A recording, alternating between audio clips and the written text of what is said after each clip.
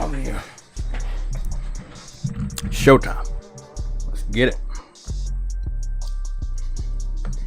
Testing, testing.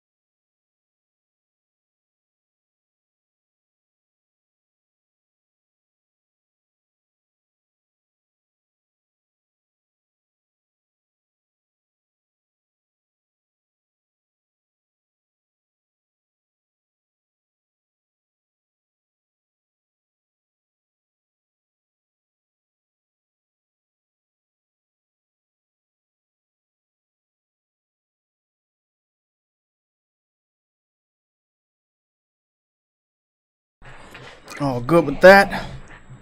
And almost good with this. Let's get it done.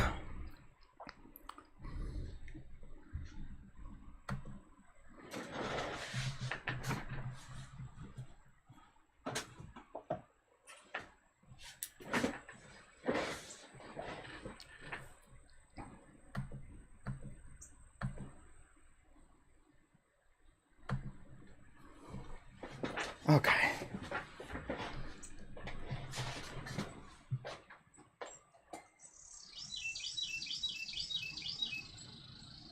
Fucking birds.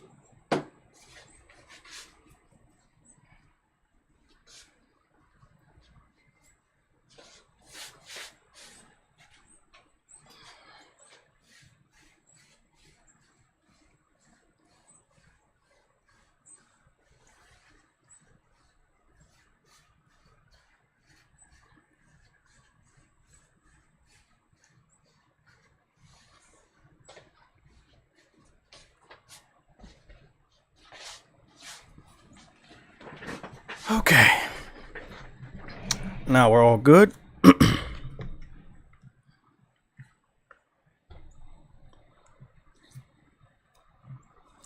Okay. Testing.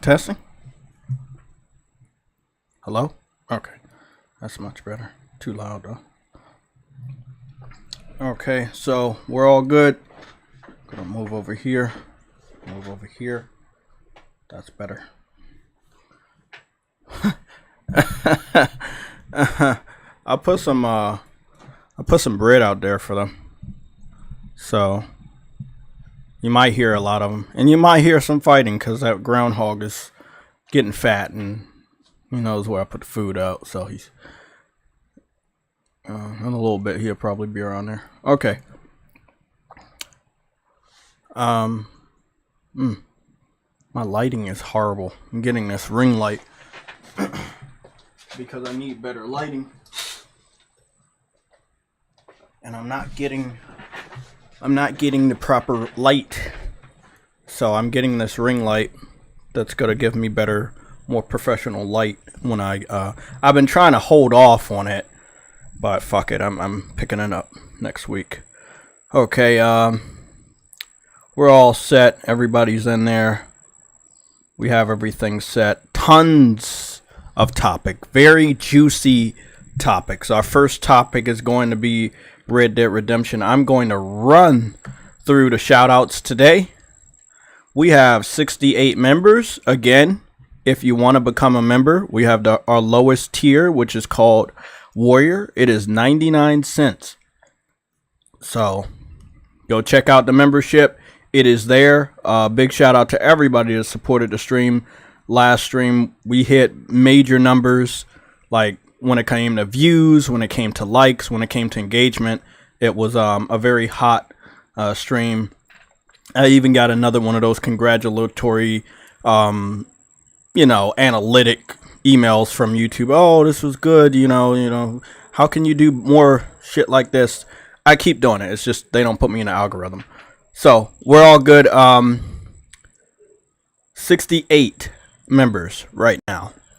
We have Kevin Logan, Sergeant 12, Verge Brizzle, DJ D, Shane, Donald Milton, Mike Johnson, Dez, Nick Victory Fire 007, Games for Eternity, Jeff B Gaming, Seattle Chef, P Silent Night, I Man Rich the Swag Lord, Lost, B Mo Kelful, Emmett, Caution, Dadley Pierre, The Wreck, DJ Clark, No Name, J-Ro 49, Arnold's second account, Kevin 2533, Pigeon Salad, Kaiju Project, Renald Blakely, Mustang Gamer, All Day is Good, Chief DeBenny, GD Plus Ultra, Future Element 9, Sub, Dan S, D True 49, Arnold,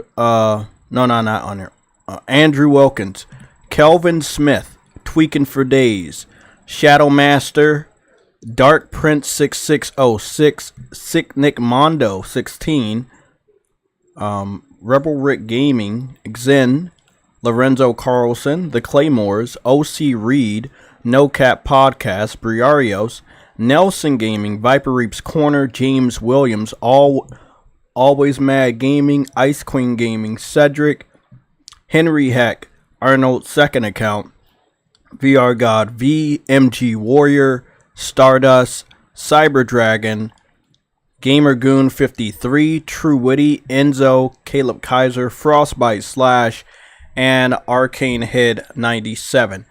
Those are 68 members. Big shout out to the members. We're gonna go to the super chats, which were fucking crazy last stream. So goodness, let's see. There was a lot. I'm gonna read off everybody that gave a super chat last stream because it's a lot of people. Yeah, we got a lot of super chats, but we got a lot of different people that gave us super chats. Okay, let's break this down. Viper Reaps Corner, Ghost in the Garage Gaming, Lincoln Clay, Jason Xbot, Games for Eternity, like that's a lot, man. That's a lot. So that's about 1, 2, 3, 4, 5, 6 different people. Let me try this again. So Lorenzo Carlson, Games for Eternity, Viper Reaps Corner, Jason Xbot, Lincoln Clay VR, Ghost in the Garage Gaming. Like that's a lot. Yeah, like we were on fire on Tuesday. And I know we can be on fire today because we have juicy stuff to talk about. Probably about 10 topics on hand, and then maybe 10 additional ones. I saw something on YouTube that corresponds with one of our topics, so we'll be doing that. And I have Honey Nut Cheerios that are getting soggy right now, so I'm gonna need to eat that. We go into the chat right here to give out the shout outs for the people in the chat. If you are listening to the sound of my voice, you can say hi or good morning so that I don't miss you, because I have to eat this cereal. I do not like soggy cereal. I don't like wasting cereal. So we got Ziza. Never seen him in our chat before, but he must have subscribed for over 7 days. So thank you for subscribing for over 7 days. Ziza is in the chat. Briarios, Dadley Pierre, Jeff B Gaming, Ghost of New Orleans is back with us. Darkness Wins, JRO49, Henry Heck, Always Mad Gaming, Lorenzo Carlson, DJ D, Autumn 316. Look at all the support. Frantic Animator is here. William Wilderbeast is back with us this morning. BMO Kelfo is also in the chat. And Akiran is also here. Okay, I'm going to have to eat this cereal. This is not a red alert stream, but it is something very close to one. I think that by the end of the stream, we may end up transforming this into a red alert. I don't want to, but we are going over some pretty important news today.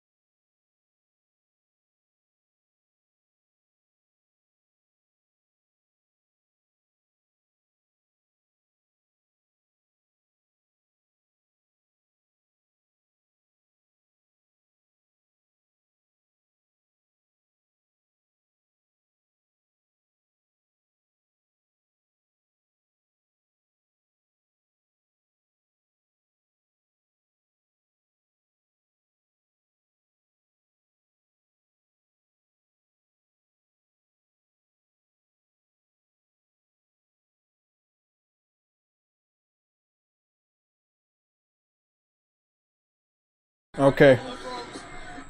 Honey Nut Cheerios are all good. And I am energized. If you were watching yesterday on Twitch, thank you guys for the support. I played Final Fantasy 16 for over 15 hours. I got 75% of the trophies now. I have not beaten the game. I am clearing up trophies to prepare myself for platinum. I have 75% done, and I have about 3 more trophies that I definitely know I can get before I do New Game Plus, and also before I beat the game. So it may end up putting me closer to 80% before I beat the game. And I think beating the game gets me a gold trophy, I believe. I know beating it on Final Fantasy mode gets me that gold trophy. So, when is opening night live for Gamescom? Opening night live for Gamescom is next week on the 22nd, I believe. But we're gonna go. Let's go cover that as the first topic, so that we can make sure everybody knows what's going on, because I'm already following them. So we're all good. I hope everybody is having a great morning. Wow, Final Fantasy is a long game. It is a lengthy game, and it's like, it's really good. Like, I really sat down yesterday I think yesterday was my longest session with Final Fantasy 16. I really attempted to beat the game.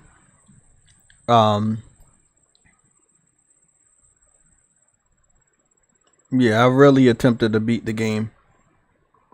So I'm trying to figure out where.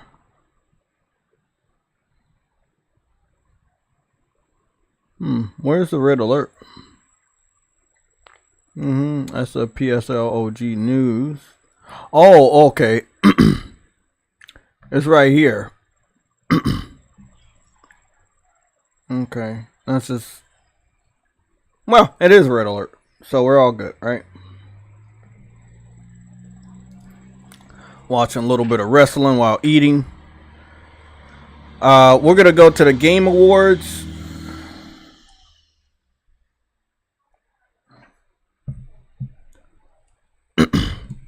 I hope everybody is doing well today. Let's get started. So the Game Awards, you're looking for opening night live. If you go to the Game Awards on the YouTube channel, or if you go to Twitter, they'll give you the information. But this is what it's got going on for us. This is the 22nd of August. That will be next Tuesday, and it will be at. They're claiming it's gonna start at 1, but I heard it was gonna officially start at 2. So just know that it's next Tuesday on the 22nd at 1 p.m. We're going live at our normal time, which will be 11 in the morning. Let's see if we can cover anything that may happen on Monday. I may change it to get a little closer to 1, but I won't start at 1.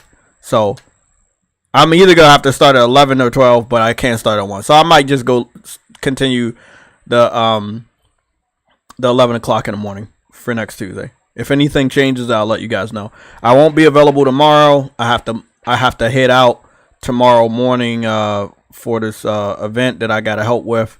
So I won't be available tomorrow, and I won't be available Saturday.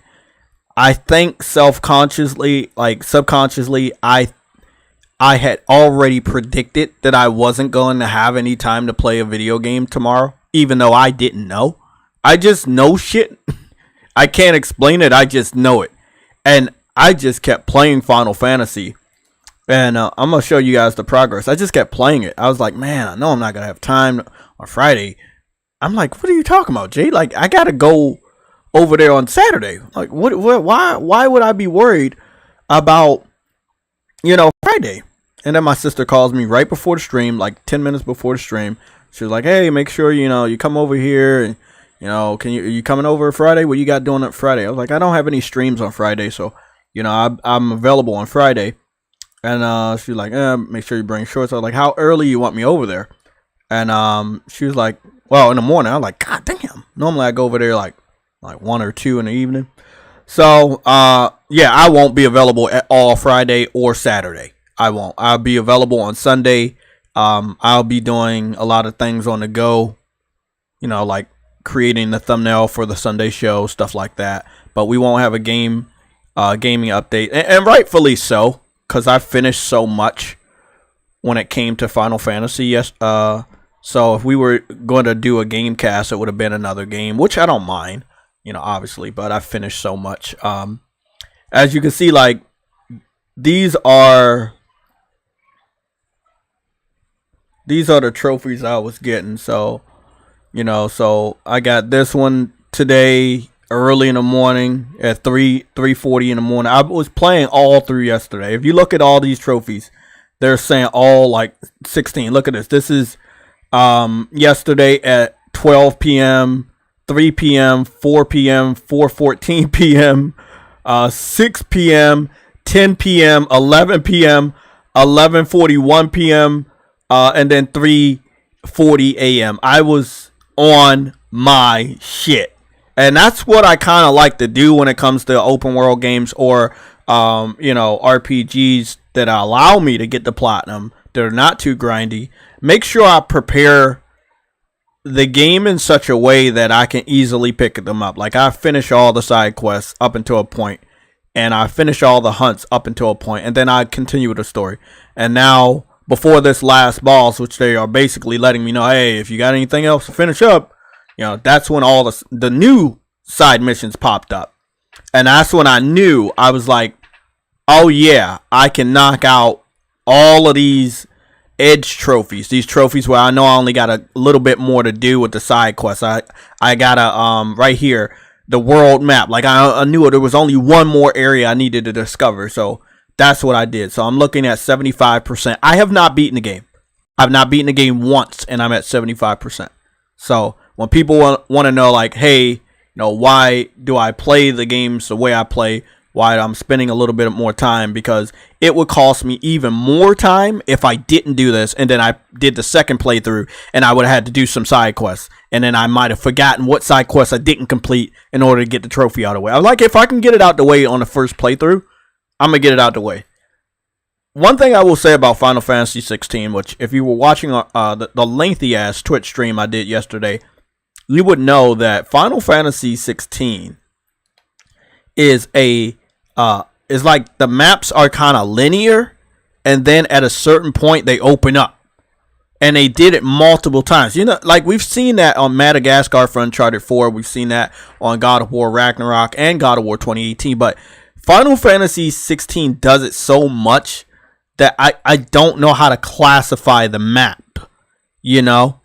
So there's like, what is it? 1, 2, 3, 4. There's 4 different, like, areas. And these 4 different areas have maps. And the more you do the story, the bigger the map gets. And it's just wild. Let me close the door real quick.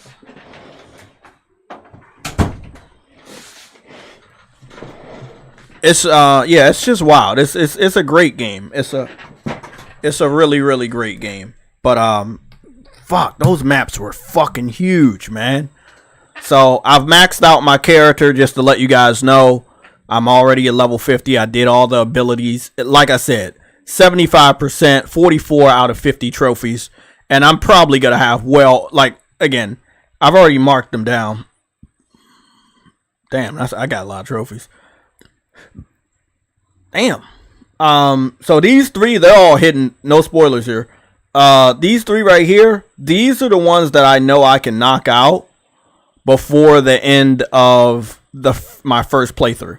And then this would be complete the game on Final Fantasy mode, and then this one would be a story, and then obviously this would be the platinum. So if you take out the platinum, I only have 5 more trophies to get in order to get to the platinum. So platinum still ultra rare at 2.7%. There's a trophy here that is very tricky, and I was told to max out my character and then try to do it again So I will attempt to do that on this playthrough, and if it doesn't work out well, I'll just wait until my next playthrough, get all the way to level 100 and try it again. Yeah, it's a really good ass game, man. It's really good. I wanted to take my time with it because, again, it's a great game. I don't like rushing through really good games. I like to take as much time because at the end of a game, when you're done everything, it hurts and you just don't know what to do, especially when you get a platinum. It's kind of like you don't know where to go after that platinum. Again, just confirming for anybody that didn't know, Helldivers is like 4K 60. If you ever play this, the first game is 4K 60. And then Ape Escape on the Loose, which is the PSP version. They remastered the original version and put it on the PSP and updated a lot of character models and textures. It is also 60 frames per second, and the game has trophies. And because it's an older game, it's an easier game to get a platinum for, you know, because games weren't that big back then. So it's a much easier game to get a platinum on. So it's sitting at 3.0 for the platinum, because people just, at the end of the day, they're just running through it, you know. So if you have PlayStation Plus Premium, you'll get it. Other than that, if you have picked up Ape Escape on the Loose digitally on your PSP, or I don't know, on your PS3, then you'll have free access to this. So you see that this doesn't have a plus sign by it, but Helldivers does. So I got Helldivers on Plus. I downloaded it on Plus many years ago. Forgot about it. Helldivers 2 came out. I downloaded it. You know, if you claim a game on Plus, you will always have it, no matter how many years go by. As long as you have Plus, you can go back to your library. If you unsubscribe to Plus and then subscribe back to Plus, you still have access to everything that you added to Plus, you know. And again, PlayStation is running this promotion. I have read off the PlayStation blog months ago, actually over a year ago now, in the beginning of last year, that they were going to allow people like myself, they're kind of like legacy PlayStation gamers, have been playing with PlayStation for a long time, to claim games that they've already previously paid for, if they're added, like classics. So I'm really happy they kept that promise. So yeah. Let's dive into our first topic. I'm happy that everybody's here. We're sitting at 28 likes. We're about to reach our first challenge real quickly. You guys are doing great. Our first topic is a soundbite, and I've already posted it on Twitter. So if you follow me on Twitter, you already know what we're talking about, and it is going to be Red Dead Redemption. So we're gonna actually have Red Dead Redemption playing, but I'm gonna play the soundbite through the phone, if you guys don't mind, just so you guys can hear it really clearly and I don't have to do it the ghetto way. Actually, I can just play it through here, but like I said, I got that specific. Let me see. Fucking ass. God damn, man.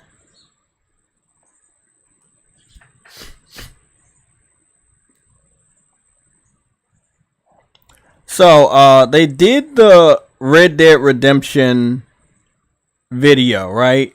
Digital Foundry did the Red Dead Redemption video. And I still haven't posted this one post I was supposed to post. Horizon. Forbidden West.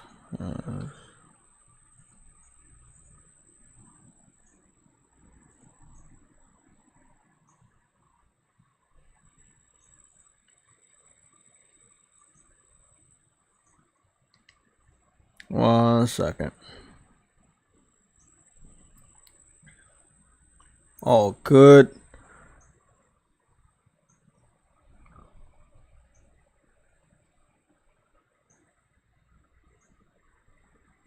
I posted it. Not a lot of people liked it, but it is a very important topic, so we're going to cover it.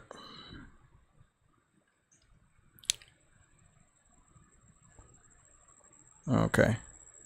What's going on? Oh, Steady Flow is in the chat. What's going on, Steady Flow and Claymores? Nick is also in the chat. We're ready? Let's get it. This is our first topic. This is Red Dead Redemption. So, Red Dead Redemption was said to you know, have a pretty bad remaster. I'm not picking it up for $50, obviously. And Xbox fans continue to kind of like hammer down, use that as ammunition. It turns out that it's not a bad remaster. It's much clearer and better to play it on PS5 than if you were to play it backwards compatibility on Xbox Series X or S, right? So I'm going to be sharing a soundbite from the S. He already confirmed there's more jagged lines and unstable, you know, flickering on the Xbox Series X version. So again, he confirmed it with his mouth that it's better on PlayStation. But let me play this audio, and then I'm gonna find the other audio, and when I find it on the on the TV, I'll play that one for you too. Just in case if you guys need some clarification, y'all don't believe me, but I don't lie to you guys, so you know what it is. Let me go boost this audio real quick and play it for you. It's a real night and day difference, and it makes the decision not to release this new version of Red Dead Redemption on Xbox look very strange. Why should Xbox owners have to play such a markedly inferior version of the same game?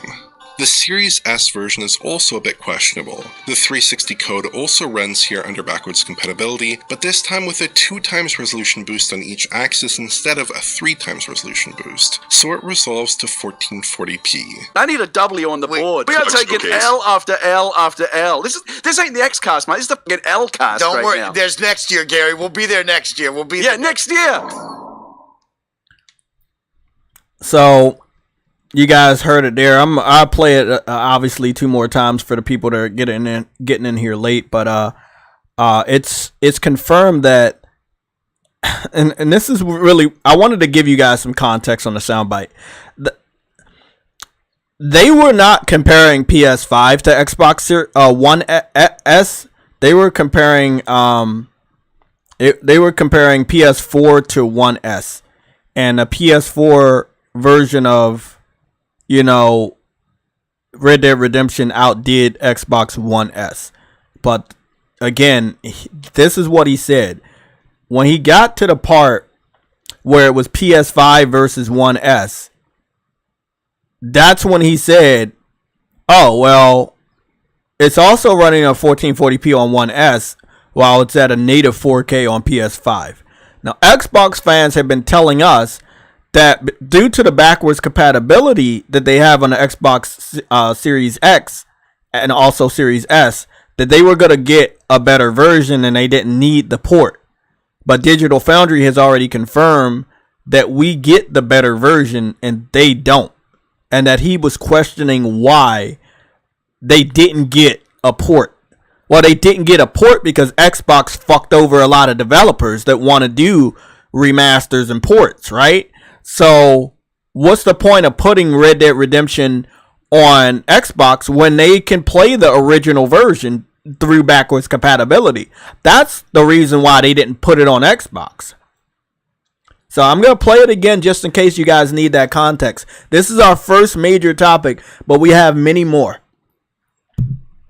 It's a real night and day difference, and it makes the decision not to release this new version of Red Dead Redemption on Xbox look very strange. Hold on, let me play that again. It's a real night and day difference, and it makes the decision not to release this new version of Red Dead Redemption on Xbox look very strange. Why should Xbox owners have to play such a markedly inferior version of the same game? The Series S version is also a bit questionable. The 360 code also runs here under backwards compatibility, but this time with a 2x resolution boost on each axis instead of a 3x resolution boost, so it resolves to 1440p. So, again, it's running at 1440p on the Series S. It doesn't look as clear. I think it's a good port, but for a horrible price, right? Like I see people in the chat, they're like, "Hey, $50, what are you smoking?" I agree. You know, there are games. Let's just break this down, Cyber Dragon, because you're making a great point, right? There's a game that's running on Unreal Engine, and it's $50, and that's Remnant, right? Y'all remember Remnant? Remnant just came out. So Remnant is a $50 game. It's running on Unreal Engine 5. It looks better than Red Dead Redemption. You know, you can be a little cowboy if you want on this game. You can like have a cowboy hat and the cowboy jacket and shoot guns and shit. 4-player co-op. Red Dead Redemption does not have the co-op mode. It does not have the multiplayer mode, and they're still trying to charge you $50. Visually, it's not worth $50. We all know this. However, it is a step above the Xbox Series X and S version if you're playing it on backwards compatibility mode, or even on the Xbox One or Xbox One X version. So pretty interesting, you know. Definitely a nice $20 pickup, maybe cheaper. Maybe they add it on Plus if they see the sales just tank. But I understand that they want money, but come on, let's be real. You know, you got $50 games out here that look and play better than your $50 game. Again, what are you smoking? But I am here to confirm that it runs better on PlayStation than it does on Xbox. That is the big news. We have people running around the internet saying, hey, well, it doesn't matter. We don't need it on Xbox. The backwards compatibility is going to be better. This is why you wait for Digital Foundry to come out instead of like jumping on bandwagons and just saying stupid shit. I would also wait for Starfield to be analyzed by Digital Foundry. I would not run around and say Starfield is the best game ever before tests are done, you know? It's easy to say something you don't know.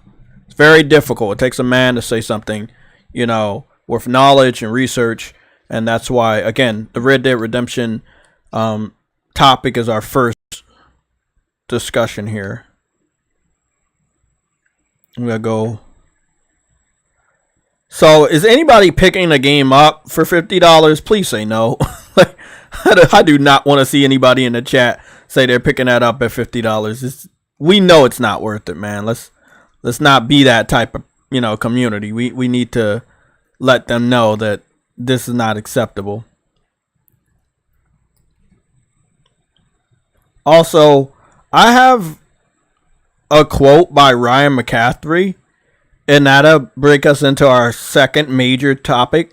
Now, if I say anything about Ryan or anybody at IGN, I do kind of expect you not to believe me, you know, unless you know who I am. So I'm going to put up a visual aid so you guys can see word for word what he says, instead of like, hey, did Jay make this up? No. Now, Ryan would have blocked me on Twitter, but I blocked him first. So this is how I was able to get this bit of information. This is very damning. It was posted very recently.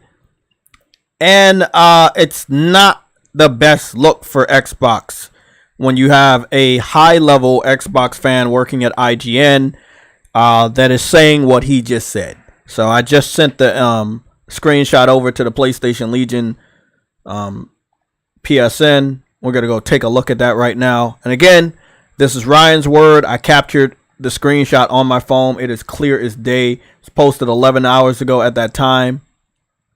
And it was about, oh no, it was 11 hours ago. So that was like late last night. And I don't know why. I don't know. Maybe he's on the West Coast.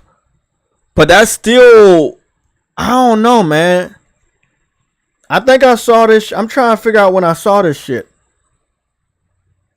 I don't know. I think I saw this shit about 9. So if it was like 11 hours ago, that was like, yeah, late last night. Why would he be thinking about this late last night? This is bothering him.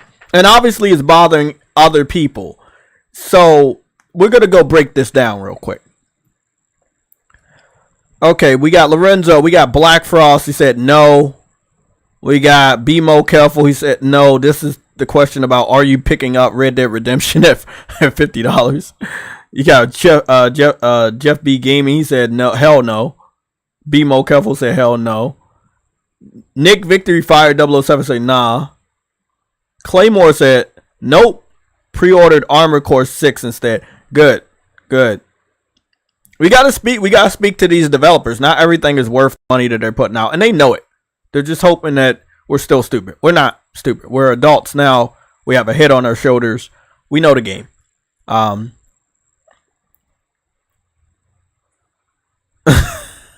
Of course you would, Frantic. Of course you would. Now, the weirdest thing about Red Dead is that I think Red Dead 1 still hasn't been released on PC.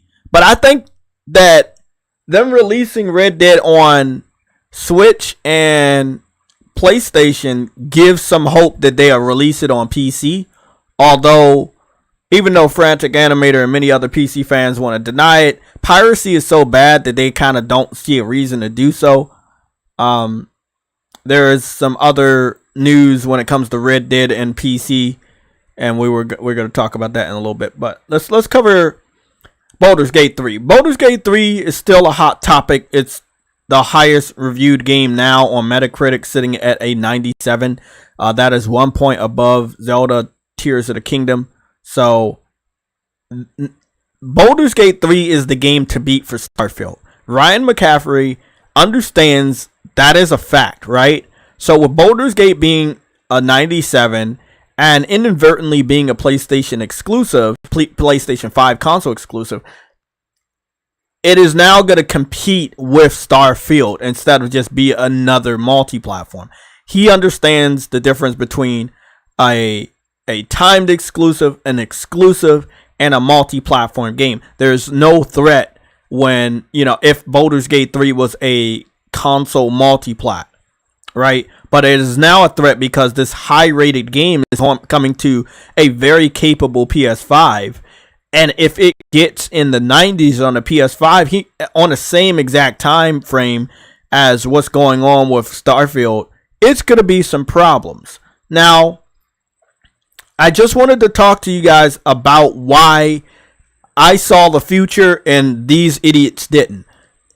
And I'm gonna go back to our last couple streams, and you guys are gonna understand. Wow, Jay, you really was talking about shit that is about to happen now. But that's just how I am. I'm seeing that stuff at a faster pace. I just don't know how to explain it. But just know I know my shit, right?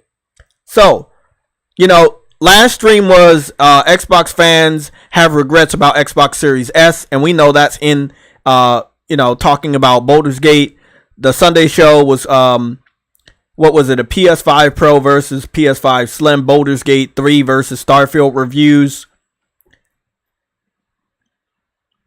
Then what else? Over here, another Sunday show, the one 10 days ago, it says Baldur's Gate 3 versus Starfield.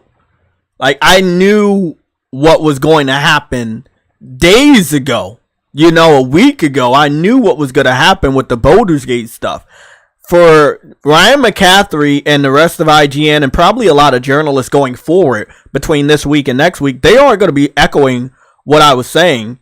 And the reason why they're going to be doing that is because it's very interesting. Let me break down on why these guys are going to be talking about what JAYTECH and the PlayStation Legion was discussing days ago, over a week ago. So this is why they're going to be discussing this, right?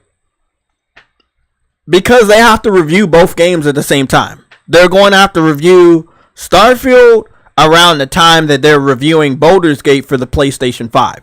And best believe they will be reviewing Baldur's Gate 3 for the PlayStation 5. How do they split their time between Baldur's Gate 3 for the PlayStation 5 and Starfield for Xbox and PC? It's going to be pretty fucking difficult. Again, think about this. Both of these games are lengthy games. Massive games, right? They're going to be the biggest games of the year. And you're going to have to review both around the same exact time.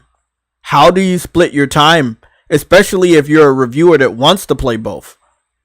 It's going to be very interesting. I'm saying that they're going to have to review the PlayStation 5 version because the last time I looked, I think that the PC version only had like 32 reviews.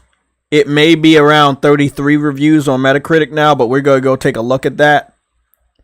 Also, there's other things that I had covered that we may want to take a look at. Such as, we covered this a while ago too. And this was Remnant 2, which we just talked about, right? $50 game, same price as Red Dead Redemption port, but it's running on Unreal Engine 5.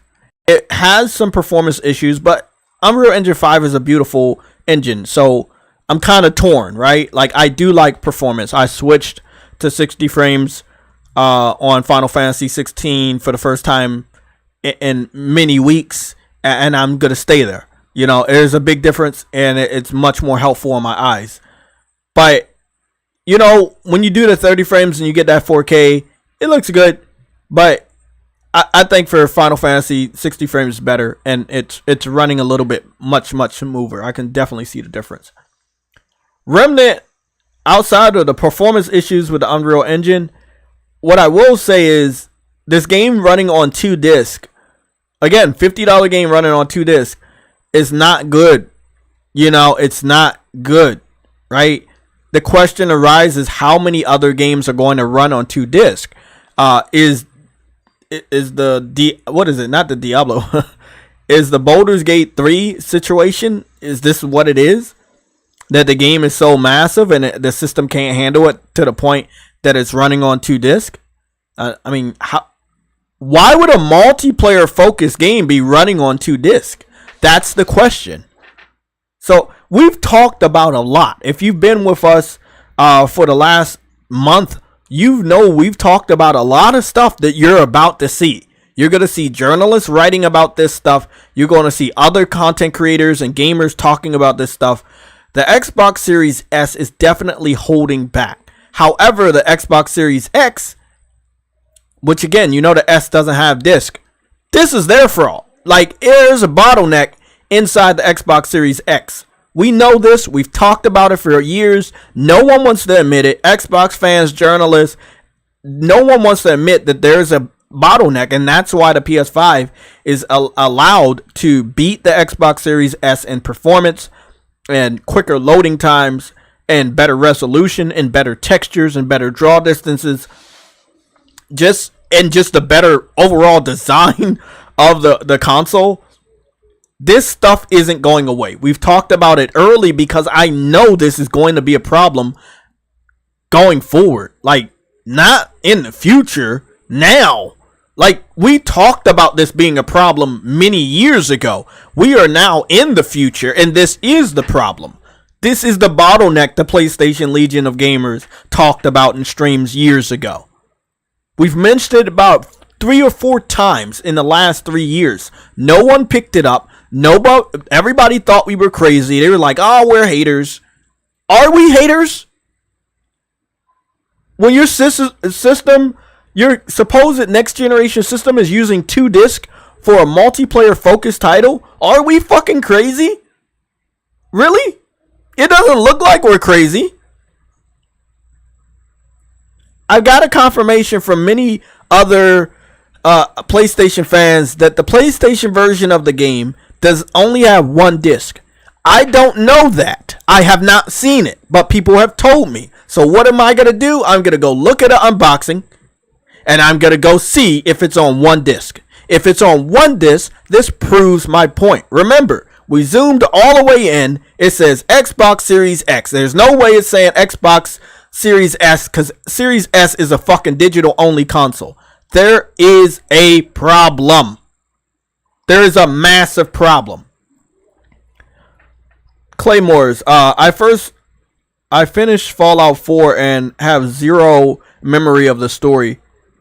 Yeah, I mean, I like Elder Scrolls Oblivion, right? I tell everybody that. Like, that game, I like that. But I didn't care about Skyrim. I skipped it day 1. I skipped all the other versions. I played it through PlayStation Plus, and I got to the character creation and I turned the game off and deleted it because it was an ugly game. And the game was somewhat ported, or whatever they wanted to call it, for the PS4 and 5. It's just not worth it. It's such a, like, third-party developers, you can't count on them to do good remasters, and you can't count on them to do good remakes. They suck. You know. Chris Coleman says the Sony uses 100 gigabyte dual layered Blu-ray and Xbox doesn't. Well, that would explain a lot. You know what this is reminding me of? This is reminding me of Final Fantasy 13 running on 2 discs or 2 or 3 discs for the Xbox 360, and then Final Fantasy 13 running on only 1 disc for the PS3. This is what this is reminding me. The Xbox is taking the cheap way out when it comes to disc, and they're going to pay for it.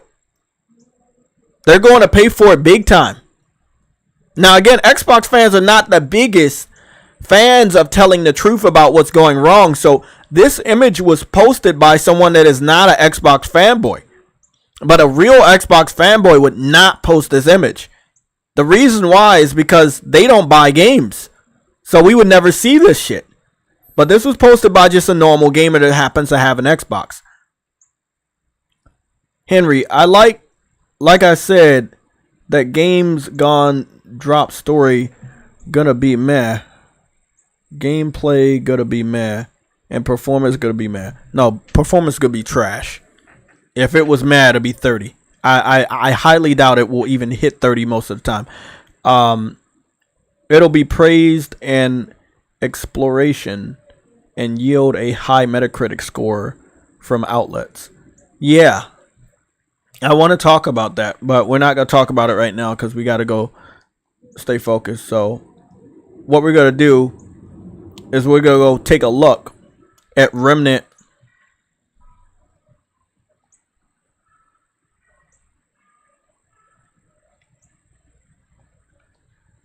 We're going to take a look about, this is going to be Remnant 2, PS5. Nobody did an unboxing. Nobody believes in unboxings anymore. I used to love unboxing shit. I used to unbox food. For real. I would unbox food.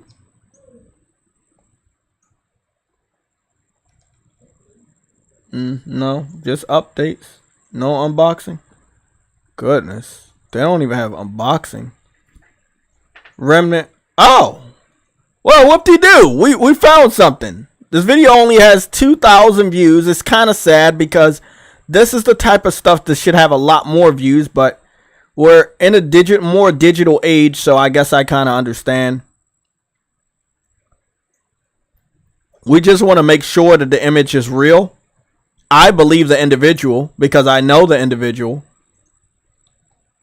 So let's go take a look. Is it real, right?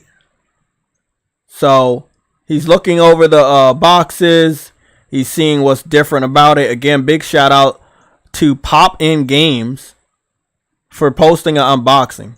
Like, I am really, really happy that you posted the unboxing because a lot of people just don't do unboxings anymore. The reason why I show you my work is so you guys can better understand, hey, this is what I do. I want to tell you guys the truth. I want to show you the work instead of just saying shit. So now, going forward, when I say stuff, you'll be more inclined to believe and trust what I say. So again, he's going over the boxes. He's about to unbox the PS5 version, and he's, from what I believe, he should be showing off that the PS5 version only has 1 disc. So he's showing off right there that the PS5 version only has 1 disc. And this is why I do what I do on my PlayStation. So, again, the PlayStation 5 version only has 1 disc. So we scroll all the way up here on the PlayStation Legion message board. We'll come across the Xbox version of this is a real image right here. This is a real image. Why this person is playing with an Xbox 360 controller, I don't know. Or what seems to be an Xbox 360 controller, I don't know. Oh, that's not an Xbox. That's not an Xbox. I think that's an Xbox. I don't know what kind of controller is that. It looked like an Xbox 360 controller. Maybe that's just not an Xbox 360 controller. I don't fucking know. Long story short, that seems to be real, right? This image right here that I showed you guys weeks ago, it seems to be real. You know, if we take this image off, we'll see that PlayStation has only 1 disc, right? The moment of truth, right? Was JAYTECH right? He's going to open it up. And again, this is my first time watching the unboxing for Remnant 2.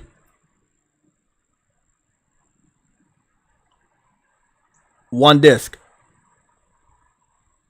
Now, why was this one? My question here is, why was this one 2 disc? So, we don't know. Don't know.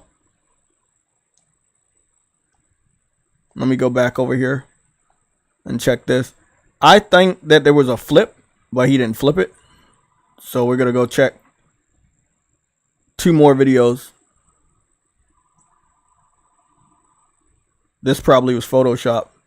Real good. Got me.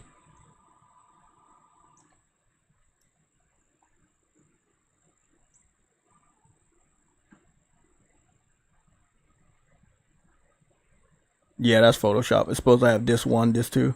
It has disc 2 over there, but it has disc 1 right there. That's an old image, because that's obviously an Xbox 360 controller. I'm going to go see if they got another Xbox one.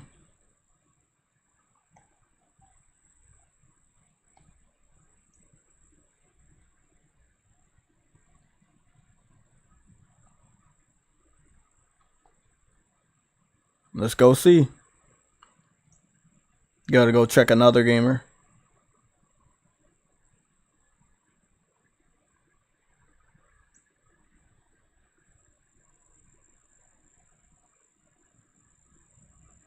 Frantic. Okay. I was like, who's talking about Destin is a true consumer? Nah. No, we're not gonna do that. We're not gonna do that.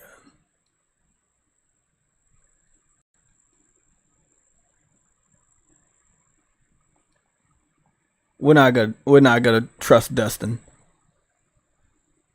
Hey, I get pranked. That's why you gotta do your research. That's why I did my research. It's always important to do your research. Always. That's why I'm showing you guys right now. I'm not hiding this from you. I showed you right now. Let me go see if that's a real image. Let me check multiple sources. That's how you don't get pranked.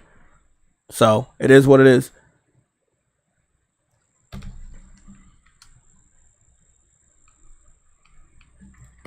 Back to Dustin though. Games are going to be 100 gigs, so you guys got to prepare yourself for that. I think that if Xbox Series S wasn't a digital only console, it would be 2 discs for that specific system. It's not out of the realm of possibility that we get to a 2 disc situation this generation. Games are 100 gigs plus. I think that Starfield is going to... I don't think Starfield is launching with a disc, if I'm not mistaken. Will Starfield include a disc? According to GamesIndustry.biz, Bethesda's Starfield will launch with a disc-based physical edition. Bethesda has said that its upcoming interstellar RPG Starfield will launch with a disc-based edition. The game studio explained that the boxed Xbox standard editions will include a game disc of the title. Well, they said it's going to include a disc, so we'll see. As far as the Larian Studios, okay, so Ryan says, if Larian can't get Baldur's Gate 3 running well in split screen on Xbox Series S, it's time for Xbox to start bending the rules. I thought he was going to say bending the knee. He says bending the rules on Xbox Series S X parity. If you're Microsoft, you need to get Baldur's Gate 3 on your platform ASAP. Now look, again, when it comes to this is a potential Game of the Year title, right? So I know why he's freaking out. However, that studio is not one that can be purchased, right?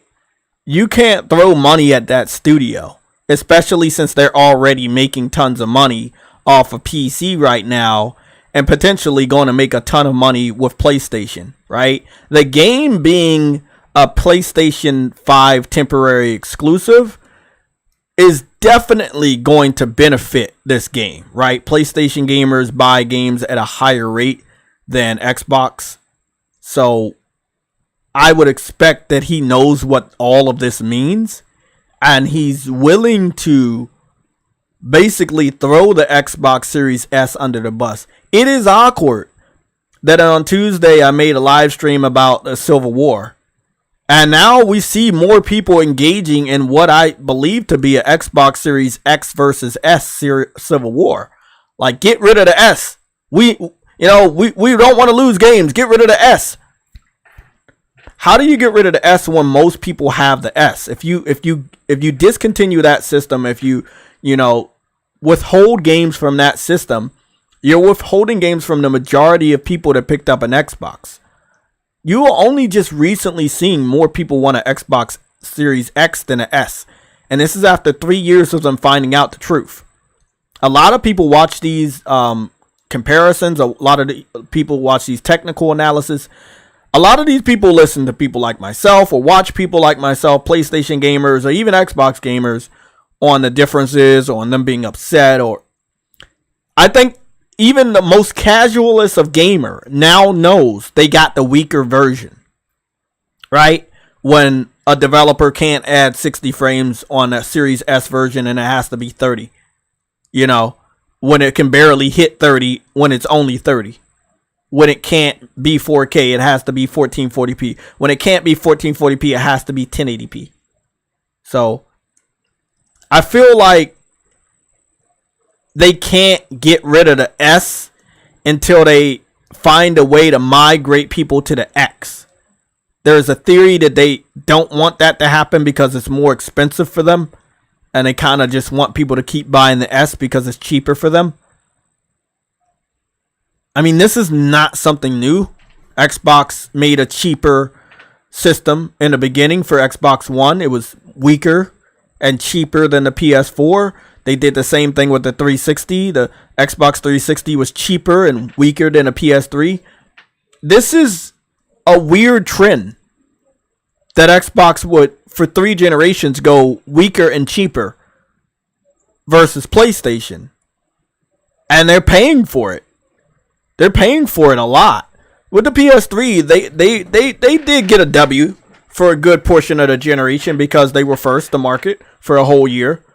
But once the PS3 got running and they started doing these tests and resolutions, they found out the PS3 was the real next gen console, and the Xbox 360 was not the system that people marketed. It was so cheap that it was breaking. It was something called the red ring of death. It also didn't have this rubber piece for your disk drive. So if you moved your Xbox 360 at all, it would scratch your disk very easily. So there was a lot of problems with the 360, and it's all because they were cheap.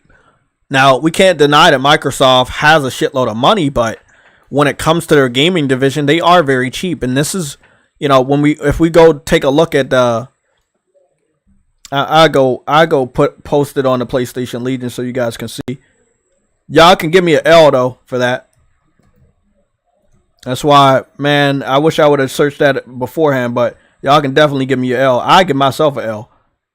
And today it's really, really difficult when you can't really trust or believe anything you see. It's a big shame that so many people like to do clickbait and lie to people, and me, all I want to do is get the best information to you. I want to get the most honest version of information, and it's very, very difficult when we have people out here just set to deceive us. So again, I apologize about the 2-disc situation with the Remnant. I was wondering why that shit never spread. Okay, so this is one of the examples I'm going to use for the cheapness. We had covered this on Tuesday. So Game Pass prided itself on getting games that were high quality, day and date, right? Game Pass is a day and date service. PlayStation Plus is a service where you get games at a later time, right? They're still really good, but you get them at a later time. Like Lost Judgment, I think came out 2021 or even last year. They ended up putting it on Plus this year. Still a pretty recent game, and it's on Plus, so you don't have to pay for it. Destroy All Humans 2, I think that came out last year. It's on Plus now. We already have part 1 of the remake. So it's things like that Destiny 2, still a hot topic, giving us the Witch Queen DLC, which from what I heard was like the best DLC they ever released. So it's like, yeah, they're older, but the quality is better. Firewatch, you know, that game, that's a 2016 title that was first on PC and PlayStation 4. Gris, that's a cell phone game. Sea of Stars, that's coming to PlayStation Plus on day and date as well, so that doesn't count.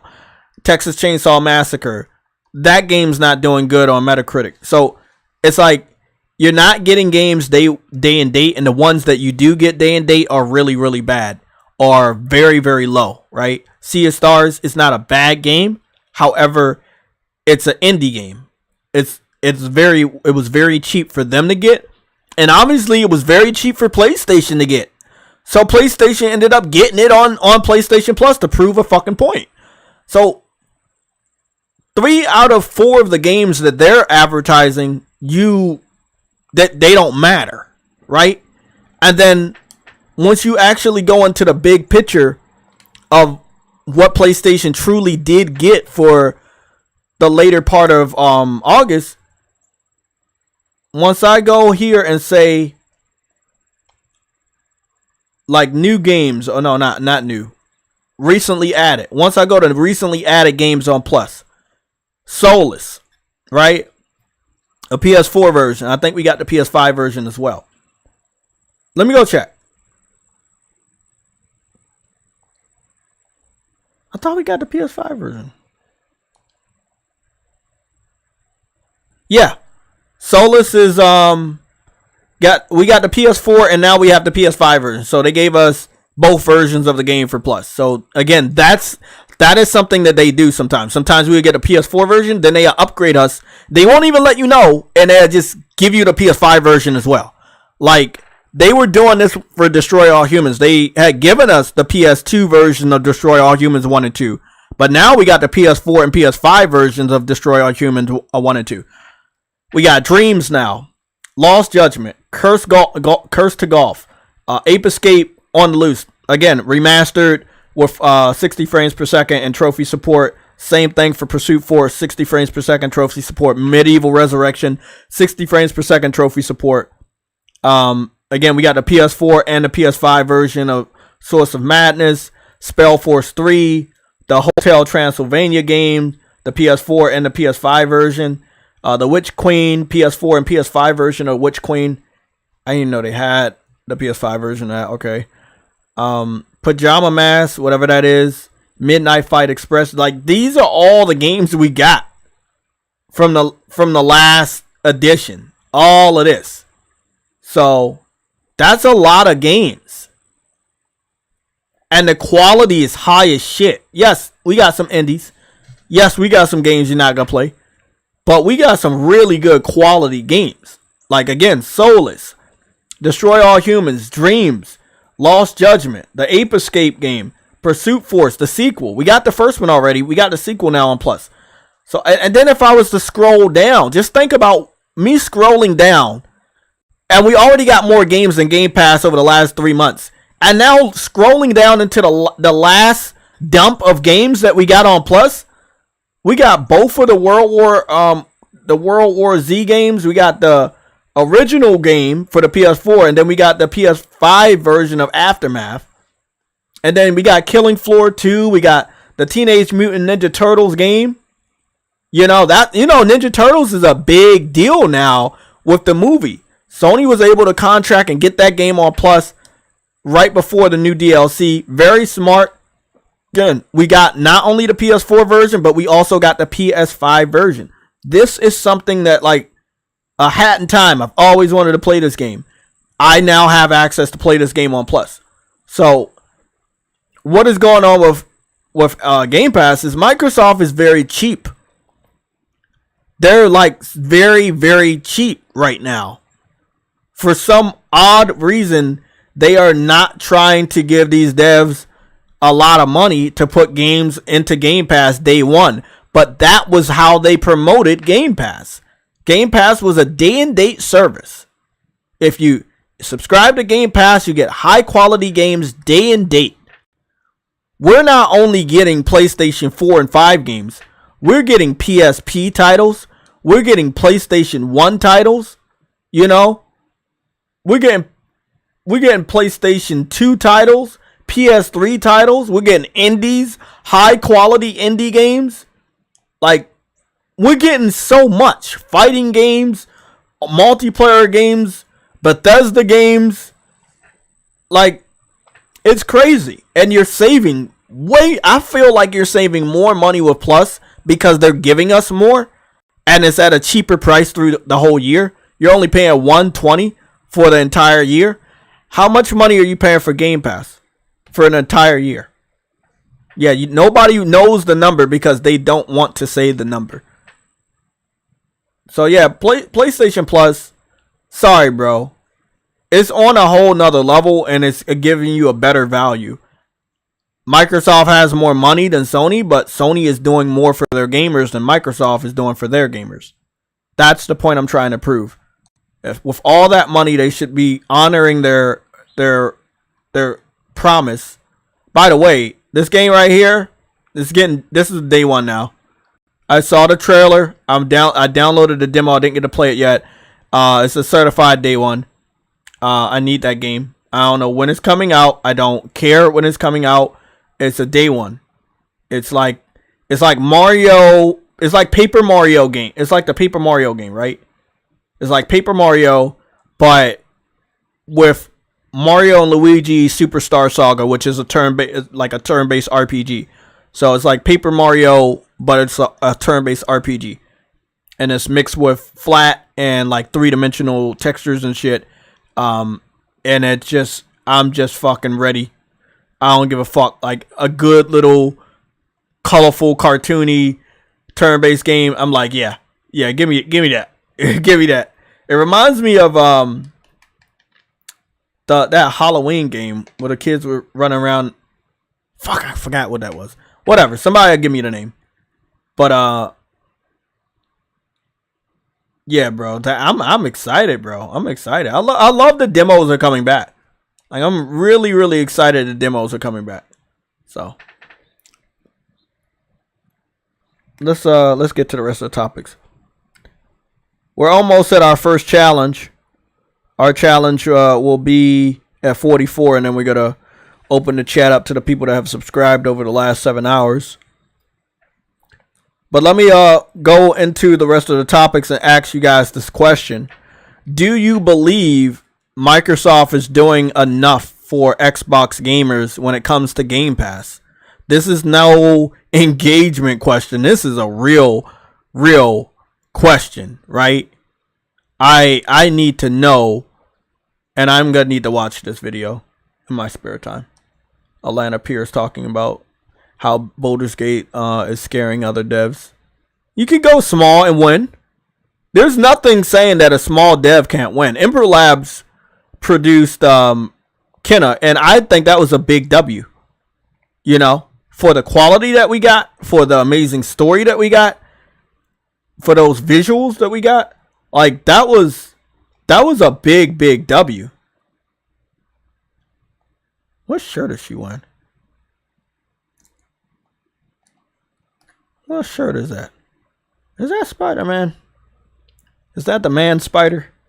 That is definitely a Spider-Man shirt. Why is she not wearing a Starfield shirt? Guess Starfield's not big enough. Okay. Well, it is what it is. Saving this shit for later because I know she's gonna speak on some good stuff.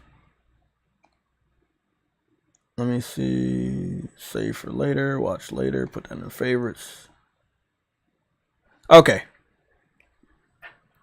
Next topic. Going over here to PlayStation. PlayStation, I'm gonna be honest. PlayStation's been dumping a shitload of trailers today. I know today's Thursday. I know we normally get big news on Thursdays. These are not like massive things, but I've talked about this pattern before. When PlayStation dumps things on their channel, it's normally so they don't have to add that stuff to a potential state of play, and that they can like help the developers to get their game out there without focusing on these smaller games on a potential state of play or showcase. So I acknowledge that in the last 4 hours, they posted a lot of small games, right? Die After Sunset, Quantum Recharge, Born of Bread, the demo announcement, the Fall Guys DLC for Ninja Turtles, Dust and Neon, Cyber TD official trailer. This isn't the Bridge Curse. That's pretty small because I don't know what it is. Shadow Gambit, the Cursed Crew, Uncle's Chop Rocket Shop, Ruins Magnus, Complete Edition, Battlefield Redux development update. So they seem to be getting shit out the way. You've heard me say shit like this before. They're getting shit out the way. But among all of this is a diamond in the dirt. No disrespect. A diamond in the rough, right? I know people go like, talking bad about indies. Nah, I love indies. Love them. Some of my favorite games are indies. So, what we're going to talk about is First Descent. We're going to talk about First Descent PS5 Next Gen Immersion. I have it on the topics. Scroll up. Open that up real quick. So this is the question. Again, before we get into Next Descent, the First Descent. Sorry, I'm calling it First Descent. Why am I calling it First Descent? First Descendant. First Descendant. The name of the game is called First Descendant. I don't know why I want to call it First Descent. First Descendant.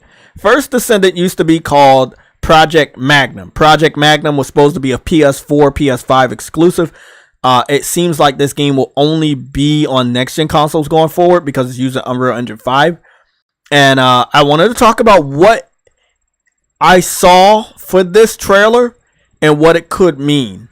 Again, this game was scheduled to be a PlayStation exclusive, and then it ended up being multi-plat. This game will also be on Xbox. Obviously, it will also be on PC. We're going to talk about that. Do you think that Xbox is doing enough for their gamers for Game Pass? You think Game Pass is living up to its potential? That is our question.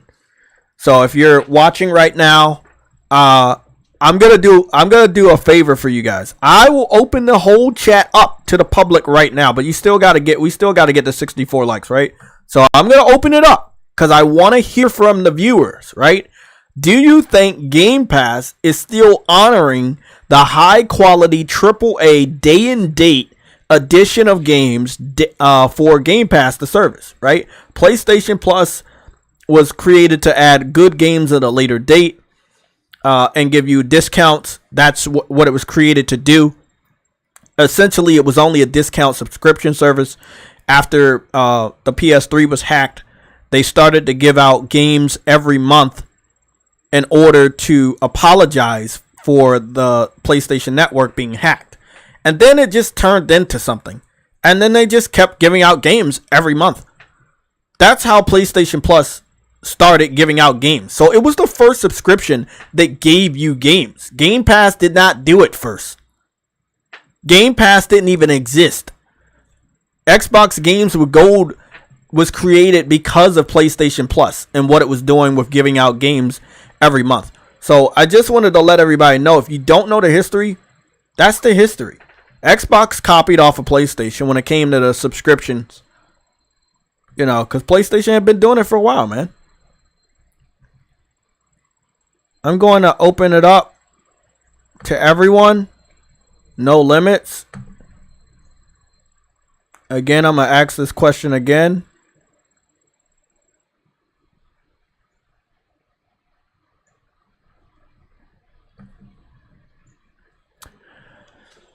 I'm going to ask the question again. Do you guys think that Game Pass is doing what it's supposed to do? High quality games, day and date on the service. I know why it's not.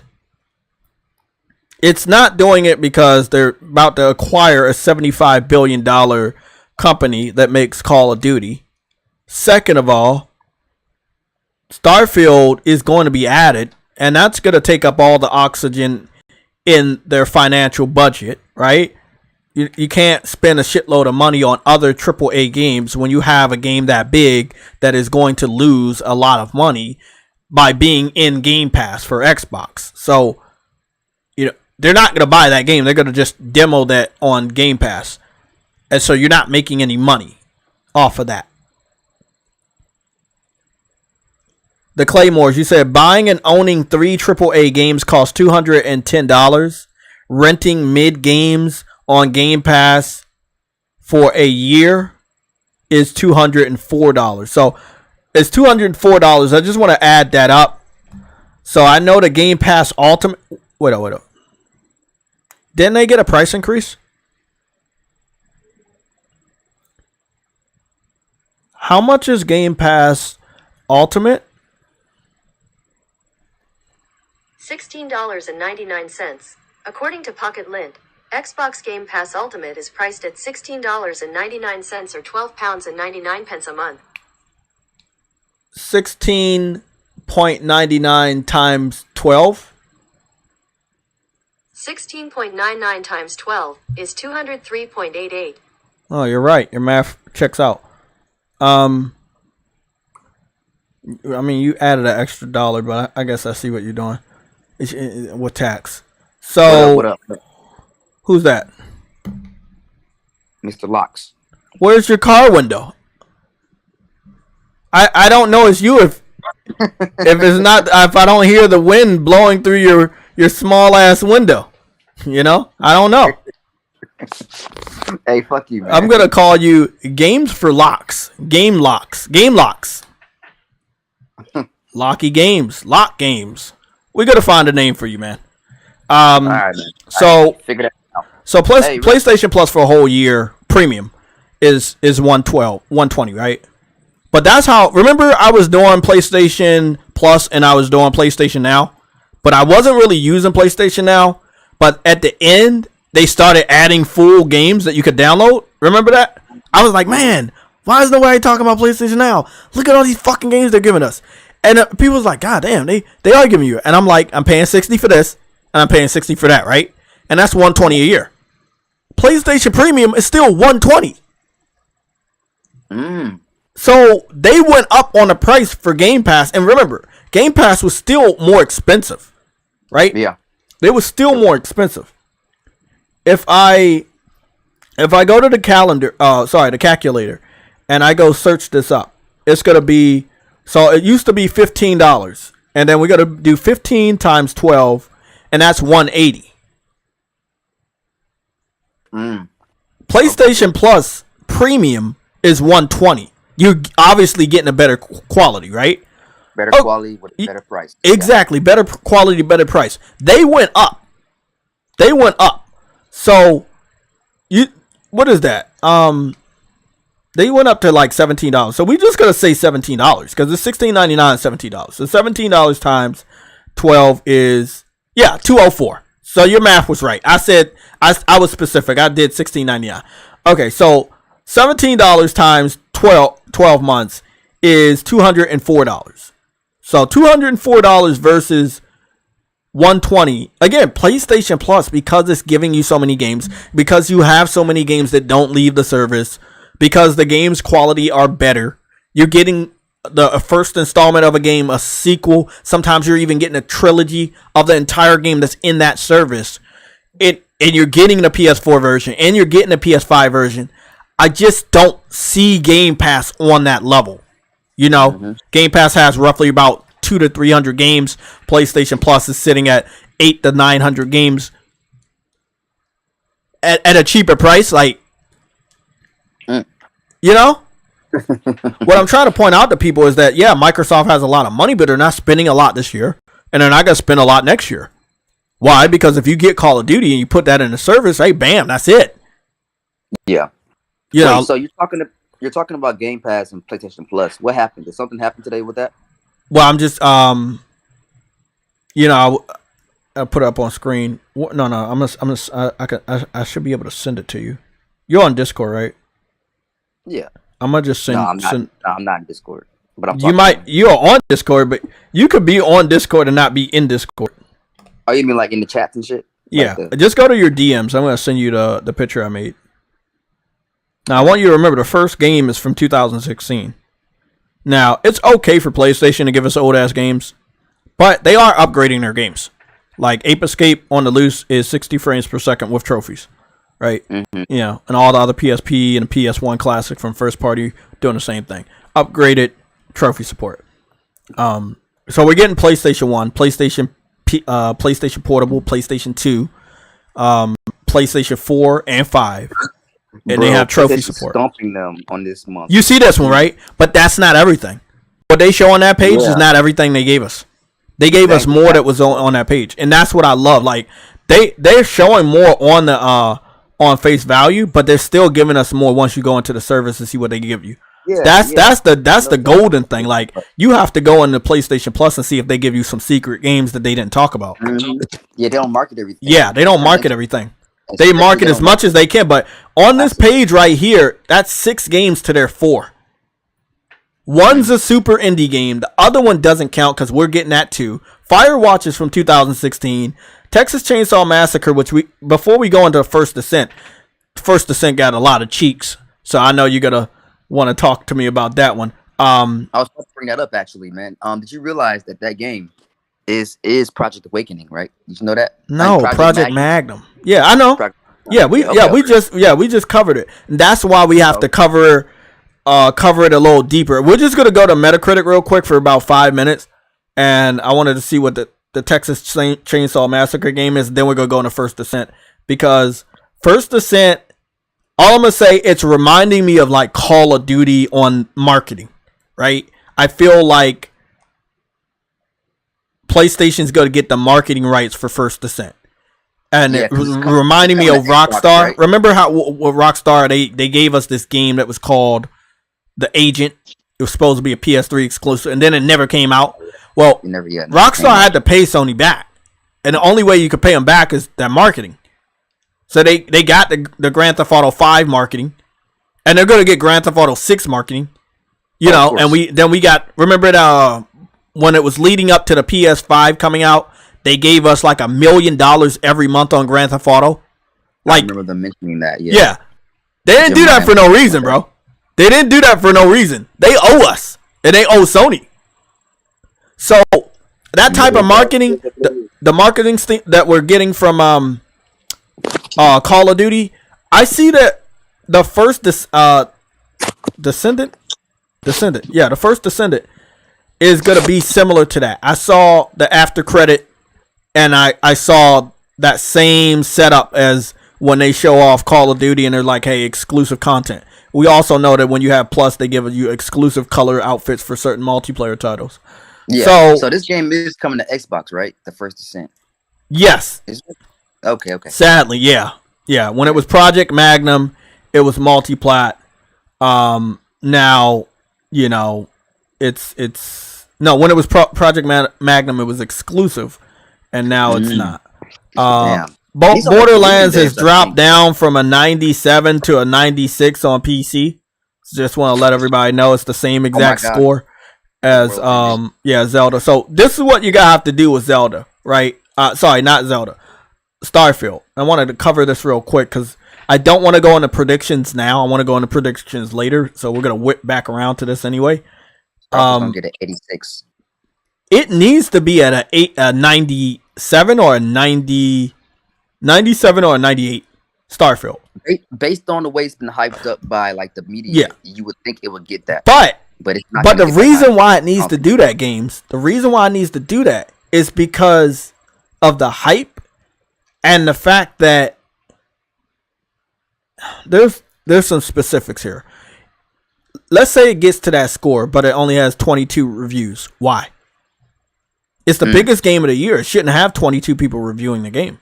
No, absolutely not. It should be like near 100 at least. Mm-hmm. So yeah, I feel like when you start to look at it that way, will it get a high score with a high amount of reviews? And why won't it have a high amount of reviews? You see what I'm saying? Yeah, because we Game know that this Pass- happens a lot. This happens quite often, where a game comes to Xbox. It's also on PlayStation and PC, but the PlayStation version gets reviewed the most. Well, this time there's no reason for you not to do a lot for the Xbox version, since this game is only on Xbox. Got it on my PC and my Xbox. Illegal. What? Don't do that. Bro, I'm trying to find this Texas Chainsaw Massacre, and I'm putting Texas and it's not popping up. I'm just gonna fucking bitch. Texas. Just gonna put the chainsaw. I thought that they would have remembered, so I'm guessing the score dropped.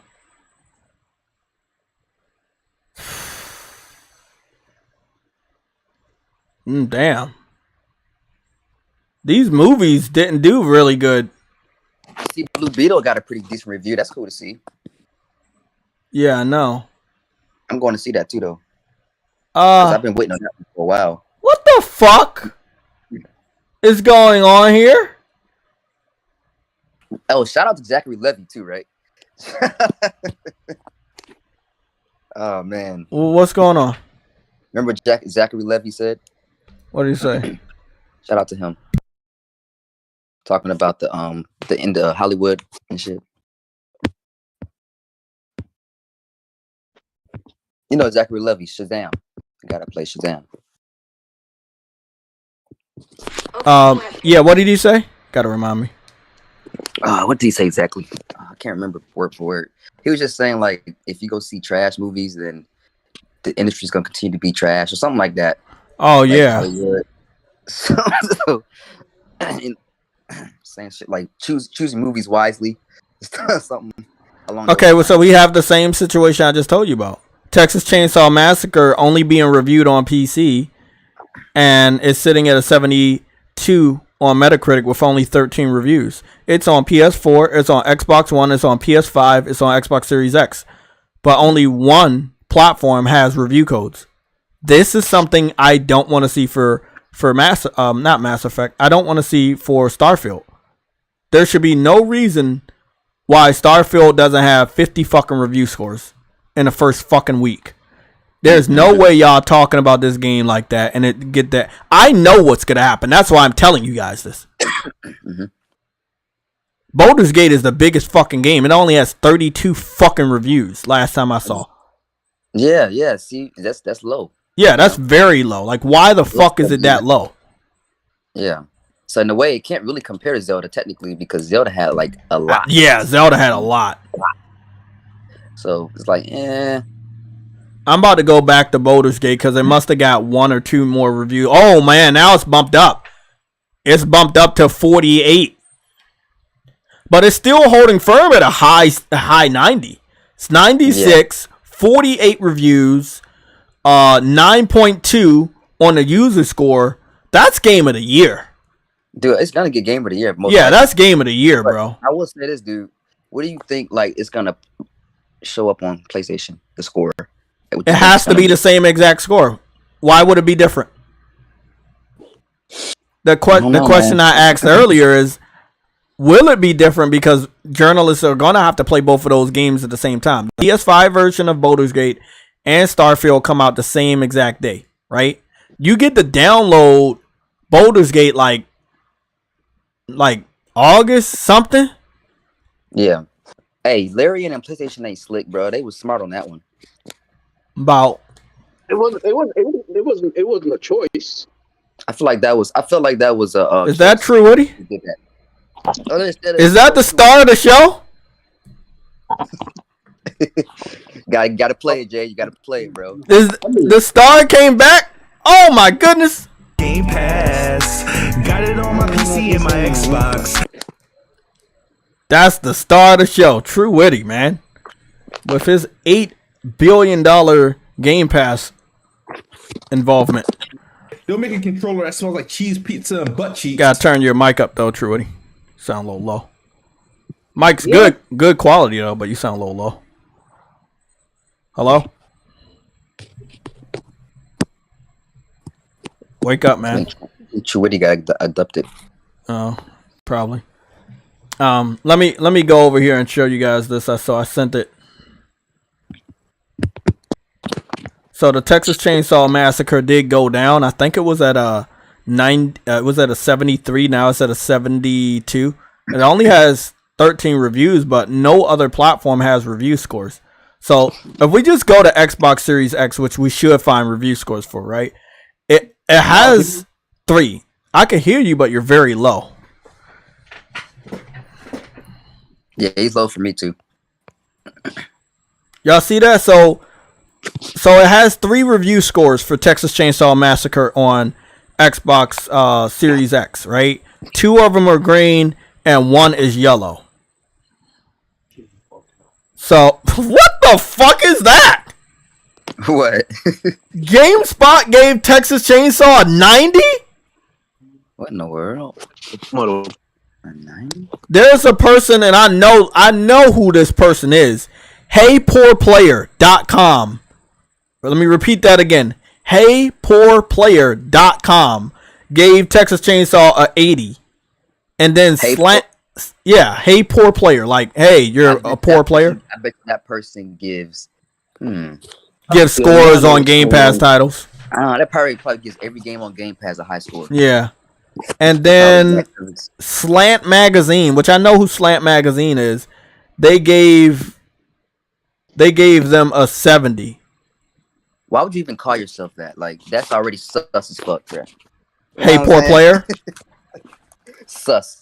Like, yeah. So again, this game comes out tomorrow, and it's the review embargo is up, but they still haven't given like enough scores. It's like, that's what I'm not understanding. Like, okay, y'all want to hype this up, you want to hype that this is on Game Pass, but if this game is a dud, right? This is their star attraction for Game Pass. This is day and date.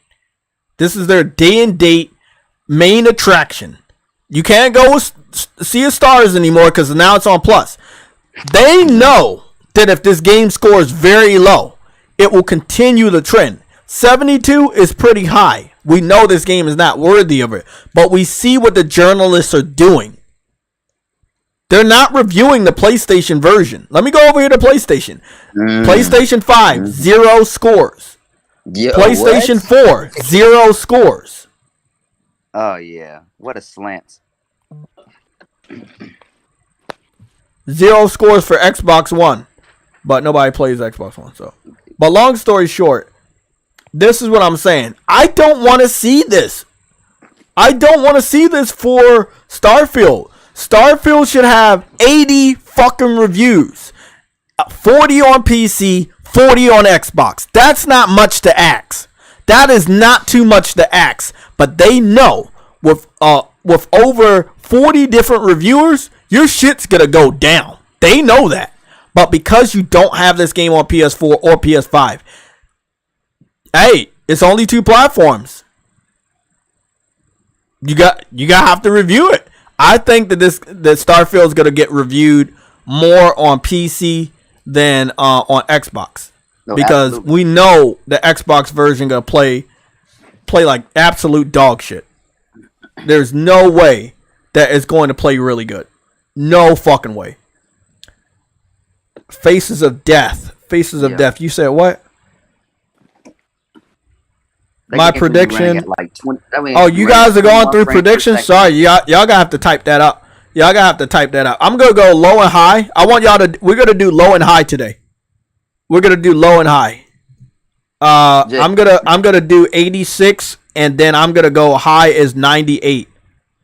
Oh shit. Now I'm just gonna have my cover all bases. The lowest, 86. Nah, Jay, you can't do that shit. I can. That's what we're gonna do today. Like we're gonna do this today.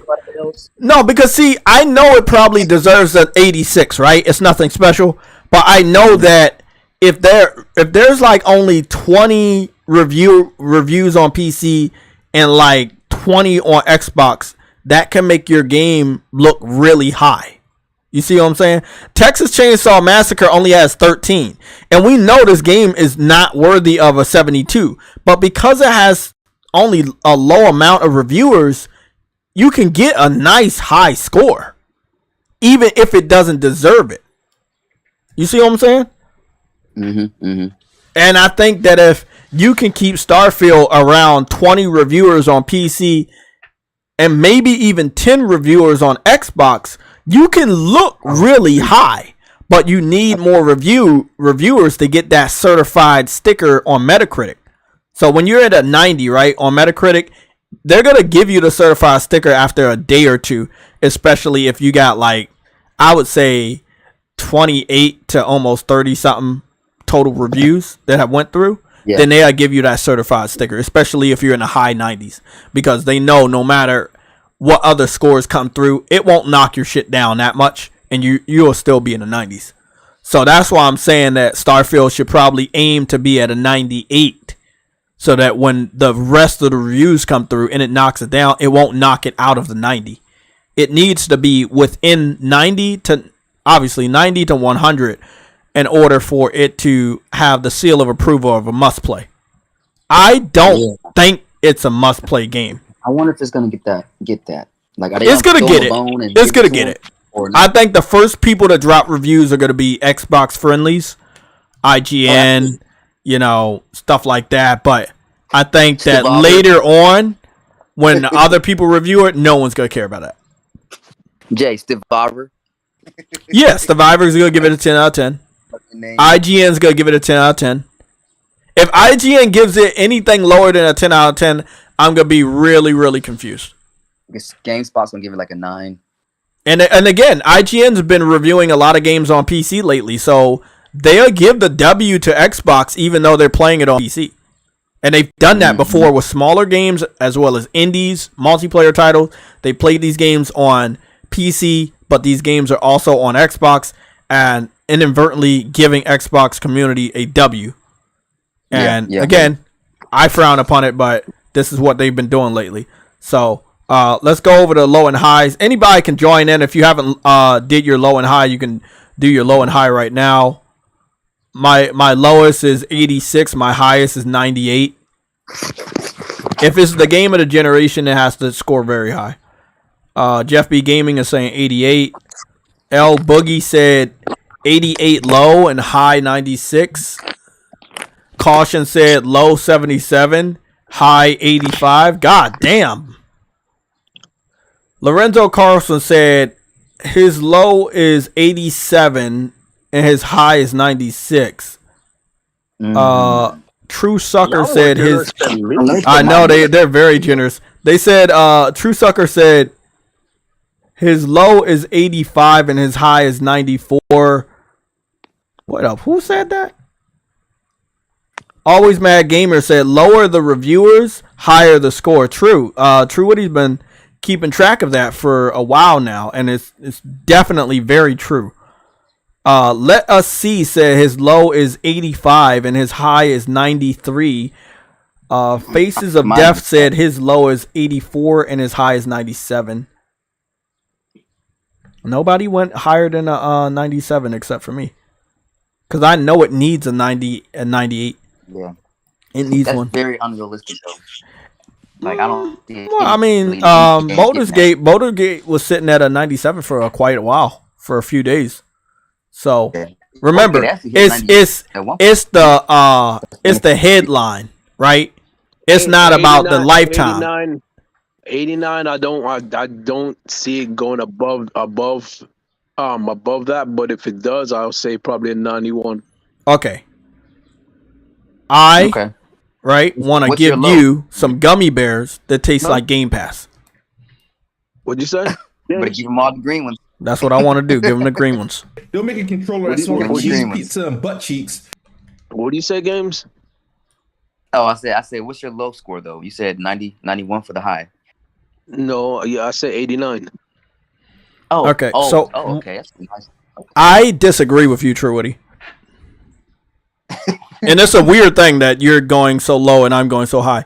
I'm disagreeing because I think, and I was just telling Games for Eternity, it's not about you only. What my stuff is gonna do. I know. But listen, it's not about like you getting a high score for a few days, right? It's not about that, because most people not gonna track it. It's about the highest you gonna get, like the benchmarks on PC.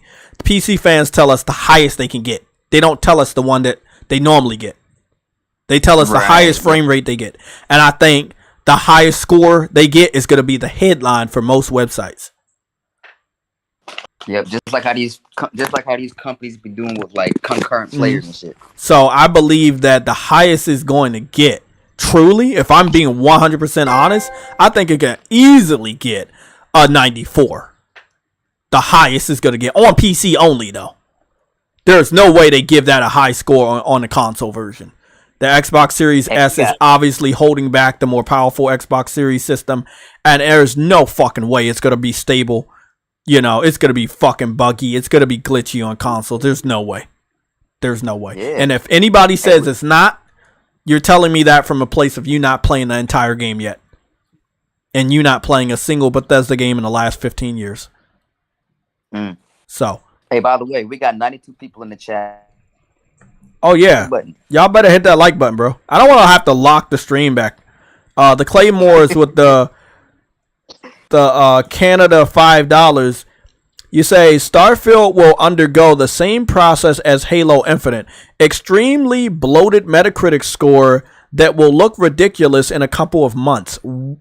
Wow.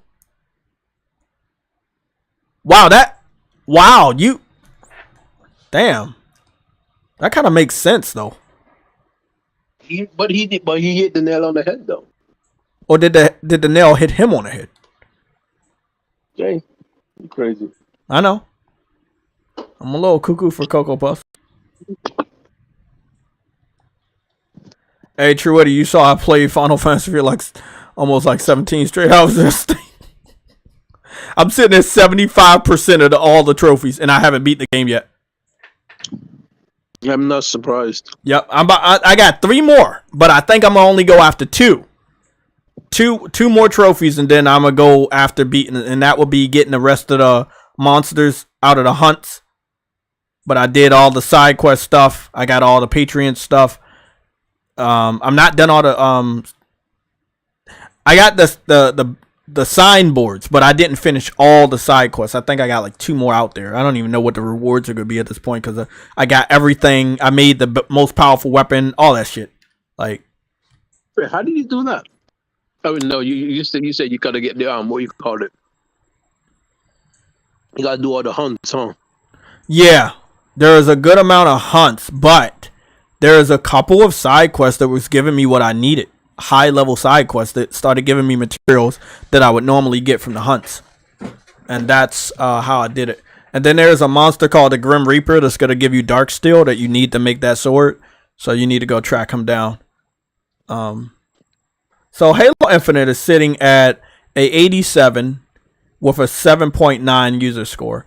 I think I understand what he was saying. Let's scroll back up.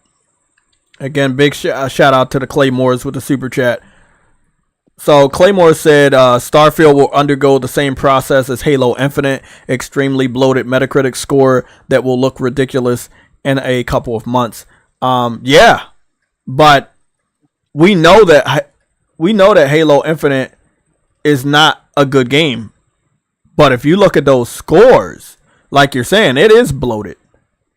But it doesn't deserve it. But we can't say or do anything because those journalists ran in there. They ran in there. They were like, oh man, let's run in there.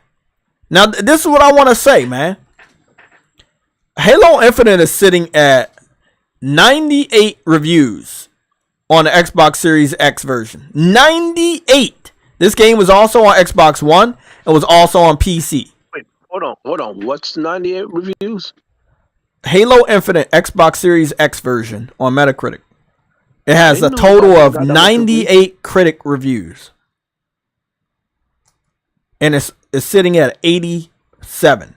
Now, if I go to PC, let me go see what they're going to say. Because I know the user score going to be low on PC. Yes, it is. I knew it. The user score on PC is a 6.6. The PC version is an 80. It's an 80. What you really should be checking is the Steam review. Now, that's illegal. That's illegal. So it's sitting at an 80 on. This is what I want everybody to understand. These fucking advertisements are in the way. Let me zoom all the way in. This is what I want y'all to understand. At some point in time, they stopped them from reviewing the game so that the score wouldn't go lower. You know that, right?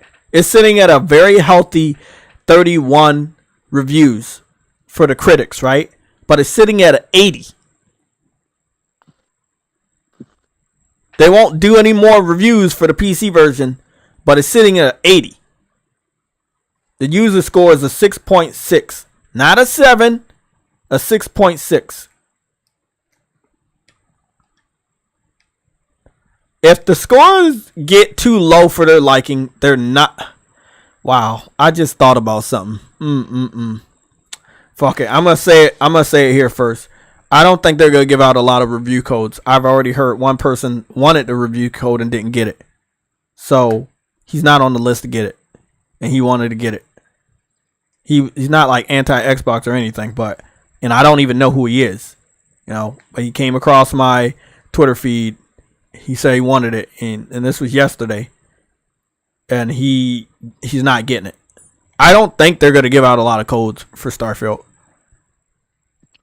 And they have a lot of spoilers and leaks. And this is not related to the people that have the review code because... This is worrying, though, because the embargo is the first. The embargo is the first? Of September. The review embargo? Mm-hmm.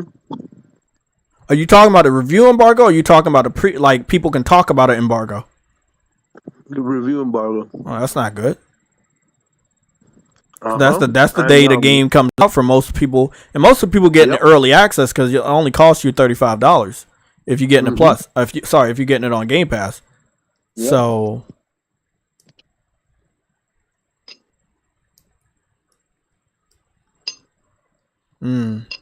This doesn't look good for them. If the review scores are low because there's a lot of people, that makes sense. If the review scores are high because they didn't let a lot of people have a score, like that sucks too. You know what I'm saying? Huh. So where did you see the review embargo is for the first? It was what you call it? What's his name?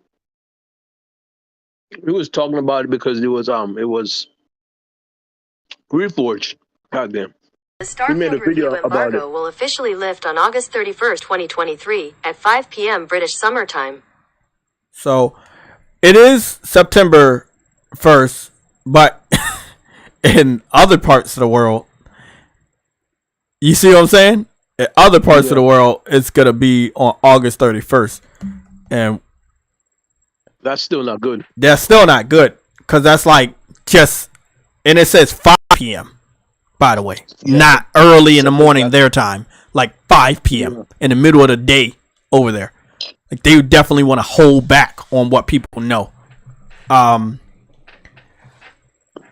Let's look at the calendar. Let me go mark some stuff down on the calendar and see what it looks like. September 1st is PAX West. September 6th is when Starfield and Baldur's Gate comes out. If I was Starfield, I would try to get my review scores out before Baldur's Gate gets reviewed on PS5.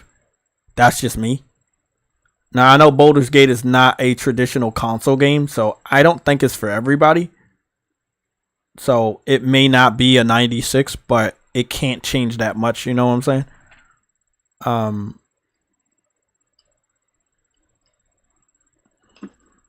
So the game will be out that whole weekend. So if you get the early version of Starfield, it comes out that Friday, and then that entire weekend people gonna be playing it. Again, I told you guys about content creators. It's pretty popular to drop a game on Friday, and then the content creators will be streaming it through the weekend. But they'll also be streaming it Monday, Tuesday, all the way up until the original release, which is on the 6th. If you're a paid content creator, you've been contacted by Microsoft or Bethesda to do some sort of a review, then yeah, I have an important phone call. I'll be right back. You guys can hold it down.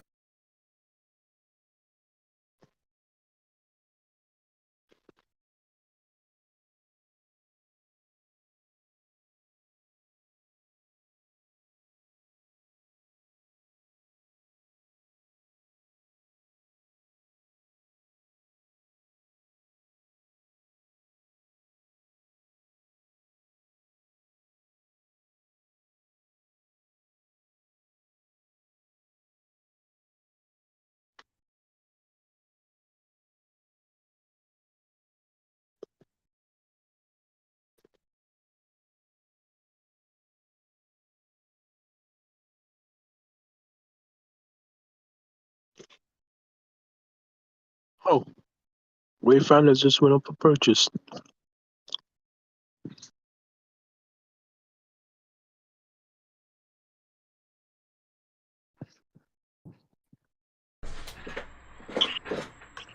Game Pass.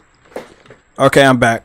Phil called me. He said I can't talk about that next topic, so we got to move. Yeah, he said that like the next topic I talk about would expose what the fuck they're about to do. So we're just gonna. Oh no. Yeah. Just gotta go to the next topic. What I'm gonna just say it anyway, right? The content creators that are being contacted by Phil Spencer, Microsoft, Xbox, like they're gonna do their part, right? This is what they're gonna do. Let me show you what they're gonna do firsthand. It's very simple. You guys see it all the time. I see it so much to just know how it is now. I kind of stay away from those videos.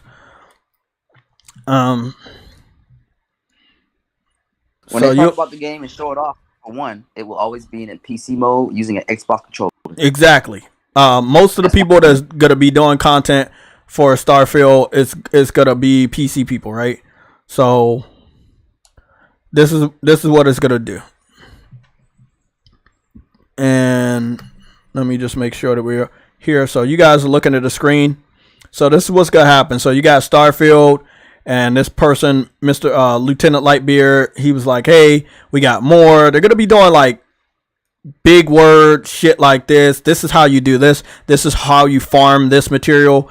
This is how you get the best ship in the game. This is how you find this planet. This is how you make this house real quick. This is how you get the best weapon in the game early. You know, they're going to do content creator shit. But they're not going to be talking about, oh, this is good. This is good. This is the best game. Nah. They're just going to do traditional content creator stuff, right? If I was to go to Remnant, if I go to Remnant 2, I'm going to show you exactly what it looks like when a game comes out. So this one right here, this first video, it says Remnant 2, it's broken, right? 7 hours ago. It said Remnant 2 content roadmap, sort of, right? Then you got everything gaming gets it right.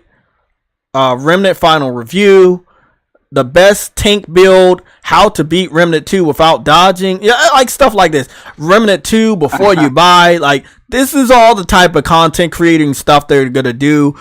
New best XP farm, 50,000 experience, max all classes. Like, they're going to do that. But they're not going to be, you're not going to see a lot of reviews. That's when a game comes out that's good but not that good, you're going to see a lot of this type of stuff, right? You're not gonna say anything. You're not gonna see a lot of people shitting on it, but the people that picked it up, that thought it was gonna be good, they're gonna shit on it. So again, right here, 12 days ago, don't buy, and then you should see Remnant, right? And it says so Remnant. Jay, Another thing. These content creators, the ones that's gonna tell you about the game, that's gonna do deep reviews and shit, they would be the ones to influence people to buy the game. They would be like, yo, buy this game. And these gonna be the platforms with the biggest subscriber bases. Hundreds, 200,000, 300,000, you know, and more. Oh, this game is amazing with the thumbnail review. This is a great game. Is this game, well, everybody does this. Is this game good or not? You know, shit like that with the question mark. Yeah, it's gonna be just like that. Just like that. It's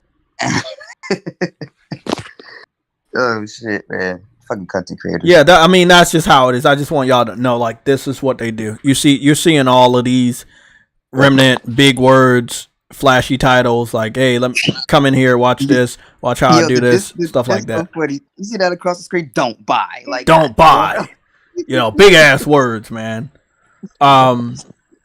New Remnant 2 DLC, rated R. You know, you're not. A lot of people are not saying it's a bad game, but it's not the best game, right?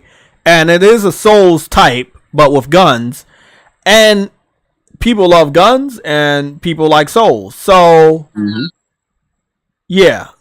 I mean, by the way, about that's how real quick. Can you play that game single player, like by yourself, and be straight? I don't know. Any idea? Dang. I think that you can. I just think it's gonna be very difficult. Yeah, I wonder if they have it like where they have it balanced for one player, single player, and multiplayer. You know what I'm saying? Some games don't have it balanced. You could play it single player on your own. Okay, is it more difficult? Or I mean, I follow a few streamers on Twitch that played it. I think I watched Asmongold play single player. I don't know if he beat the game. I think he was 75%. He played it by himself. Remnant 2. Oh, Asmongold's he's like one of them legendary Souls people. So he's probably Osmond. He's gonna be a little bit on a different level than like maybe somebody not familiar with Souls that much. He does give pretty good. He gives an honest opinion on games. Yeah, he does. He does a really good deep dive and good honest opinion. Now, this the question with Starfield being such a big game.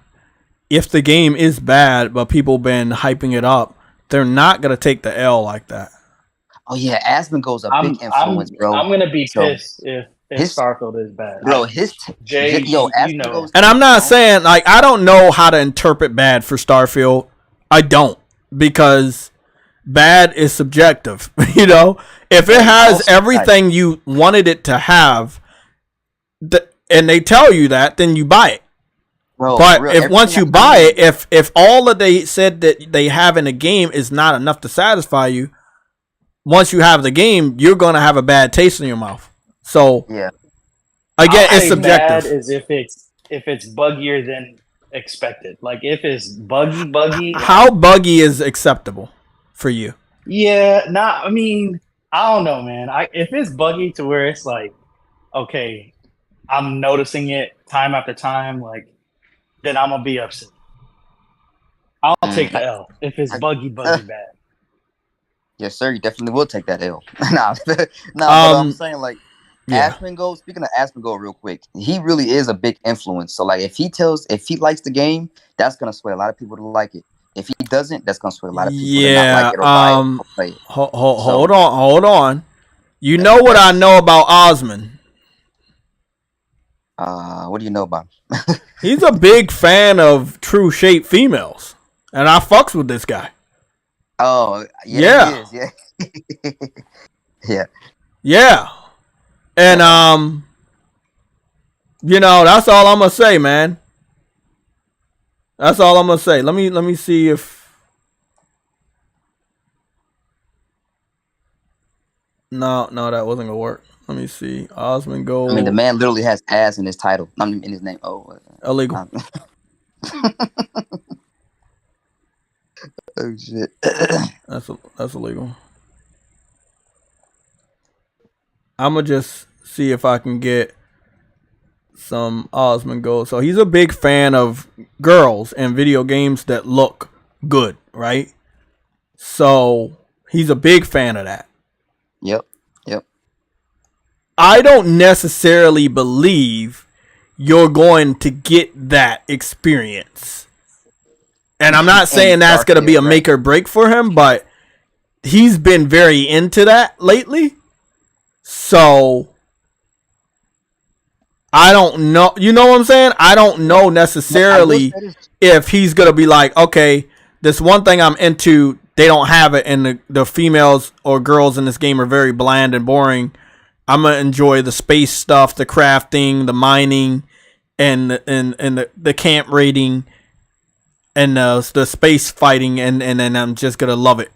I think that if you're into something and you really like that thing, that game, that content, that movie, that TV show should have some of that thing that you like in order for you to enjoy it. You're not gonna enjoy that thing when it doesn't have that one piece that you really like. You see what I'm saying?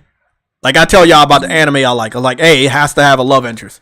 Because if it has nothing but all boys or nothing but all girls or everybody always fucking dies, it's too predictable for me on where the story is gonna go.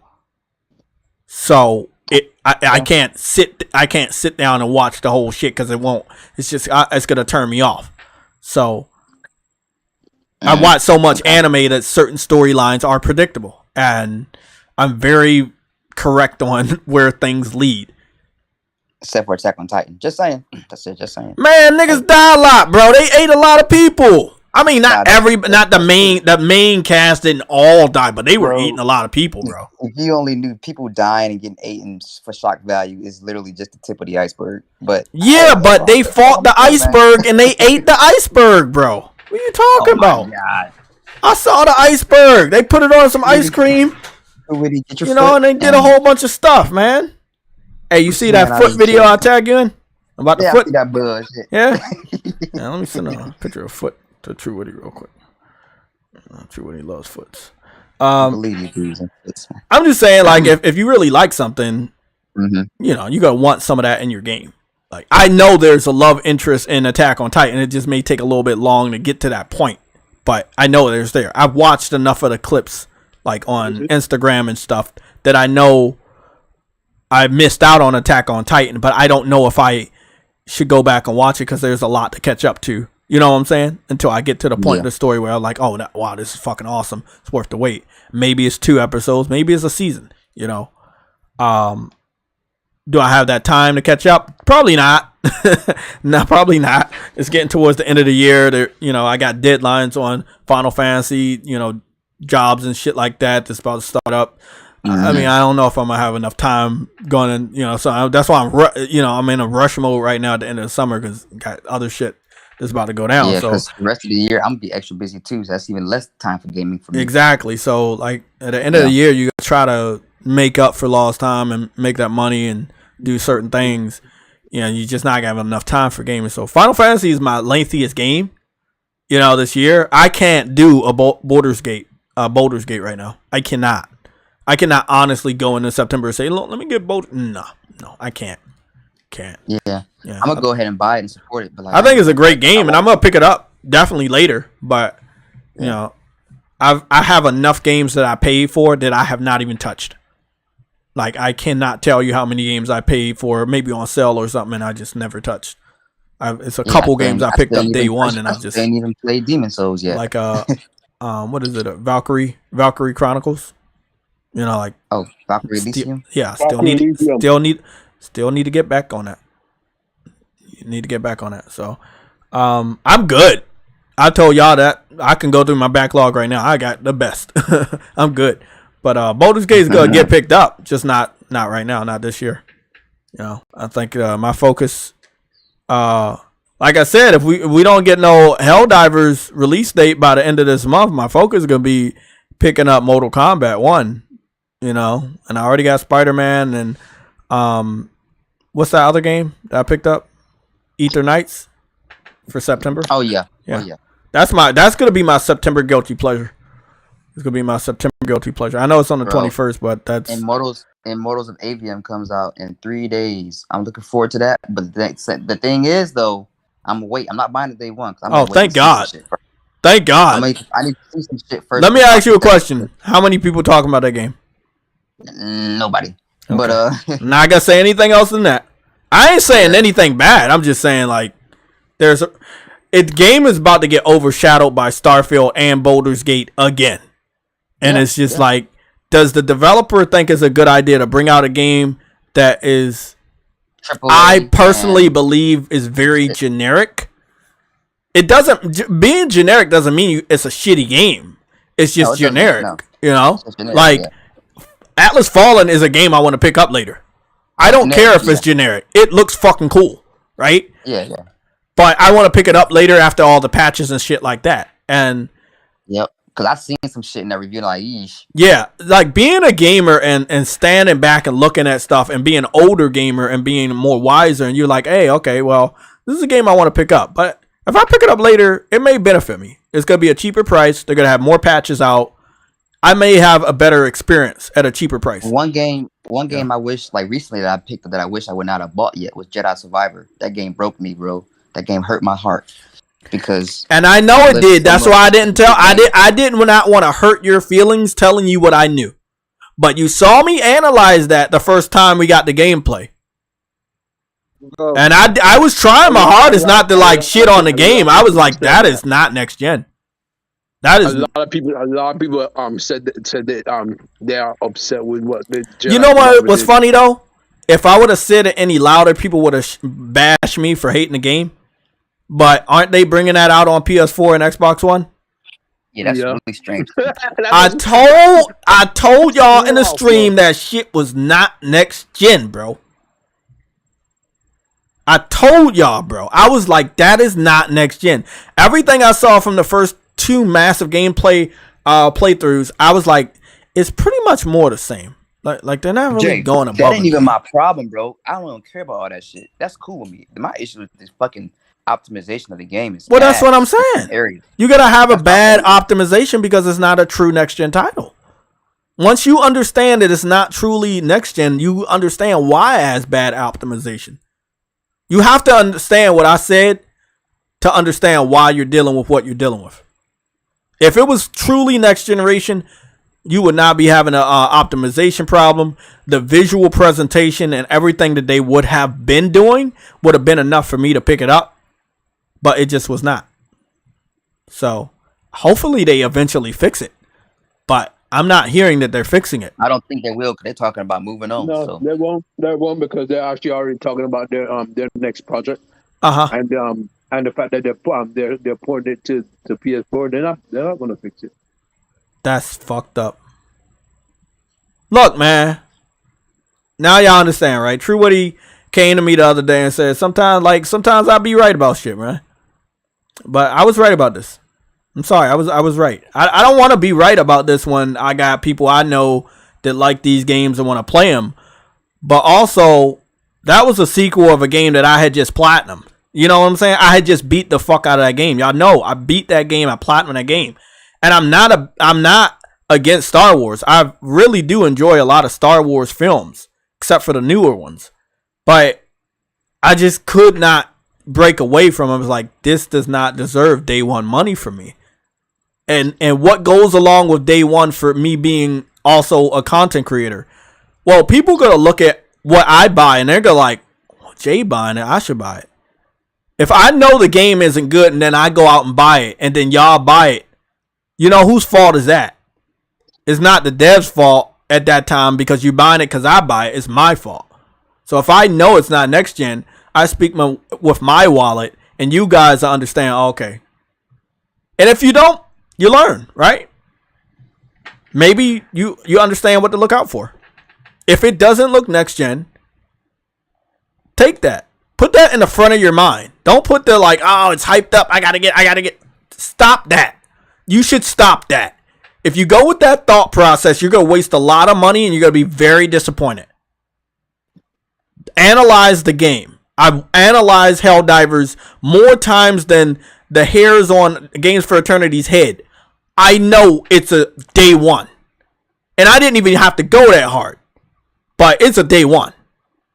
Like, there are games that you know are just day one. If you have doubts, you need to analyze why you're doubting it. That's all I'm going to say. If you're having doubts about picking up a game and then you still want to buy that game, you may want to look at why you're doubting the game and then look at some information on the internet, see what you see about the game, watch raw gameplay footage or the best 4K footage you can find and just say, like, is this worth it? Is this worth $70 plus? Is this worth $60 plus? If you come up to the idea that you don't know, but you still go and buy it, that's your fault. You know what I'm saying? Like, you know, just be careful out here. Like, these developers, as you can see, don't give a fuck, right? They brought out a game that wasn't good. They're moving on to the next project. They have not committed to the people that went out to buy the game day one. They're not going to fix it. That's fucked up. That's a fucked up thing, man. It's disrespectful. So, that's what it is. Going forward, do you think I'm going to buy any of their games day one? Fuck no. will not be buying any other games day one. That's something that will not be happening. Let's go and cover some more stuff. I think that if Osmond goes like space exploration, I think he's really going to be, you know, talking about that. I want to talk about the spoilers too. You know what stuff though?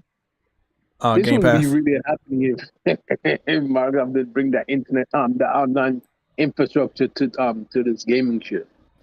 Explain. I don't know what you're talking about.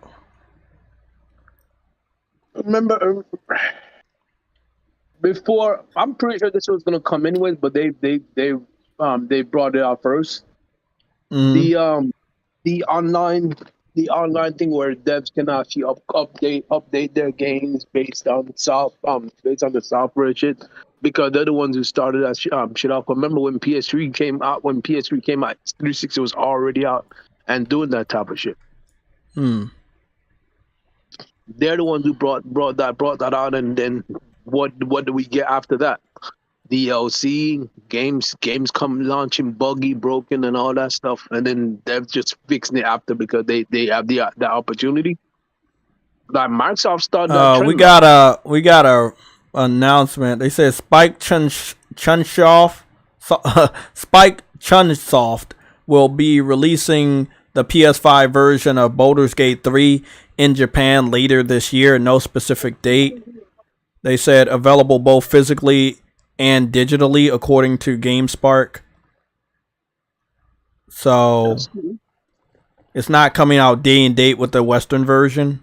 Again, let me read this off from the official quote. They're indie developers. I'm not really surprised. Yeah, it said the PlayStation 5 version of the RPG Baldur's Gate 3, which has earned a very high reputation worldwide, will be released in Japan. Release is scheduled for 2023. Please wait for the next report for details. Okay, so yeah, it kind of makes sense. You know, you want to make sure you probably get the best voice acting for Japanese, and you know that you release a really good version. So that's probably what that means. So, yeah, that makes about a good amount of sense. So the thing is, what they'll end up doing is they'll make the money on PC, they make the money on the console, then they'll have enough money to release it in Japan with Japanese voice actors. Yeah, or maybe they didn't know how big it was gonna be, and they want to make sure that when they bring it over in Japan, they bring it over with good voice acting. So they probably was gonna have subtitles or some shit. But they were like, nah, we got to go all out. And I respect that. Because that's probably what they're going to do. Like, this is a big-ass game. They know they can't half-ass it. So, makes sense. It's a big game now. It's a big game now. So, you definitely want to go all out. Bro, I'm surprised, though. I'm surprised that indie developer could do this, knowing the landscape and what people tend to do with games these days. Yeah, they decided to launch this with no microtransactions, bro. That is insane. And they put so much into this. But that's a W for the gaming community. The gaming community will respond very positively to a game that doesn't have microtransactions. If you say your game has microtransactions, that's a turnoff to gamers. We don't want that. Developers are trying to force that on us. Every time they do it, we kind of take a seat back and say, nah, we don't want that. So, it's gonna be interesting to see what goes down with some of these games in the future. These guys, this game actually may turn them into a mid AAA developer, bro. Like we'll see. You know, it's a AAA game as far. I would consider it a AAA game right now on the basis of quality. On visuals, knowing that AAA developers are actually complaining that it's too big. On you know the length of the game, on the review score, on the reception from fans, it has the spirit of AAA. It's kind of like Kenna. Like Kenna had the spirit and the visual representation of AAA. It had an engaging story like AAA.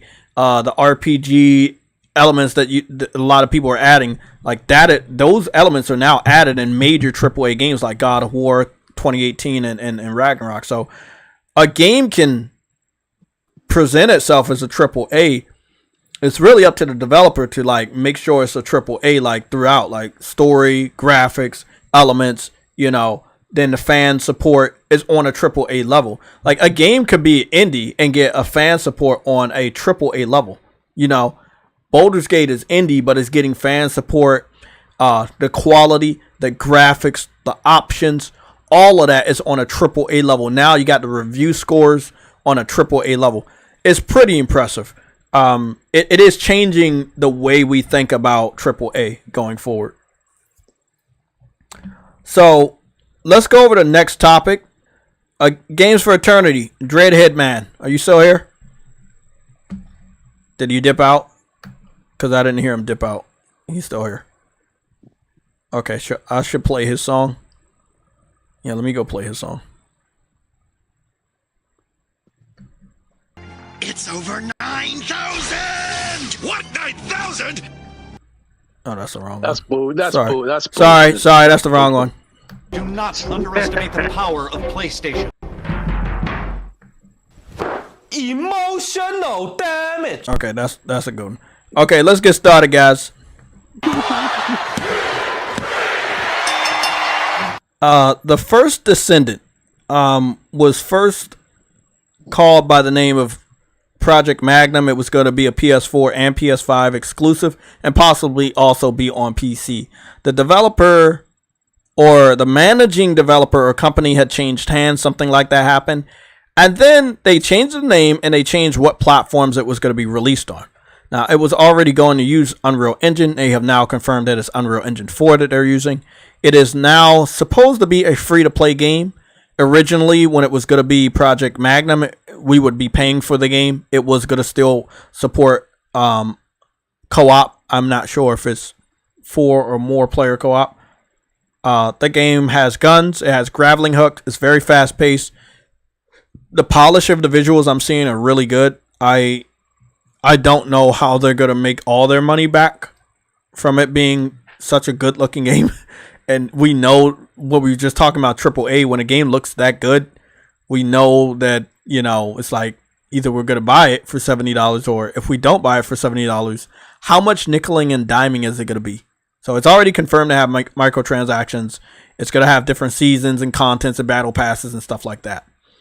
I don't plan on spending any money with this game. That's just, I'm being 100% honest. Dip in, play the crossplay beta. If it's good enough, I may play the free-to-play, but I'm not going to be jumping in a ton of games as a service going into 2024 spending a lot of money. Like Helldivers right now has my focus, and it has the money that's going to be in my wallet going forward, right? Like Hold on. You can't create a character in this, can you? That's no, the one you said. It is character based. It's It's one of those hero based games now.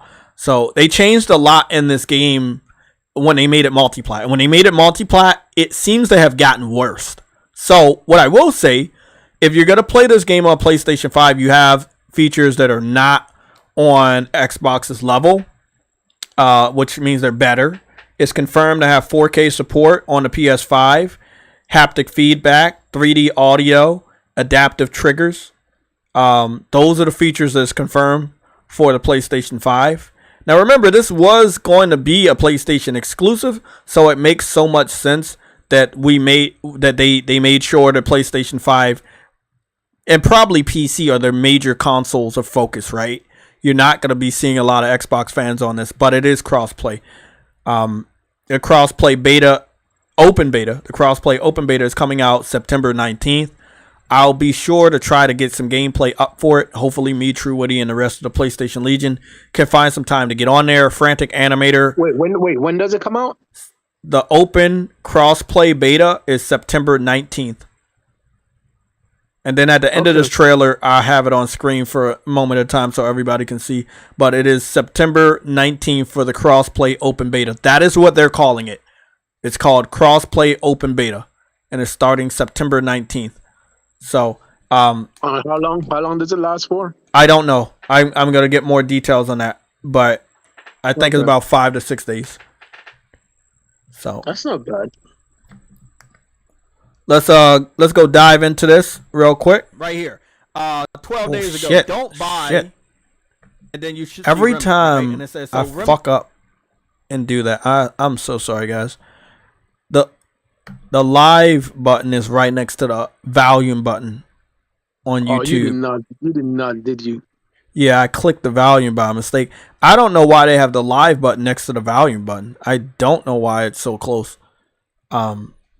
Let's go and watch this right now. We're gonna watch it a couple times. I'm gonna watch it the first time in just normal motion, and then I'm gonna slow it down. So it seems to be 60 frames, but it's not confirmed to be 60 frames. They didn't say it, and because it's using Unreal Engine, I don't know. But it's a fast-paced game, so it should be 60 frames. So we're gonna see. You know, let's go take a look, and you guys can tell me what's going on.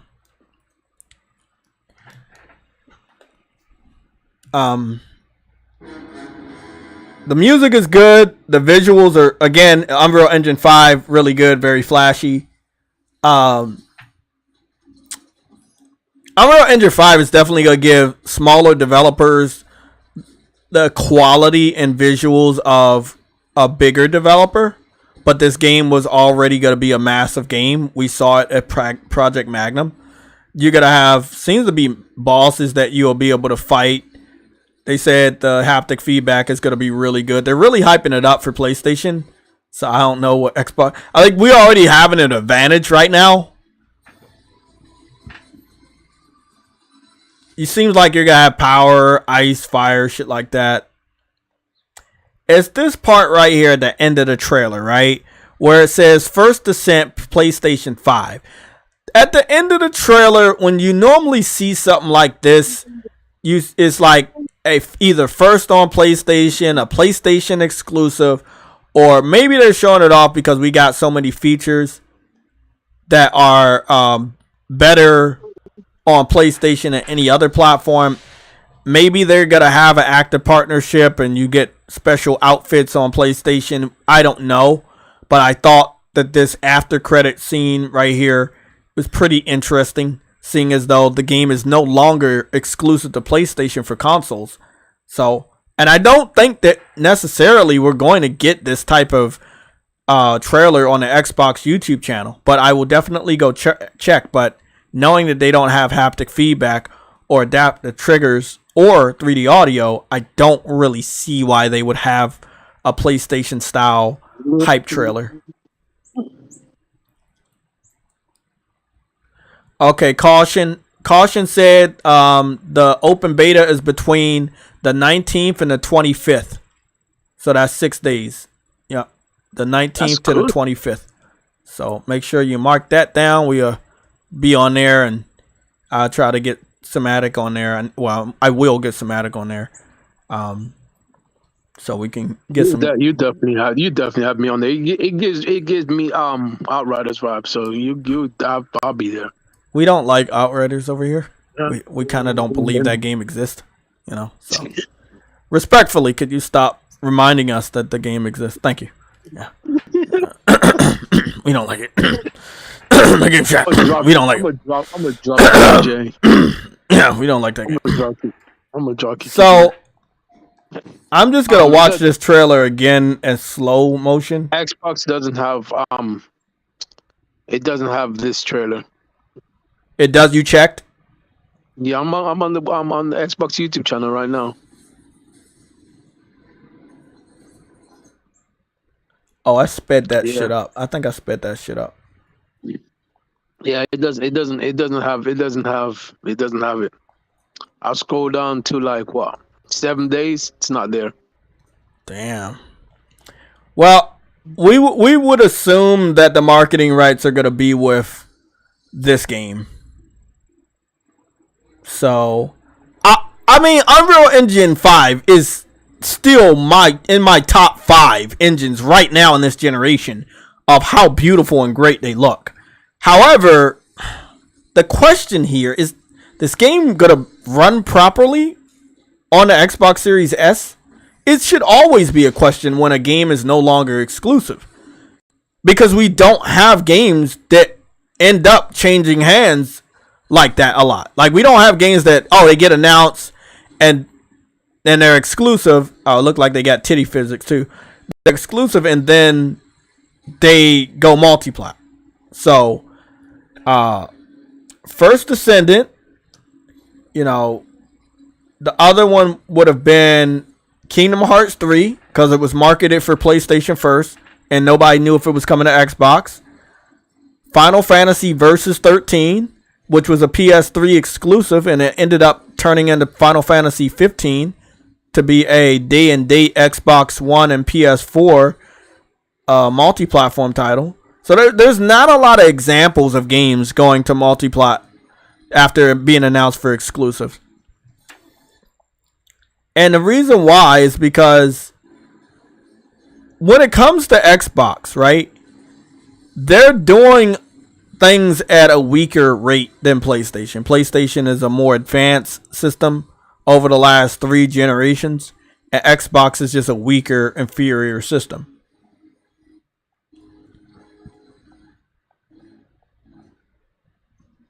Lauren just said Decima greater than you with Unreal Engine 5. You said what? Lorenzo said Decima engine is greater than Unreal Engine 5. Yeah, definitely. Yeah, no doubt about that one. Can't deny that. Because it has the visuals and it has the performance. Unreal Engine 5 only has the visuals right now. Don't have anything else. So who is the character on screen? What? Huh? Who is this character on screen? Ask me all these questions. I'm gonna say I don't know because I don't know. This game is so new to me. I don't know anybody. All of these characters are new characters to us because they were made for this game. So because they're now heroes, it's a hero-based free-to-play game similar to like Overwatch or something like that, where you're gonna have to buy individual characters or unlock individual characters and then buy different skins for them. I guess we will find out who they are when we start to play the game, but as of right now, I don't know. They'll more likely be buying skins. Yeah, so I don't know any of these characters. So if anybody has any questions, I feel very sorry that I can't help you. I don't know who these characters are. I know this is a third-person shooting game, co-op. You have a grappling hook. The character models look awesome. I like that females look like females and dudes look like dudes. You have assault rifles. Sometimes you have power like ice and fire and shit like that.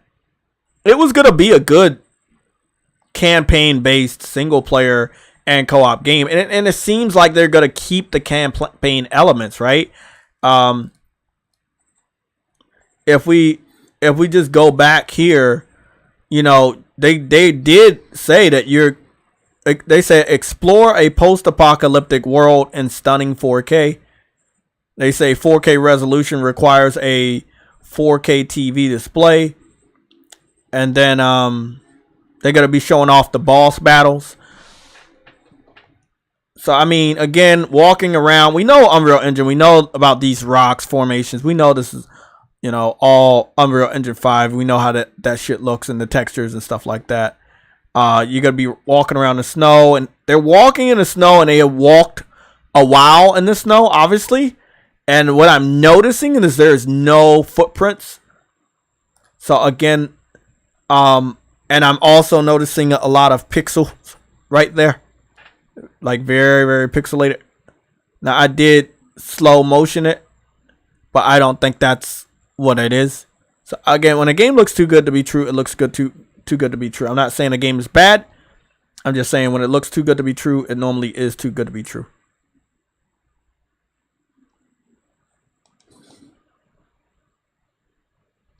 So, I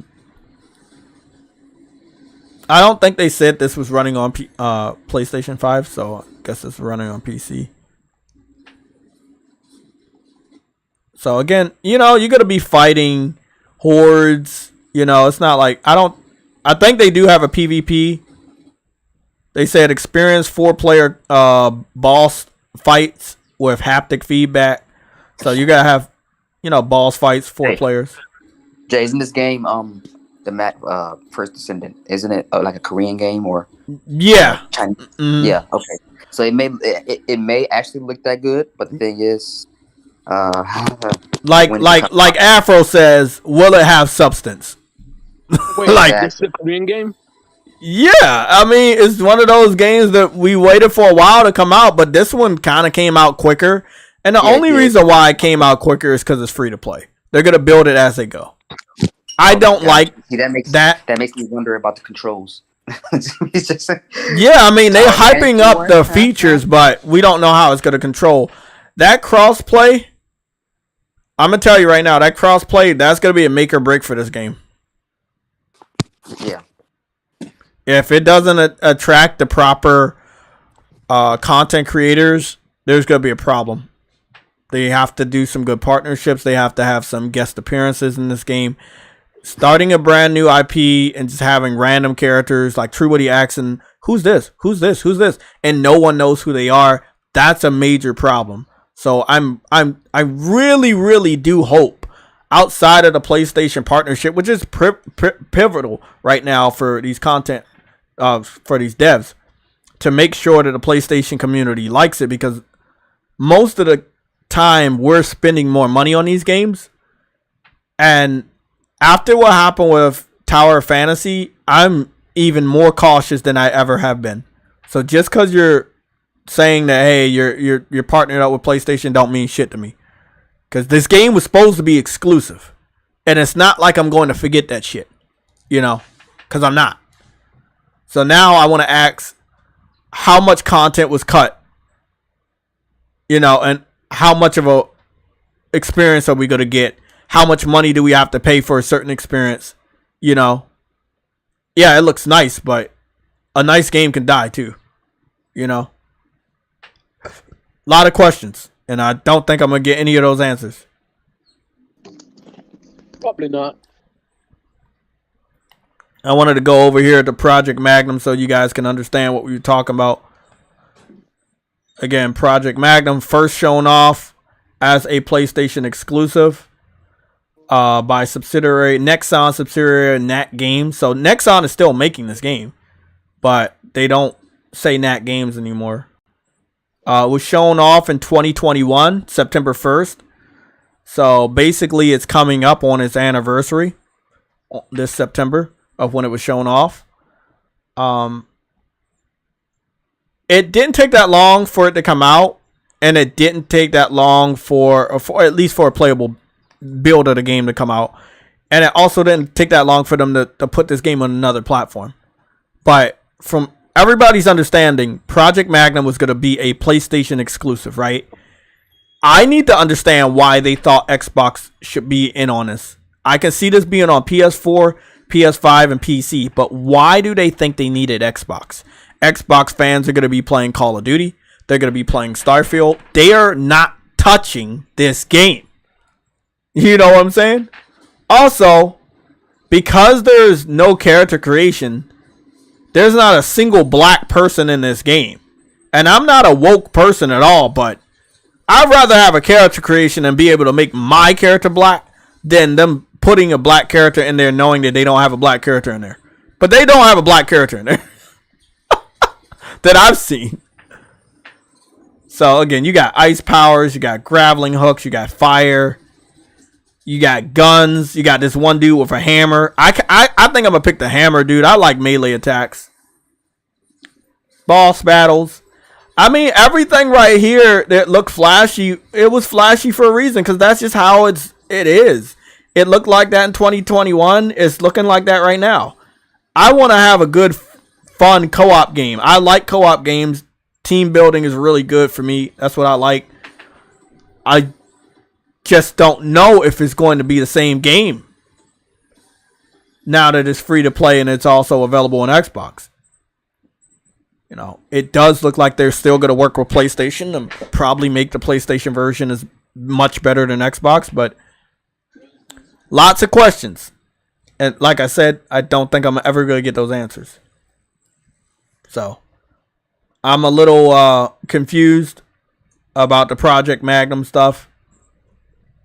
I don't know you know, how I feel about it. It's definitely not getting a shitload of views right now. But there is currently a early access trailer for Wayfinders. I feel when as I'm going through the news and updates today, that PlayStation continues to update like games that they would probably show in a state of play. Like they're showing off a lot of games today. Let's count this out. 1, 2, 3, 6, 12, 17, 18, 19, 20, 21, 22. They showed off 22 games. They posted 22 games in the last 5 hours. What do you guys think about that? PlayStation barely shows 8 games in a single fucking day. They showed 22 games in 5 hours. I think they're clearing the way for something. What it is, I don't know. Today could have probably been a state of play. They definitely could have did a state of play this week. Maybe they did do a state of play and it just didn't call it a state of play. But all of this stuff, this looks like what you would show on a state of play. 22 games, 5 hours, that's a lot. That's a lot for PlayStation. Henry Heck, I agree. I don't want to use the black guy that's like some sort of sneaky guy. Like, nah, let me make my own character and have my own class. You know? I told y'all, I'm not going to invest my time and money into every single games as a service. They're like, hey, I know you guys buy games over at PlayStation. Look, we got this feature for you. Look at what we got for you. No, I'm good, man. I'm good. After Tower of Fantasy, I'm fucking good. I know the game. I recognize the game. I ain't falling for the traps no more. True Woody, what was you saying? I think I gotta turn your mic up. Cause your mic is lower than Game Pass. What happened to Game Pass? I said your mic volume is lower than Game Pass before the price cut. Price increase. Yeah, but Game Pass is Game Pass. Yeah, I know. Can't be lower than Game Pass when Game Pass is just Game Pass. You want me to play your song again? Is that what you want?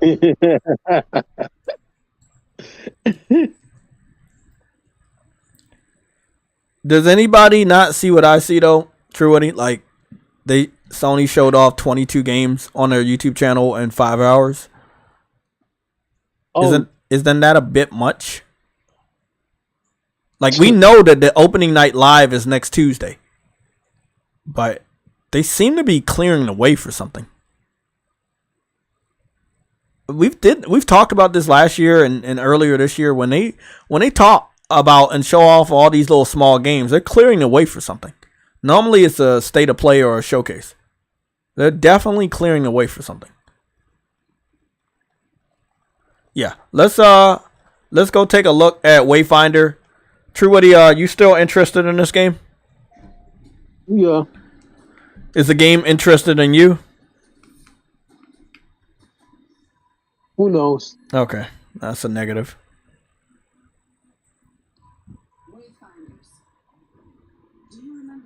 I'm not a fan of it because I don't like that the cutscenes that look like fucking concept art animation that are not even moving.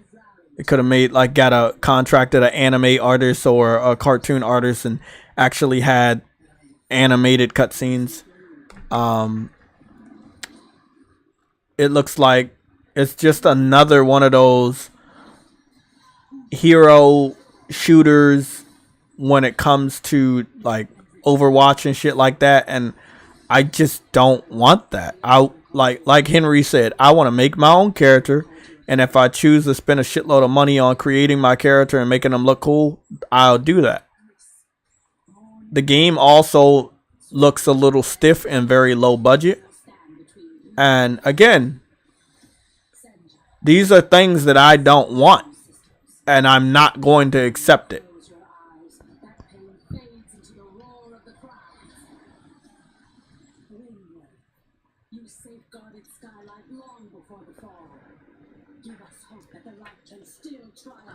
I'm gonna go to the chat. Anybody picking this up? Well, it's not out, so. Well, they said the launch trailer for early access. I think the early access is out. They said early access launch trailer. Is it out today or is it maybe it's Friday or maybe it's next week? But I thought the early access was in August, so it must be soon. The early access starts today. I told you today it's out. It's not out until next year. No, it's not out until next year. But for free to but play. they're showing an early access launch trailer. So they do launch trailers when a game launches. Early access, Jay. That's what I'm saying. They said early access launch trailer. That means the early access has launched. That's why they made a video called Early Access Launch Trailer. Yes. So you can go play the early access today. Yes, but the game is going to be free to play, which launches next year. That's all I'm saying. I'm gonna go take a look at some gameplay. Since it launched today, some people should have some gameplay. It's a pass either way. I've seen enough games like this. I know how the shit ends. Nothing that is truly good is free, right? That's what they say. The best thing in life are not fucking free. I don't care what they say. So there's like one dude that made Force Gaming.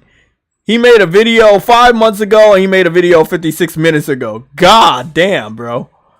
Oh, he's a high level content creator. Yeah, he got 730,000 views on his Wayfinders video, and he got 10,000 views in 56 minutes on his new Wayfinders video. He played 80 hours. Yeah. So let's see if we got any gameplay. First look.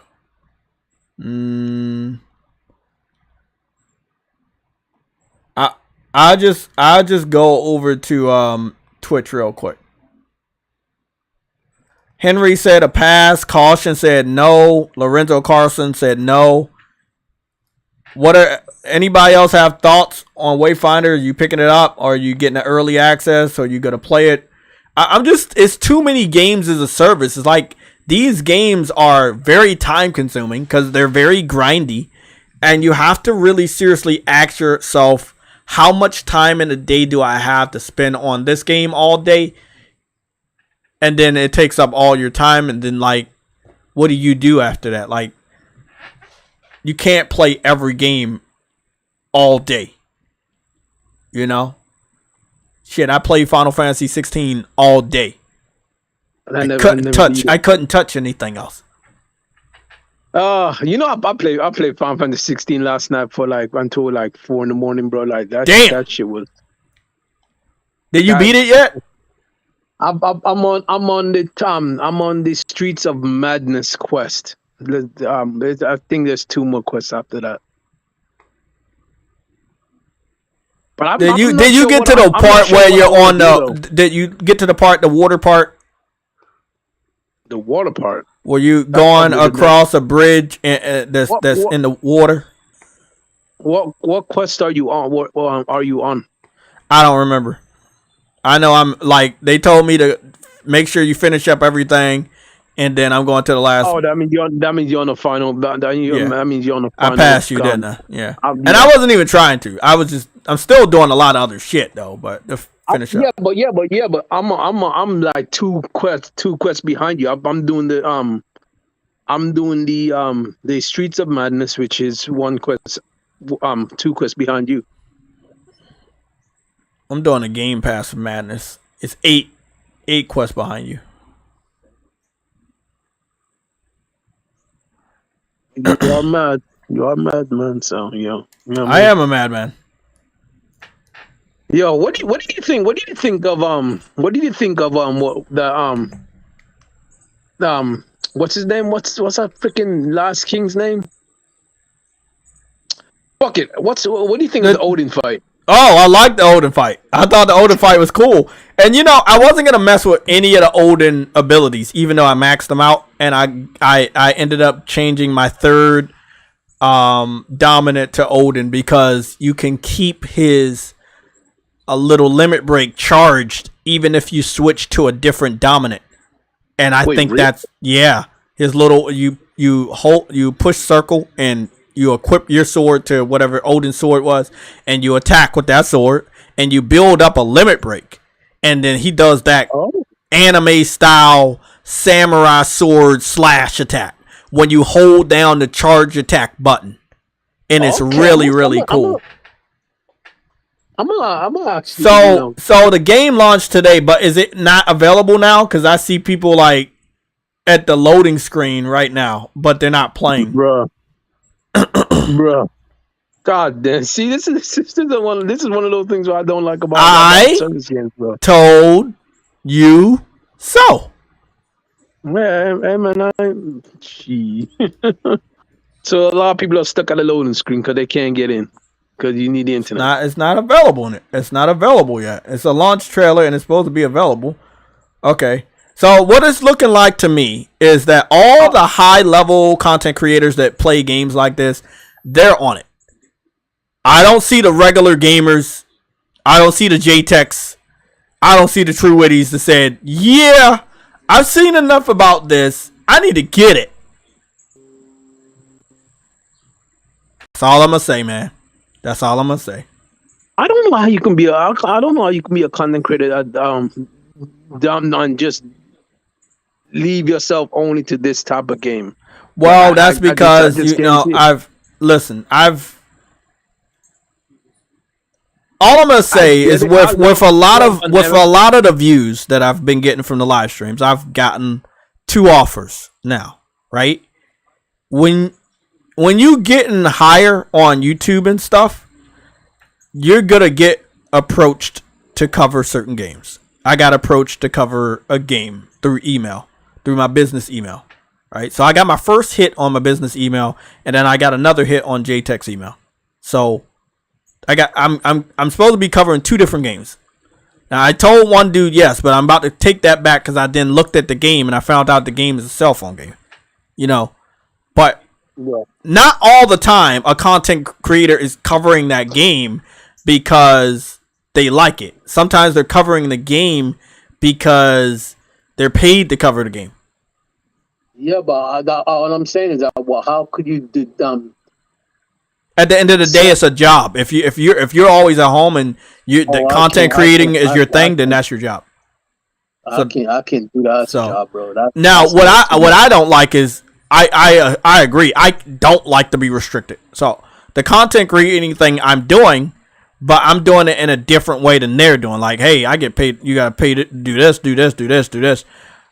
Me personally, this game could fail, or it could be like a game that blossoms a year or 2 later, like No Man's Sky.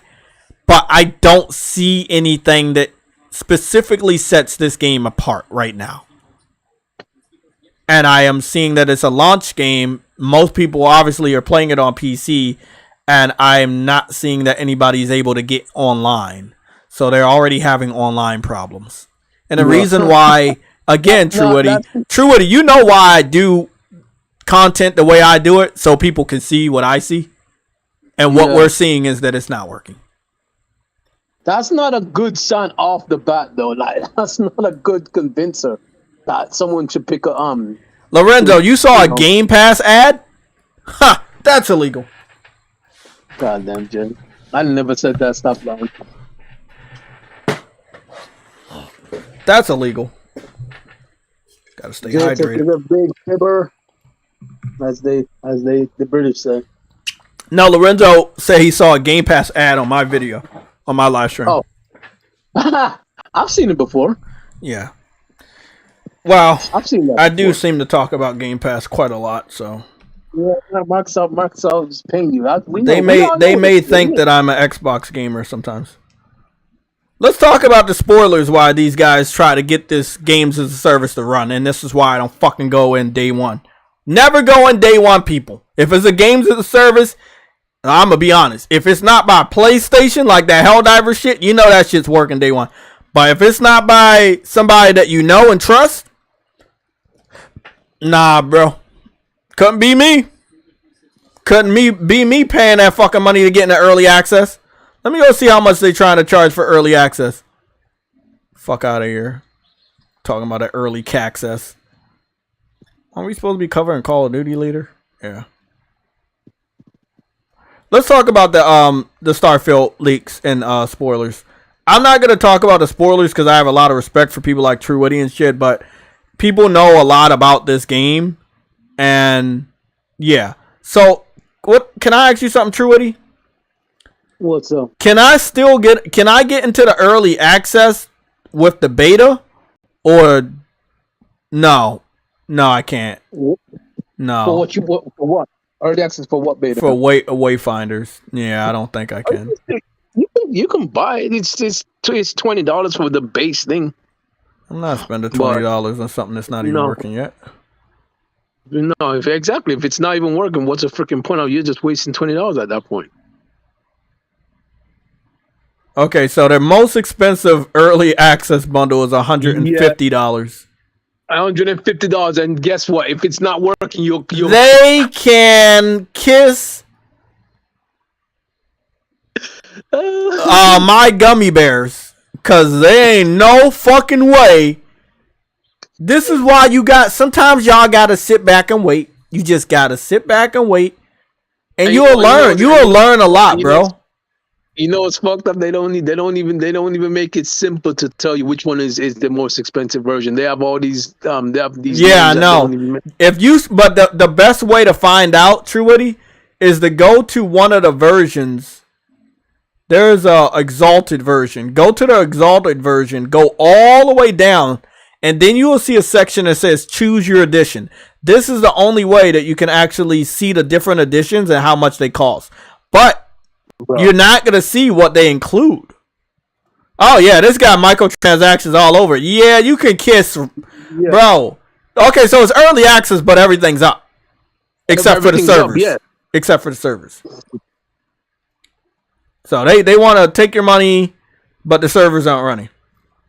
Yep, okay. Pretty much. So the content creator that said he had 80 hours and he made a video just now, I'm guessing he must be lying.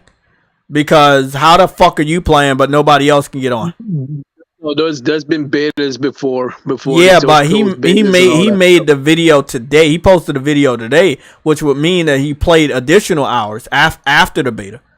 There's no way you have fucking 80 hours in the beta, bro. I'm gonna go watch 80 that. 80 hours in the and the I'm gonna watch that. open. I gotta go watch that shit again. That don't make no sense. How the hell does a game launch? Something looking pretty fucking spooky about this game right now. And the game not having servers on is not good, bro. I know high level content creators that play games like this, they're getting a lot of views. They're not getting views because people like this game. They're getting views because they're content creators. And as of right now, there's only 2 content creators in the last hour that posted anything on YouTube. One made a review and the other one got a live stream. That's not good. That's actually not good at all.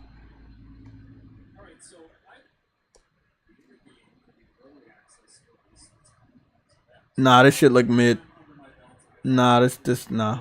No, I'm good. Is this PS4 and PS5 or PS5 only? It's so far no. Yeah, it's PS5 only. Because when I went on the website, I only saw PS5 and PC.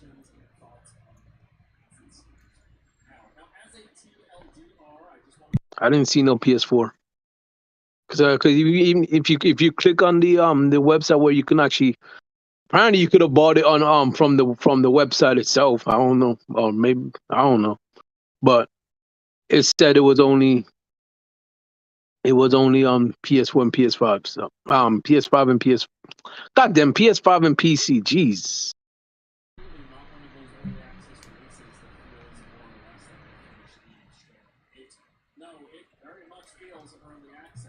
So they say this guy is saying that this game feels like very much early access. It doesn't feel like it's a finished game out the gate. It feels very early access. I would probably tell. He says unfinished.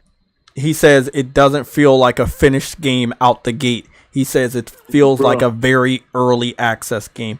I would tell people to wait. Here's the thing though, Jay. Let me ask you something. Did you like Warframe? A little bit, but I never had anybody to play the game with, so I wasn't able to explore the game. I had went back to Warframe, and then Wayfinders is PS4, PS5. You heard me? I believe when this game, Wayfinders is confirmed on the PlayStation .com as PS4 and PS5. It says available PS4, PS5. So I saw only 5 in PC. But if you here's the thing, right? I believe if you like what you call it, Warframe. I believe when this game fully launches, like free to play, people like it. Because Warframe, you didn't create a character either. You did. Yeah. No, let me explain. So you got some dummy ass character right at the beginning. I remember this shit because I spent a while doing it. So you have a dummy character. They don't have a face or anything, right? But they have a dummy character, and then you have like different colors and different like little designs and stuff you could put. Yeah, but you get. And then I know later on they start like, oh, you got this ninja and you got this Tenon or whatever they call them, but you could still customize the different colors, right?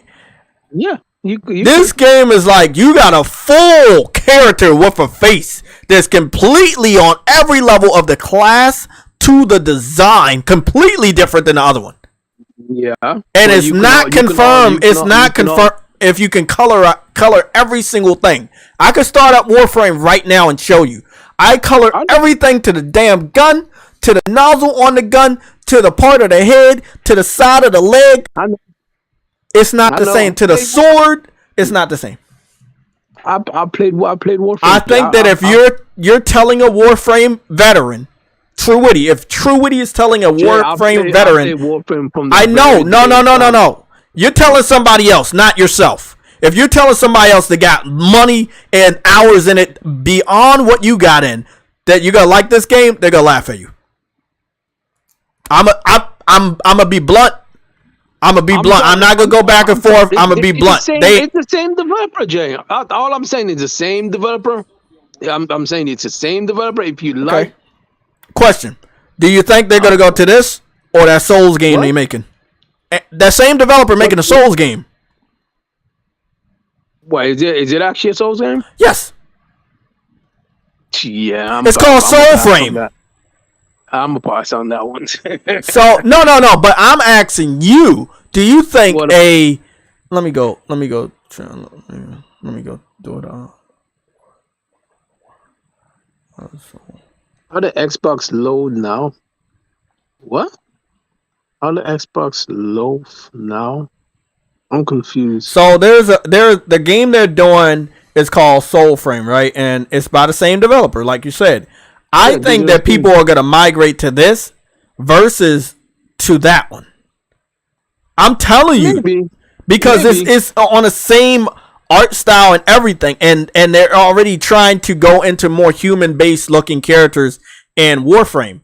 They're not going to migrate to this more colorful Overwatch style game. I can assure you. But here's the thing, Jay. I'm not paying for this game. I know, but I'm. You just told me that it's about the same dev, it's similar. They migrate. No, they're gonna migrate to this. They already made their mind up. I saw from the views. I saw from the engagement. I saw from the excitement. They're going to migrate to Soulframe. And if you like Souls games, you're gonna migrate to a game that has Souls, and that's by the people that made Warframe. I hope it's not a Souls game. It's not a Souls game, but it's gotta have soul in the name to fucking get people on there. But even if it's not a Souls game and it's not for you, we know what happened with Elden Ring. Yeah, we know that people like Elden Ring, and some of the people that play Elden Ring also play Warframe. I think this game gonna hit. I don't think Warframe gonna hit, but I think this game gonna hit. The thing is with this game that I like, it feels it's not as fast paced as Warframe is. Warframe, you're zipping around the area, shooting and slashing at people. I like that, but this is more slow pace, slow movement, and you may be right. It may actually end up being a Souls game. Do you remember Rumble Versus, which was made by the people that did Fortnite? Remember that one flopping? Yeah, just because it's by the same people that made something doesn't mean a guarantee. I see what you're saying. It's not always a guarantee. I'm just letting you know from literally personal experience. It's not always a guarantee on how good a game is gonna be or if people will migrate. Then again, you're right, because look at Dauntless. Dauntless is made by the Epic, and it's nowhere near as popular as Fortnite. Yeah. So yeah, if y'all didn't know, we had covered it a couple times, but because TrueWitty brought this dev up and migration, I just wanted to show you guys. And this game's got magic too, by the way. Oh, so, I'm definitely interested in this game though. You just said you don't like Souls games.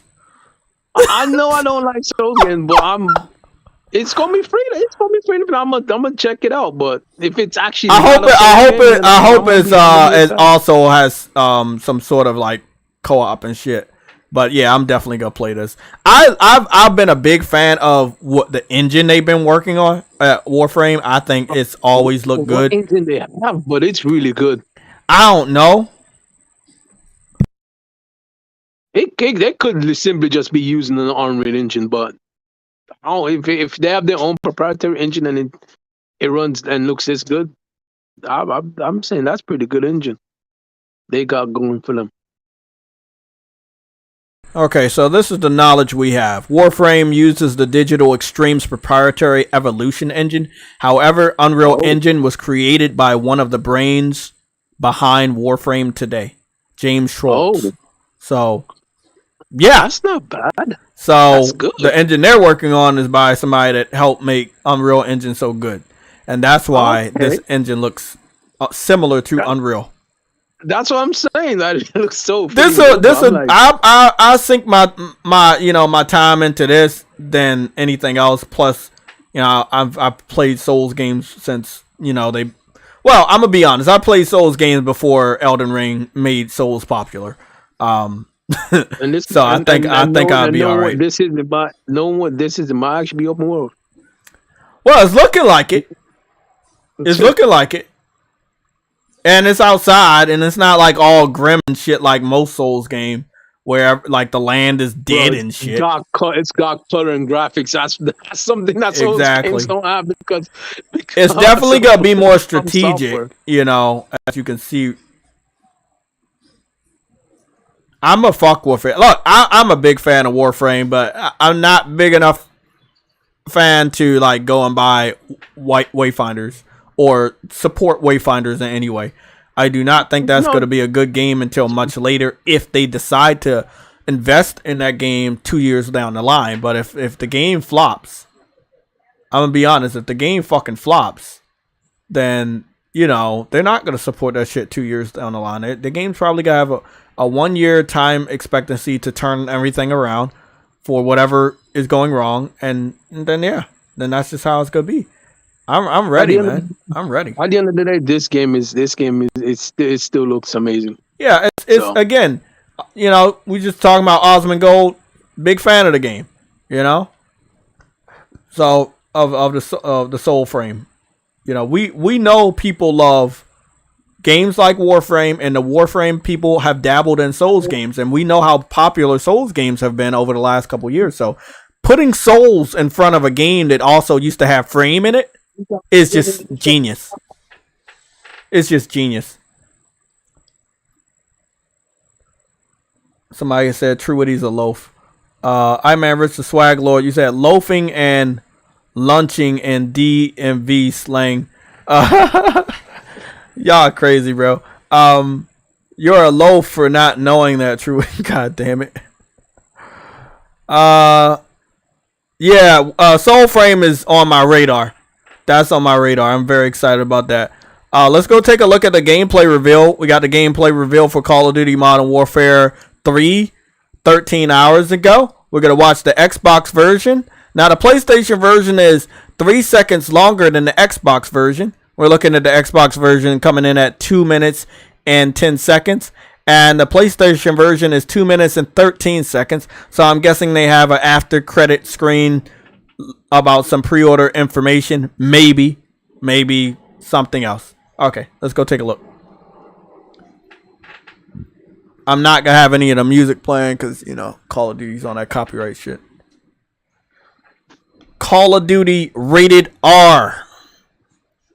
Now, there's been a lot of leaks. I don't want to spoil it because I know people here also buy Call of Duty, but there's been a lot of leaks for Call of Duty as far as something about getting a campaign mode early if you get the more expensive version of the game, and possibly some PlayStation exclusive stuff was leaked before the stream. But as far as Starfield, their leaks are more severe. I can't go into great detail out of respect for people that's going to buy the game, but people that are leaking it know everything about the characters, where they're located, their full names, what their roles are in the story, when you meet them, you know, if you can recruit them. It seems like whoever's spoiling anything about Starfield, they've also had hands on making the game, because the game has not been out yet unless someone stole a copy. I don't know if that's even possible.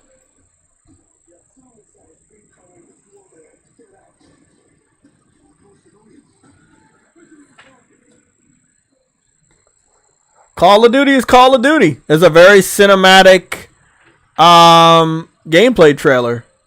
And it's not that much gameplay I'm looking at.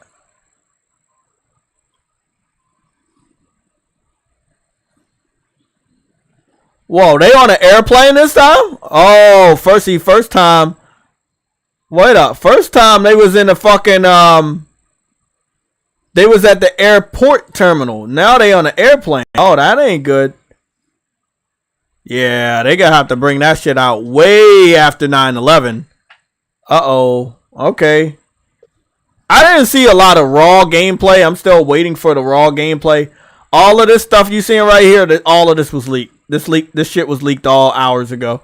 I had saw that. I thought that was pretty cool that the dude had the design right there on his jacket, kind of like some eagle wings or whatever. I thought that was pretty cool. Oh, it's something about Fate Black Cell. If you get the Black Cell version, you skip ahead with 50 tiers. There you go. That's the Vault Edition right there, where I think... Let me see. Does it say it?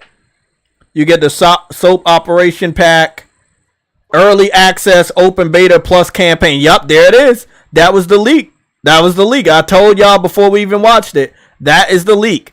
You get to play 1 week based on estimated access. Actual playtime subject to possible outages and application, time zone, and offerings. Yep. So you get to play the open beta and the campaign early. You get early access to that. So all of that information was leaked, but it kind of makes sense that all this shit would be leaked because people know a lot about Call of Duty, and it's very normal to leak Call of Duty information. And there you go. That is the sticker that took up the additional 3 seconds for the PlayStation trailer. And it lets you know that Call of Duty Modern Warfare 3 will be able to play the beta first on PlayStation, at least 5 days early than any other platform. Now, we saw this image from, I believe, Pakistan or Saudi Arabia or somewhere in the Middle East.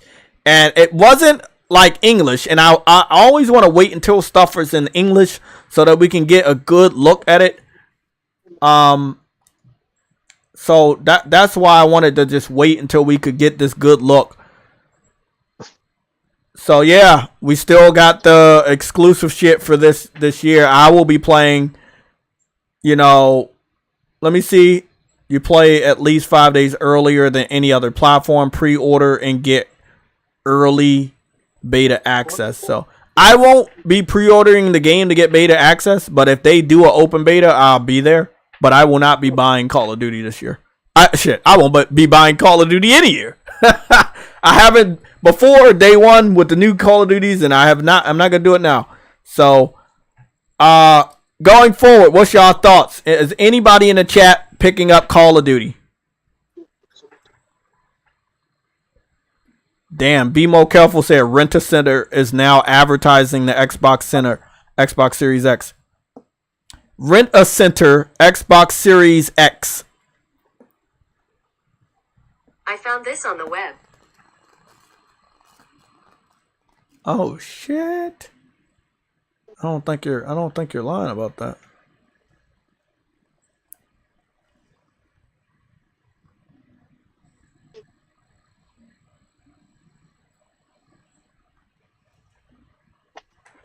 You're not lying about that. God damn. Goodness. That's sad. That's sad. He's not even lying about that. I'm gonna get that image up on the screen real quick. Goodness, he's not even lying about that. He's not even lying. Who's lying? Rent-A-Center is you can rent a Xbox Series X. Wow. Oh yeah, you can. Just wow. Then yeah, you don't. It's like Game Pass, bro. You can rent it.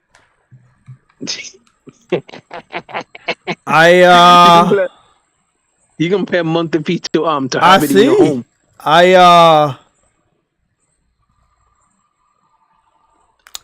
Wow. Man, I wouldn't mind renting an Xbox if we gotta do these tests. But I would love True Witty to start doing the Xbox content so I don't have to, because that'll be a little much for me. You have a what you call it? That's wow, bro. You said what? You have a computer and a capture card. I don't have any of that stuff. But you can capture the gameplay with your mind. You're right. And then stamp that. Just smack your head on a computer screen, and it'll just. That's how it prints it. Just try it. Trust me out. Trust me. Drop kick you so bad, bro. Just use your forehead. Smack your forehead on the TV screen to print it. Don't say that, Jay, because some idiot out there is gonna hear you say that. And that's how you get your gameplay to your computer. God damn, Jay, don't say it. Some dumbass will try that shit. I know they will. I know, and it's all right.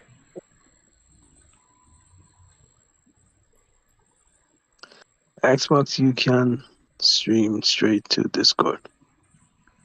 Yeah, no one gives a shit about that. I'm gonna be honest. Okay, so they can't stream to YouTube or yeah, Twitch, they can't stream to what matters. Like streaming to the Discord doesn't matter because you can't stream to YouTube or Twitch. That's what really matters.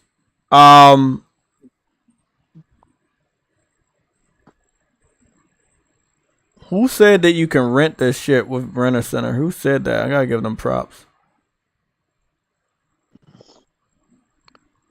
BMO Careful said Rent-A-Center now advertising Xbox Series X.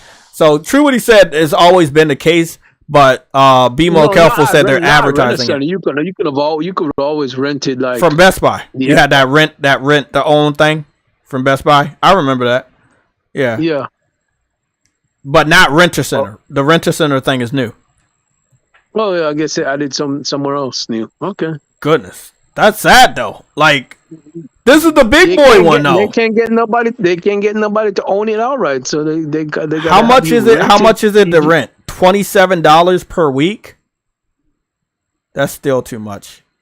What's the monthly? That'll probably be a month. 119 monthly? Nah, Xbox ain't worth that. I would do $3.50 a month.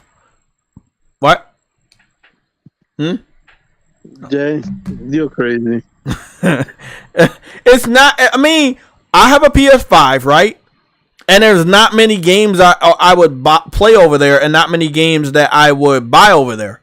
So I'll say $27 a month will do, because then if anything goes wrong, it's still on the under $20. $20 a month, not 27. 20. I'll take it for 20 a month. That's that's my final offer. That's my final offer right there. Dude. That's it. I can go as low as $10, but not anything higher than 20 is embarrassing. Hey, but that's Xbox too strong. I'm willing to go that distance, bro. Just letting y'all know, it's not worth it. They're willing to go that distance, bro. They're willing to give a waiver pass to Microsoft increasing Game Pass over and over and over again. So, what makes you think they won't waiver this too? It's like they're there to protect whatever Microsoft does. That's pretty much what they're doing, right? Yeah. You just gotta love it, bro. Like, Rent-A-Center? Goodness. They are desperate now. Like, they are desperate, bro. Only 3 years in a generation, man. That is sad.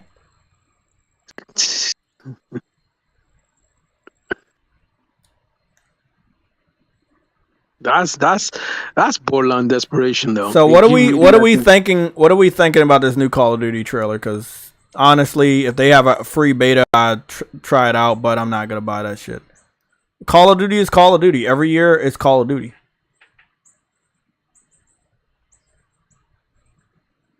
I don't know. Don't care. Like, it can have a perfect trailer. I don't care anymore.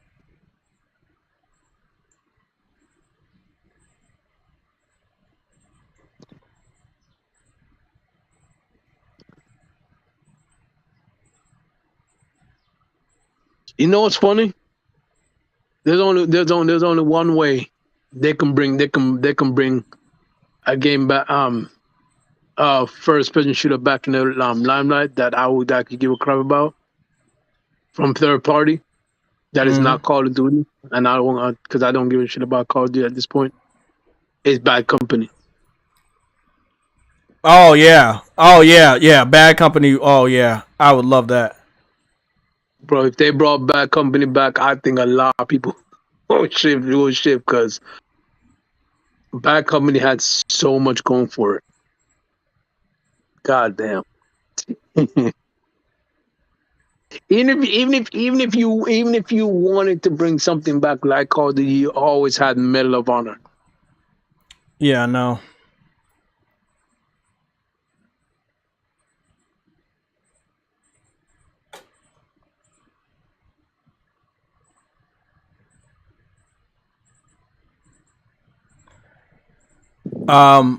Yeah. $20 a month for Xbox Series S ain't bad. Yeah, that ain't bad. I mean, oh, you meant the X. I mean, the X don't hold any value because I already have a true next gen system. The S also doesn't have any value because I don't want to go that far backwards. I don't want to go back to PS4 generation. Yeah, so it's like they have a few games, but nothing major. I think Jay will go for that rental when if Oblivion gets remade. Shut the fuck up. If Oblivion gets remade, right? I may be 50 fucking years old when that happens. So, but you'd still be gaming though, right? Yeah, and then by that time, Xbox probably will not exist. So you're probably right. It might not actually. Yeah, I probably have a gaming computer that'll be capable of doing Oblivion, but they taking too long with that. They remaster or they port. They look, nigga. Whoa. Fuck. You gotta be fucking kidding me, man. What?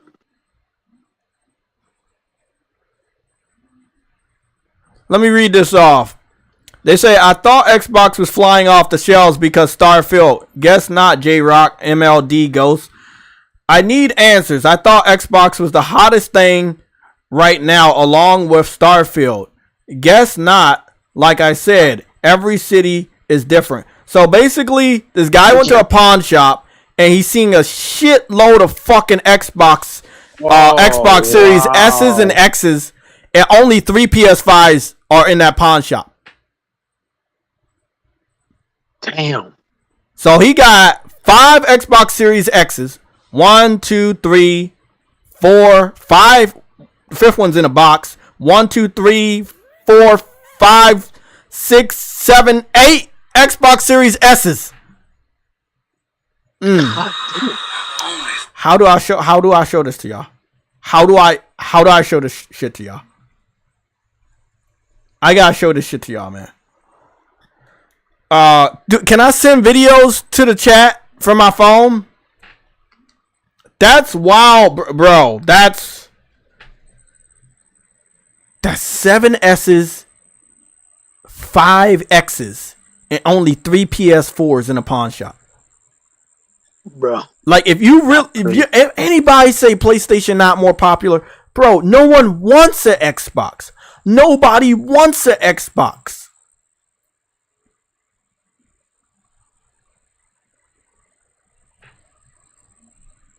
What do I do? What do I do? You make a video and cut out the audio and do some stuff like that. You're not even... I'm gonna do, guys. I'm gonna make a video for YouTube and post it. No one's even trying to diss the console.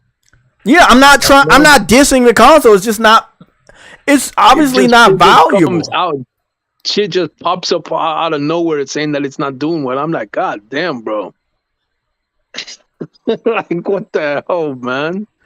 I wanna be a nice person about this, but let's be real. It's like, you can't. There's nowhere to be. There's nowhere to no way to be nice, because the truth is gonna be horrible at the end of the day. The truth is not pleasant, not all the time. At the end of the day, obviously nobody wants an Xbox Series X or S. There are 5 consoles in this box. Hold on, bro. Hold on. I'm gonna do some audio for this video and then post a short.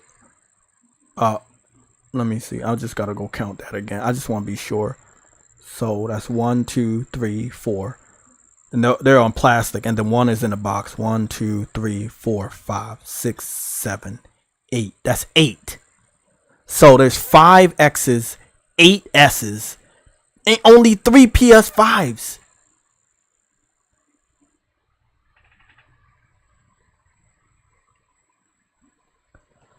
So it looks to be at this local pawn shop, there are 5 Xbox Series X's and 8 different Xbox Series S's at a local pawn shop. And there's only 3 PS5s. That means this lets you know that not a single soul in the United States wants an Xbox. Jay, have you not noticed, if it's at a pawn shop, that means someone sold it? What you say? If I said if it's at a pawn shop, that means someone sold it. Yeah, exactly. Bro. Yeah, I know. I know. Worse. I know, man. I know. No one gives. I fucking know, bro. Oh my god, bro! It just makes it worse, bro. It's like, God damn, I own this shit, and to be quite fair, it's not worth it. Nigga, I want to sell it to you. Oh man, bro, that's bad. That I don't know how to make that sound better, bro. That's not even being mean. That's just, God damn. Jeez. I don't know if Microsoft can survive another generation like this. Like, this is just second generation like this. Like, Xbox One was just like this. So, guys, I'm done making the short video. So, I'm going to just go save it. And then I'm going to post it on YouTube. And then we can watch it right now. thank you guys for staying with me. This is so important that I was like, there's no other way for me to share this with you guys, and other than doing this, bro. It's wild, man. That's wild. I'm gonna be honest, Jay. The enemy of Xbox is Microsoft. Somebody in the chat said the truth is the main enemy of Xbox. Yes, it is, man. Yes, it is, because this right here is gonna hurt them. Like, that's a massive fucking blow.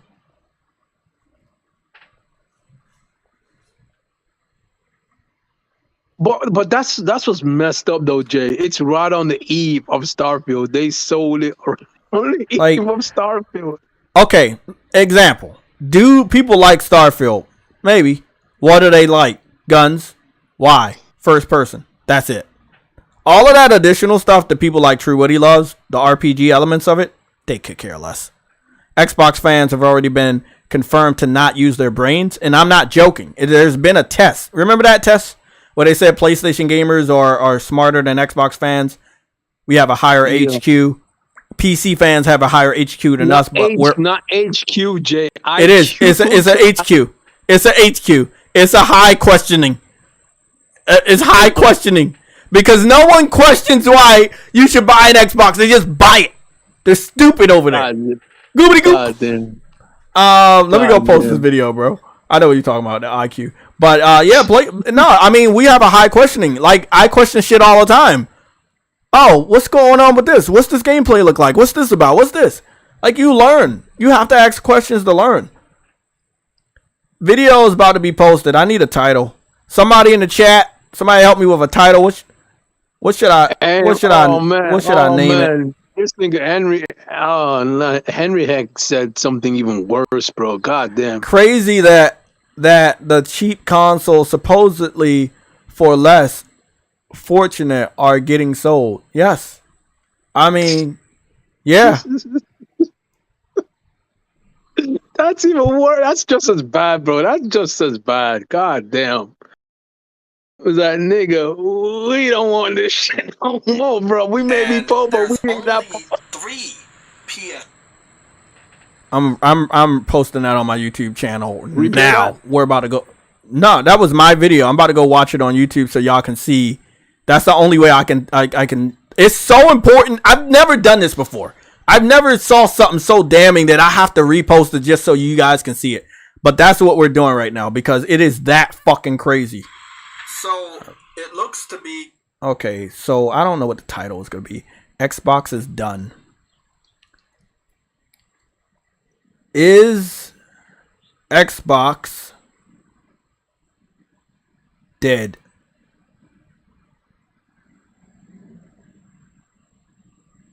Oh, okay. Is Xbox dead in the US of A?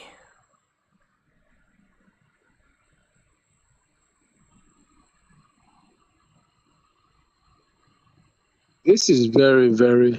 This is sad. It's not that sad.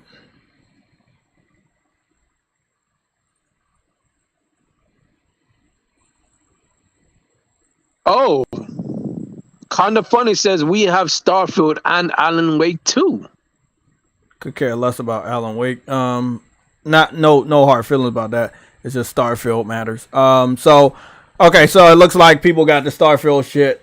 Paris is supposed to be doing a review for Kinda Funny, so sadly, as much as I know about Kinda Funny, that's gonna be stuck. Yeah. So I respect the memory of Kinda Funny from the early days with Colin, but after Colin left, they got very commercial. They got very, businessy, and I just like, hey, they getting the advertisements and money and partnerships where they need to get to stay afloat and everything, and that's perfectly fine.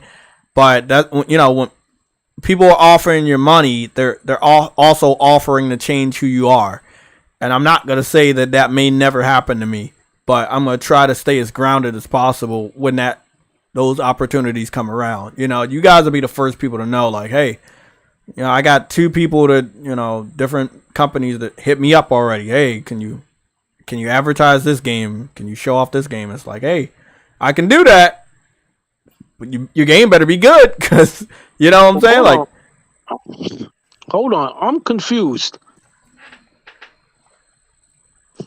So they gave us only a port of Red Dead, right? They gave us only a port of Red Dead, and they didn't even unlock the frames. That's all. That's the simplest thing they could have done. They didn't even unlock the frames. Yeah. So if they want to understand why people not buying their game, they can. Yeah, that's a complete 100% pass. Yeah. Fuck So that game. I wanted to show this video off to you guys, and it's so important that I'm about to go to full screen. I'm not even buying it cheap. I'm not even buying it cheap on sale or anything, bro. That the rocks are fucked up, and they ain't getting dime from me. Not even a cent. Okay, so here it is, guys. This is the video I was talking about. So the True Witty, I want you to catch up to the live stream because you're gonna love this. I'm caught up to the live stream, but I gotta turn up the my phone volume so I can catch a YouTube video properly. So okay, hopefully no one's talking over the video while it's playing. Well, I'm talking in the video. That's illegal, I know. So we got 1 and 2 Xboxes on the left hand side. You see right there, 1, 2. Then he's going to the right. Then there's another one up there, and there was one right in front of us with a controller on top. So that's 4. You see that right there? That's the 4th one right there with the Xbox controller on the box. And then there's one still in the box. Somebody was like, yeah, take this shit. So that's 5. And then when it comes to the Xbox Series S's, they were giving that shit away. So there's 5 Xbox Series X's and then 8 Xbox Series S's. So there's 1, 2, 3 right there. That's already half of the fucking number, right? Then there's 4 and 5 right there. Then there's 6 and 7 right there up top. And then there's 8 right there closest to us. That's 8, bro. Right there in frame. In the frame right there. That's 1, 2, 3, 4, 5. 8. When we talk about is Xbox selling good in the United States? Possibly. But do people want to keep it? No. Is Spider-Man going to hurt Xbox? Yes. Is Starfield going to be a shield against the hurt that Spider-Man is going to do? No. No. No one's going to stay with Xbox because of Spider-Man. No one's going to stay. And yes, I put the official Xbox has no games logo right there. Because it's fucking true. What are y'all thoughts on this? Like, what are y'all thoughts on this? They knew Starfield was coming out. Somebody went to their local GameStop pawn shop and they saw this recently. Probably as early as today. I see gamers do this all the time. I see gamers go to Best Buy. I see gamers go to Walmart, Target, and they go to the gaming section like we all did when we were younger. And they see that there's a big deficit in how many Xboxers are left versus how many PlayStation 5s are left. And it's like they're stacked with Xboxes. They're stacked. There's a picture, right? Oh, you know what? True Woody, we actually got another comparison we can do. There are 2 pictures I got this morning of somebody that went to Best Buy that I'm going to show you guys. And you can just see the big difference, right? Maybe I should mix the images together so we can show it in full.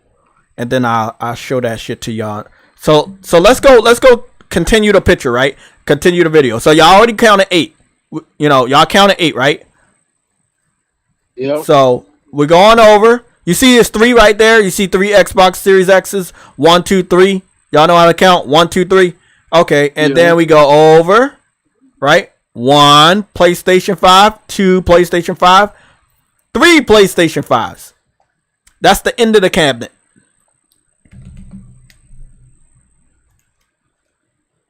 Nobody giving away a PlayStation 5. Who the fuck is giving away a PlayStation 5? Unless you really, really need that money. Maybe you stole that shit. Maybe you stole it from a store. Maybe you stole it from somebody's house and you needed that money. But on average, no one's giving that shit away. That's crazy, bro. some people fall on hard times and they gotta get rid of something they want, something valuable. Look at that, bro. That's crazy. We're gonna let this video just keep playing because y'all just don't understand how crazy it is because we have visual proof. It's amazing when we have visual proof. It's awesome when we have visual proof like this. People get mad at me because of my style. I want y'all to see shit like this. What's the point of hiding it? We should all see the truth. You know what I remind myself of? You know that Netflix show called Bird Box, where the old man was holding the lady's eyes open so she could see? That's what this reminds me of. Like, they're forced to see how bad Xbox is doing. Like, nobody wants that dog shit. And this is proof. They're trading that shit in. 3-1, bro. 3-1. 5 Xbox Series X's, 8 Xbox Series S's, and only 3 PS5s. Possibly all digital. Because I know what a digital one looks like. And I think those are all digital.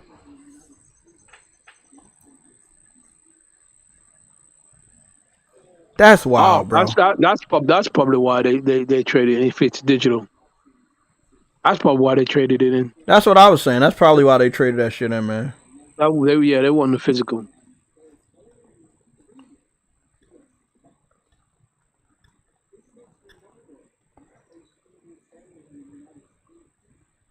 That's crazy. That's actually crazy. That is crazy, bro. Like, shit.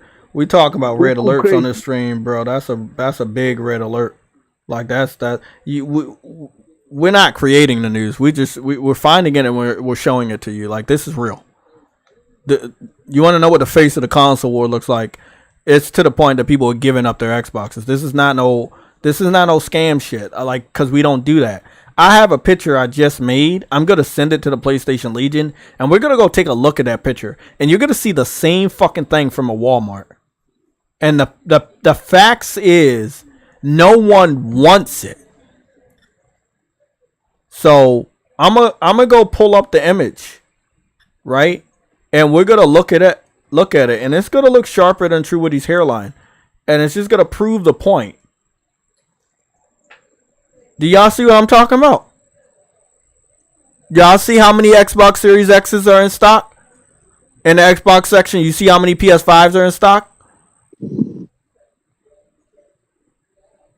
Y'all see what I'm talking about? Nobody wants that shit. You can't make this shit up.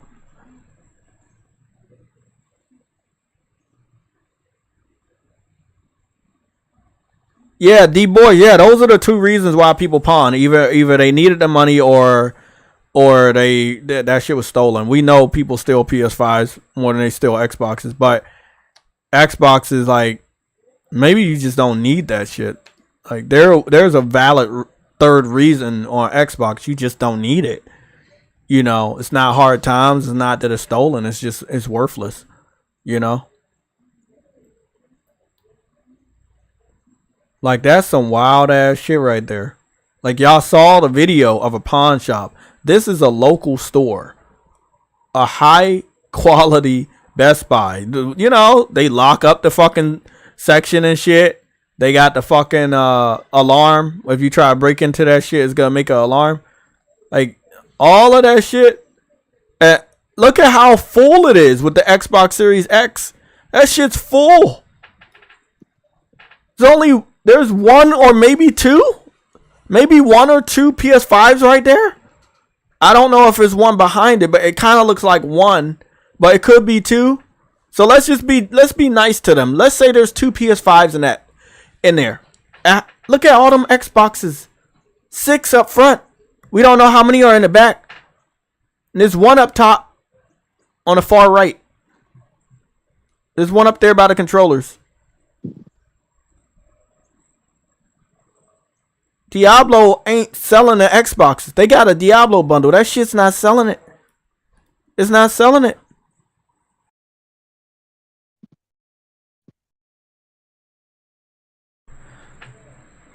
The question for this section of our topics, which is not, this is not scripted. This wasn't even in the topics, actually. Like, we're not even supposed to talk about this shit. This is just something I just saw on Twitter, and I was like, this is wild. Do you think Starfield is going to save Xbox? Call of Duty can't do anything for Xbox this year. Still on PlayStation. They still got marketing. What's going to go down? What do y'all think's going down?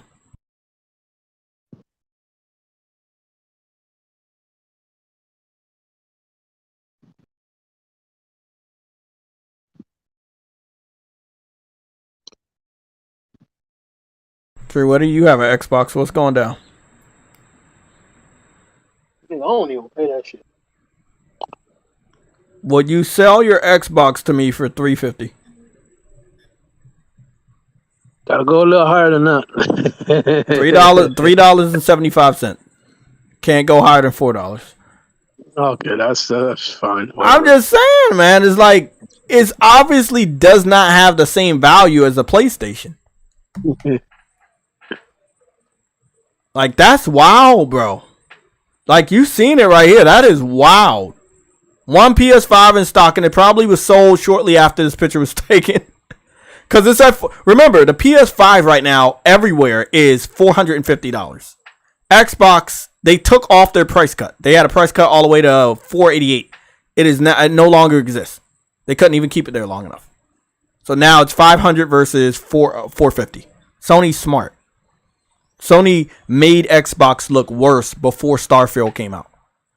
And when Spider-Man, remember, on September 1st, what's happening on September 1st? Yes, Baldur's Gate 3 is coming out. Yes, Starfield's coming out. But the limited edition consoles for Spider-Man, the limited edition controllers for Spider-Man, the limited edition side panels for Spider-Man come out September 1st. That's what you're going to see all across the internet. That right there will get even more people excited. Let me go buy a PS5. Let me get that PS5. The LeBron James limited edition panels and controller are out right now. Xbox, like I said years ago, is an ugly design. It's so boring. It doesn't get worse than Xbox. I mean, it doesn't. Such a sloppy, just bland, devoid of life design. Just a black box. So cheap. That's Microsoft. Cheap and boring. They have no. As I said, hey, what did Steve Jobs says, bro? Devoid of soul. Fucking facts. Facts.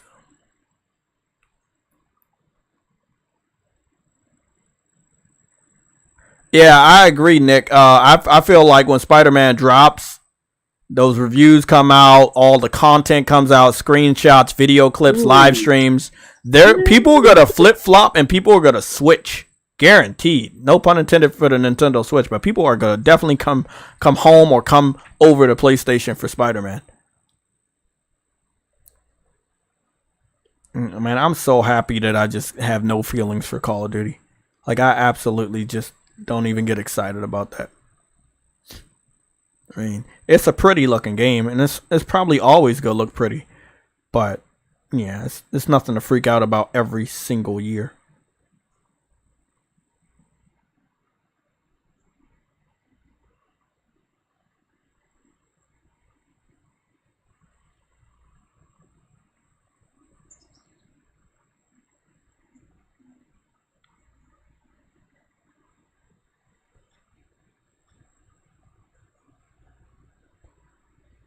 That's crazy shit.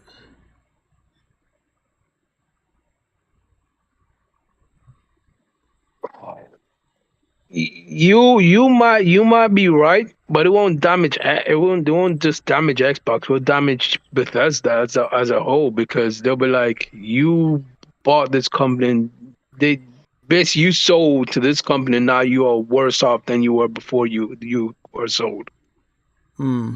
I know. And then on Microsoft, it would look like you buy these companies and you just make them worse. Like it's both sides are gonna suffer. I did not know that. I did not know Selena Gomez was on the Barney TV show. Huh. You learn new shit every day. Yeah, she was one of the little kids on the Barney TV show. Huh. Okay. Man, the internet sometimes is fucking awesome. Get to learn all types of shit. You also get to learn of how dog shit Xbox is every day, and I love it. God, I love it. What? Tom Howard wasn't. Hold on. Todd Howard wasn't the one who sold. No, it was ZeniMax. It was their parents. The old dudes that you don't even know. I bet you no Xbox fan can name me everybody that owns ZeniMax. Not a single one of them can say, oh, this person was in charge of ZeniMax. None of them knows. None of them fucking knows. You need help. I need help with Game Pass. Just letting you know.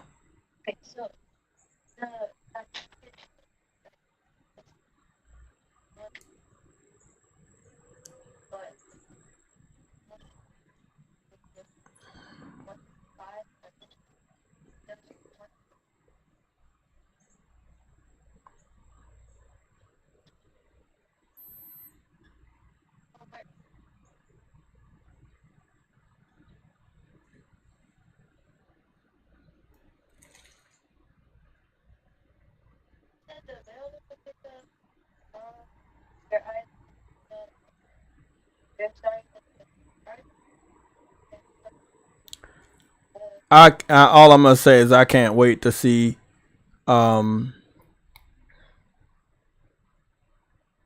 can't wait to see what Game Pass does, man. I just can't wait. With the Starfield, I want to see if it's gonna be good or if it's gonna be bad.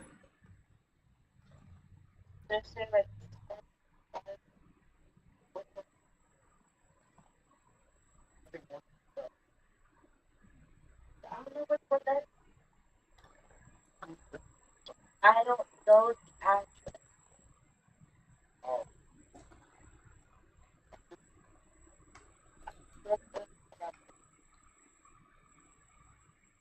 Wait, hold on.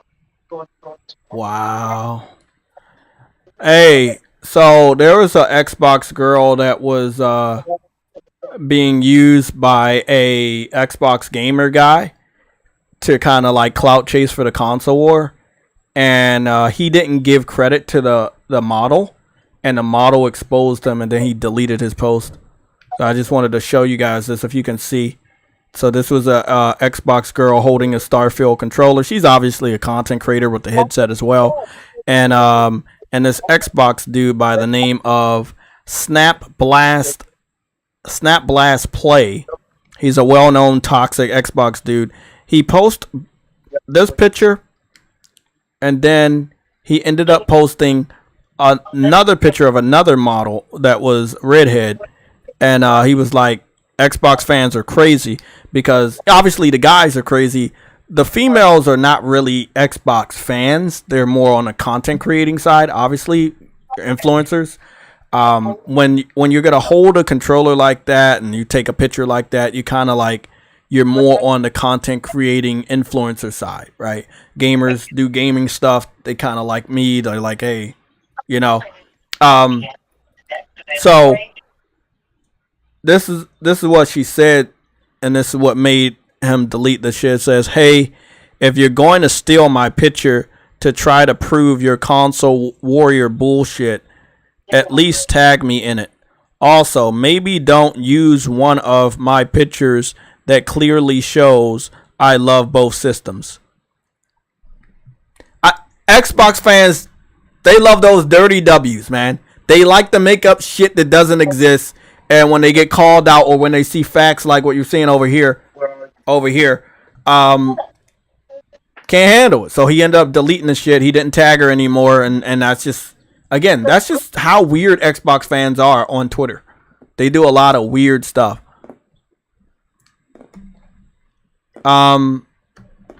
I think I'm gonna be getting back on Final Fantasy 16 later tonight, and try to wrap up some stuff before I pack for my little weekend trips. But I will not be available tomorrow, gaming wise or YouTube wise, and I won't be available on Saturday. So I'm still expecting some Helldivers news for the month of August. I don't know when it'll drop though, but I'm still expecting some news. So I'll cover anything that may happen tomorrow or Saturday on the Sunday show. But we are going to have good topics on the Sunday show. I just want to go over a couple more of our topics because we didn't even dive into most of them. We got sidetracked by the horrible performance of Xbox and how much it can't sell.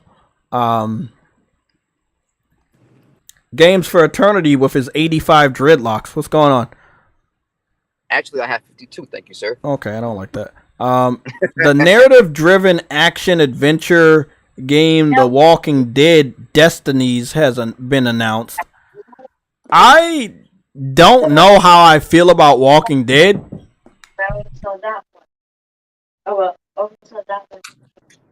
I don't know how to feel about Walking Dead. I hope it's good, but they have not been good. Oh, that was a big one. That was a big one. Bro, hey, Games for Eternity, you ready for our next topic? Yeah, what's up? It's a big one. So here we go. Starfield preload sizes on PC, they want 139.84 gigabytes from you. So almost 140 gigs. And then on the Xbox Series X and S, they want 126.1 gigabytes from you. Now, the reason why we're talking about the space of Starfield is because since the majority of people have an Xbox Series S, and you can see that because none of them are in stock over here. Only the X's are in stock. So people picked up the cheaper system. Jay. Yeah. Space is massive. That's why it's 150. Space is massive. That's why it's 125 gigabytes. I'm gonna give you 3 seconds to say psych.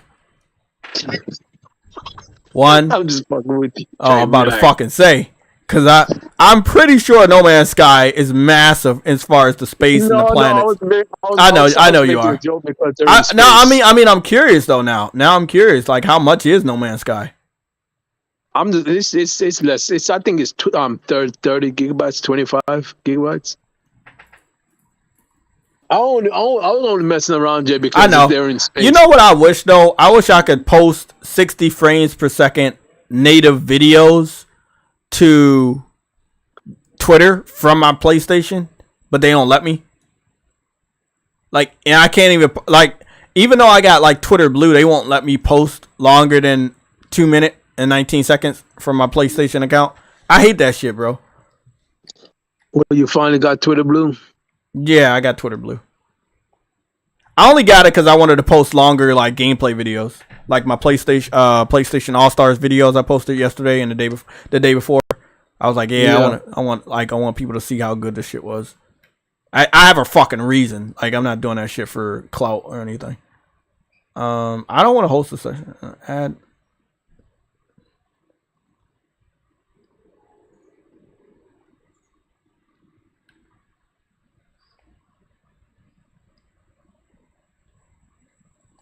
I got 26 hours in No Man's Sky.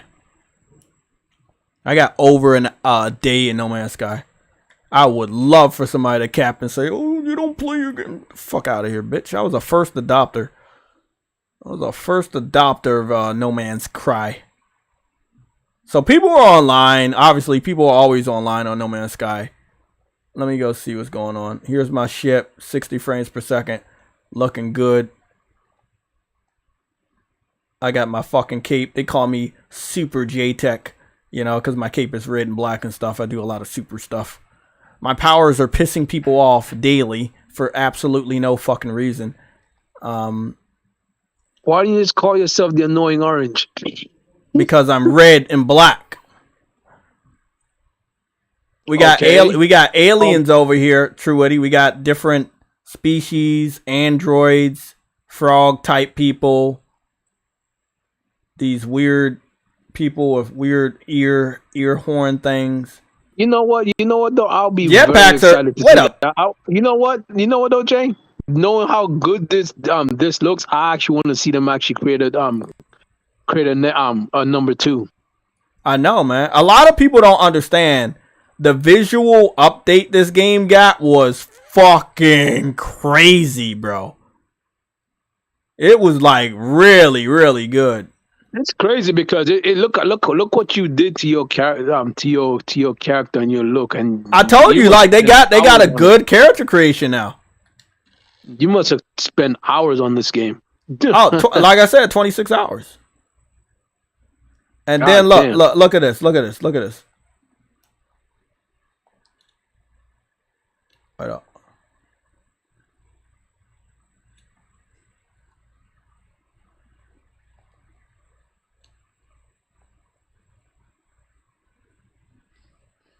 I'm trying to see. Can I go down to the atmosphere? I can. I'm about to go into the atmosphere real quick. It's gonna take a while, man. I know, like, oh shit, the fucking asteroid field. Ah, fuck.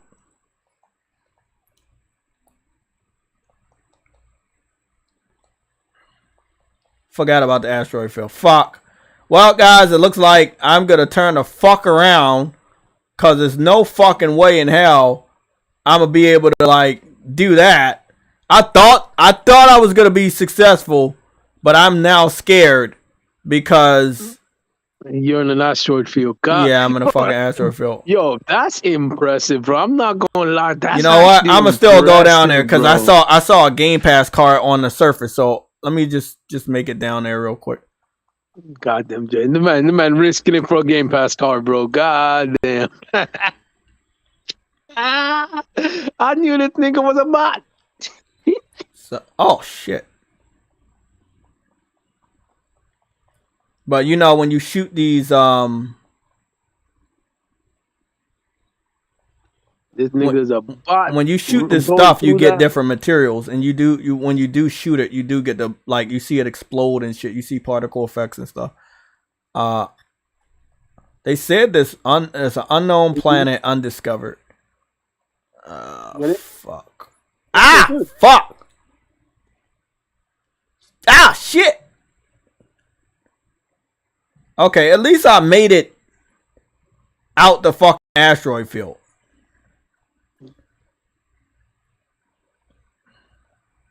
Now you're about to go down to a planet. Gee, the planet's huge. Okay, I mean, I be talking, but I don't think people be listening. Like, it's cool though. I mean, Starfield's cool. It's just there you go. There you go.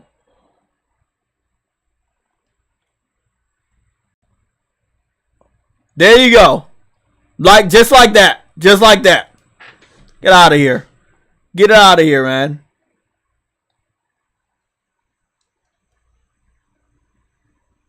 Just gotta get out. Just gotta get out of here, man. Just gotta stop. Gotta stop. Gotta stop going in the houses and shit. People talking about, oh my god, there's no characters on the planets. There's no other houses. There's no other.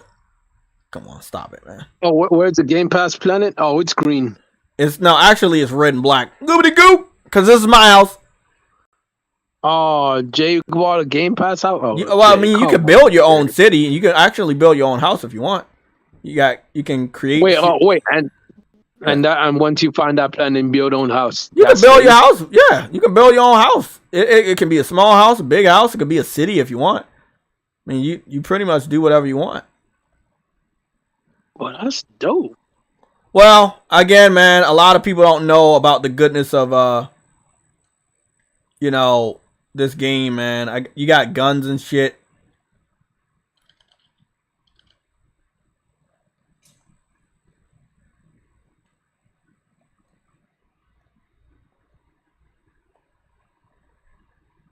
You got different guns, like, look at that. You got grenade launchers and shit. Fuck out of here. Lovely. You know, this is so lovely. You know what's funny? You know what's funny? Fall damage. This entire year, it's been focused on space games. I know. This is still one of the best ones out there. That's what's interesting. It's still one of the best ones out there. It's just, I don't mind Starfield existing.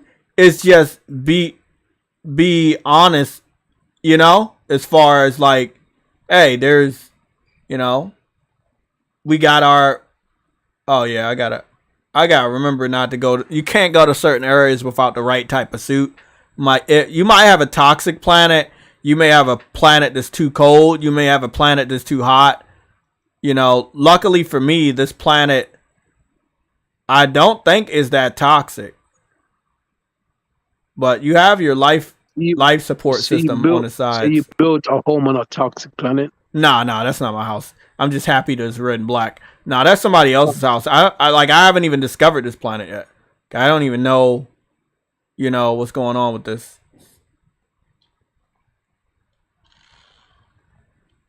But you can lift off, like you can lift off from there and just go to like fly wherever you want on this planet. You can discover whatever you want on this big ass planet. And at any given time, you can just take your ass out into the solar system. You can fly a ship all around the planet? Yeah.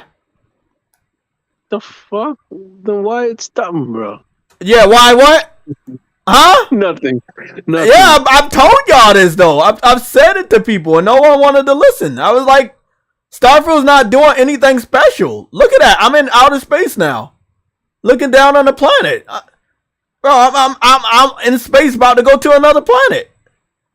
I'm telling y'all, Starfield didn't do shit. You can see the ozone layer on this fucking planet. I'm telling you, Starfield didn't do shit, bro. They took a fucking idea and they're not even doing it. Oh, there's some ships up there. I don't even know if they're friendly or not. I might want to just stay my ass right here, cause I think they attacked me before. Yeah, they attacked me before. I'm not gonna fuck with those guys. No Man's Sky is a great game. I'll give them that. No, it's not about a game being great. That's not what I'm talking about. What I'm talking about is it was done before. Give credit where credit is due. Not a single interview have they said thank you to Hello Games. Thank you to No Man's Sky. Well, No Man's Sky is a great game. I'll give them that. But No Man's Sky did help. Okay. Thank you, Hello Games. Thank you, Hello Games. But you don't work for Bethesda. I'm not trying to hear from you. I'm trying to hear from Bethesda. I'm not trying to hear from a random gamer. Yeah, but Hello Games like propelled Bethesda to get their game finished, because if it wasn't for the we can talk about Star Citizen. We can talk about the 20 different exclusive PC based space simulators. Like, I can understand it's a space game by Bethesda. If that's all that it is and that's what's special to certain people, that's cool. But I'm pretty sure space games are a dime a dozen on a PC platform, including this one. Yes, I agree. So I agree with you. That's all I'm saying. It's nothing special to me. Space games have been done before.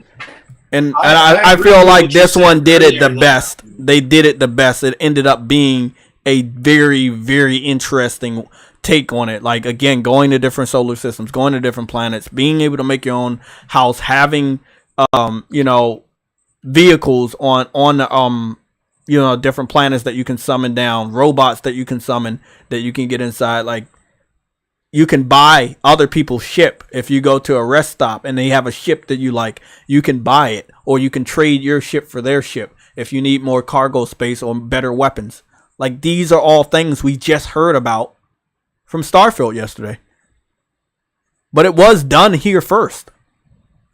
That's all I'm trying to point out. Yeah, no, I'm not disagreeing with you, Jay, on that. All I'm saying is the game is a little bit different, and it's Bethesda's take on a space game.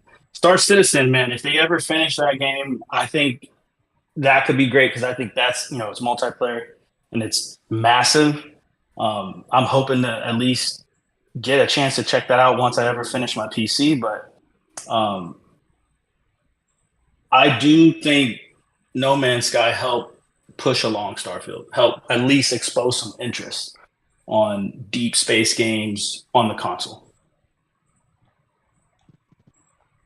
I understand that.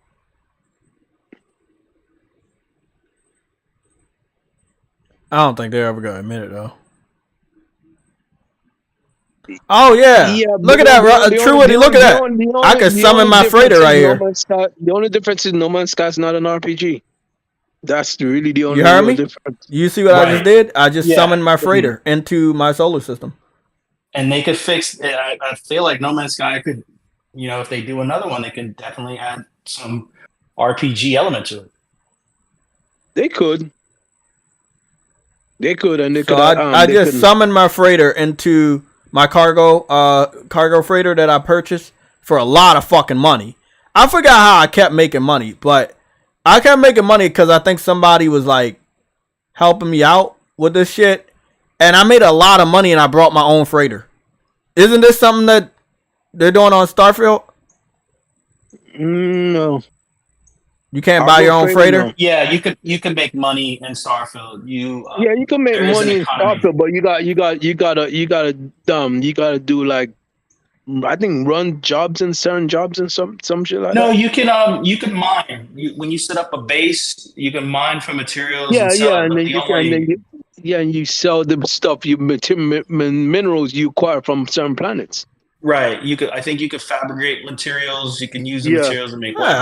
I got a room. The only difference is, I think, and correct me if I'm wrong, I think No Man's Sky, the economy keeps going even if you sign off, but I think the economy keeps going, but you can do that same thing. There's a machine that I had created last time I was on here for a long time. I created this machine that could help synthesize my materials to make them better. Here it is. Here's the I think here's the place right here. I set it up in one of these rooms, and this is I'm inside the freighter, and this is the actual size of just one of these rooms. I can go to a whole bunch of different rooms, but you can actually edit a room, customize a room. I can turn one of these doors into, one of these hollow walls into a room. Is this a small room? This is a small room I could have customized. Trying to figure out where my room is. Nope, this is not it. But I mean, Starfield's gonna be awesome. It's just, I've seen it before. But I think for the people that refuse to play No Man's Sky or can't get into it, maybe they want more story elements that No Man's Sky did eventually add. Maybe Starfield is just gonna be that game for them.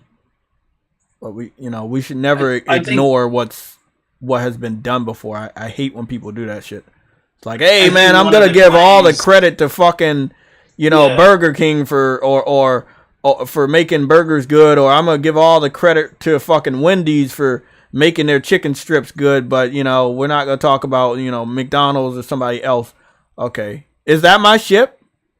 Hold on, let me go see if this is my ship, because I think this is also my ship. So I have two ships. Let me go see if this is my ship. The Forger of Death. Yeah, this is my ship. I got two fucking ships.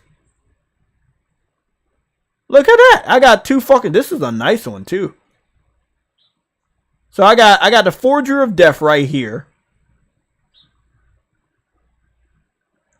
I mean, I don't want to do this. Okay, I don't want to continue to do this. Like, Starfield's a great game, but it's been done before. Like, on a whole fucking crazy, unimaginable level. You call your ship the Forger of Death? Well, that's one of them. Yeah, that's I ain't gonna lie, that's a dope name. The Forger of Death, but this right here is my baby, the red and black one. This is my baby right here, the son of Katakis. Okay, that's a fake one. It is. It's son of something. I don't know what it fucking says.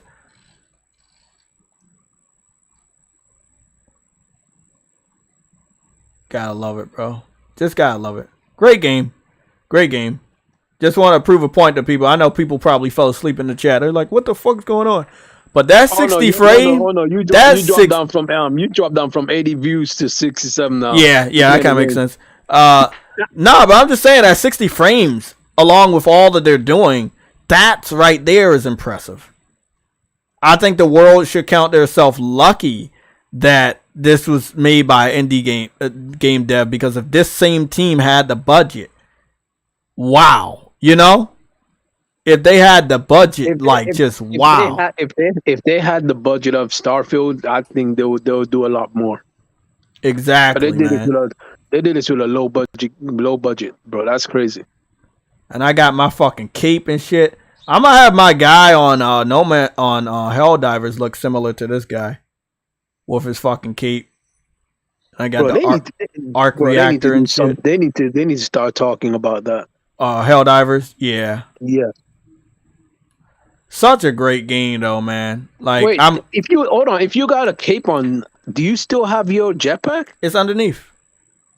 It's underneath.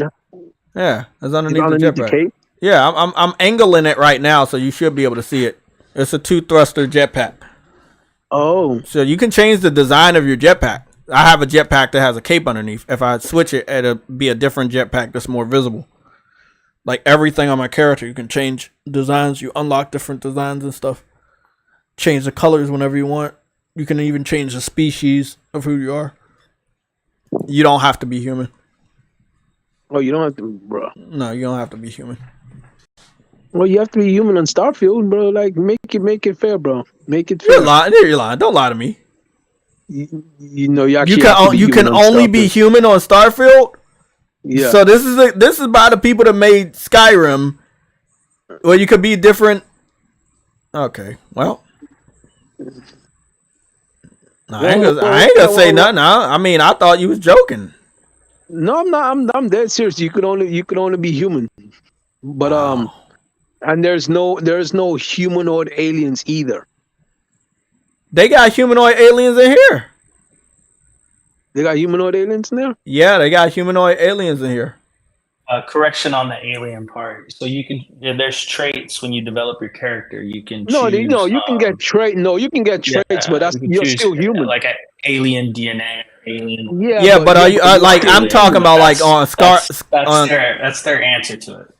That's a horrible answer because this is from the developer that allowed you to be like a lizard or a cat person on the previous games. Yeah, exactly on Skyrim, bro. That Elder Scrolls, bro. That's you could be an orc. You see what I'm saying? You could be a half human with a freaking ugly ass face and sharp ass teeth, bro. Like they could have done something. They could have made you an alien, bro. Like then they said this was Skyrim in space. That's not Skyrim in space because Skyrim you had Oh shit! I'm about to get lit the fuck up. Oh fuck! It's pirates. They zooming in from different fucking dimensions and shit too. Oh snap! They said out of range. I'll help you out.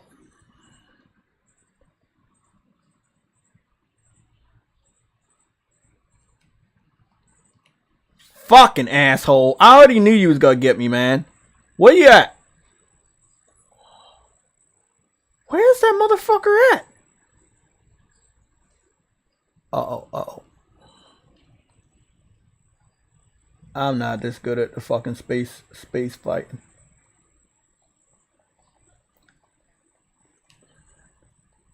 Would you be better in first person?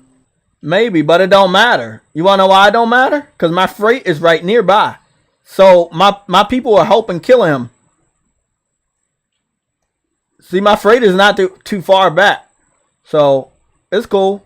I'm gonna just go regroup. So it's somebody else on my team that's helping me. Plus I'm online too, so somebody else might be online killing the fucking dude. I can't fucking... He's moving too fucking fast. Oh shit! Fuck this. I'm gonna go the other way. You need a stronger ship. Nah, I just need better. I don't do this a lot. Normally, they said escape is possible. Fuck! He's so fast. Oh, he's gonna get me. He's gonna get me. Phil's only human. Oh, come on. He's gonna get me. He's gonna get me. Oh, fuck. That Phil's only human. Oh, my goodness. Ah, fuck. I'm getting the fuck out of here. Fuck this shit. I'm going back down to the fucking planet. Fuck that. The planet on Wasn't it like It's two huge ass planets right beside you. Yeah, man, dude's helping me, but I don't know how to like. Oh shit, I don't know how to like. I know there's a way to. Probably should have been the first person doing this shit.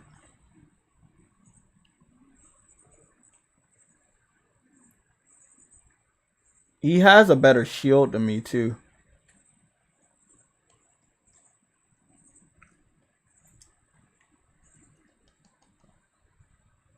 Yeah, Jay, I will say one thing as far as my difference. I think as far as the difference between No Man's Sky and Starfield, I think it's the art style.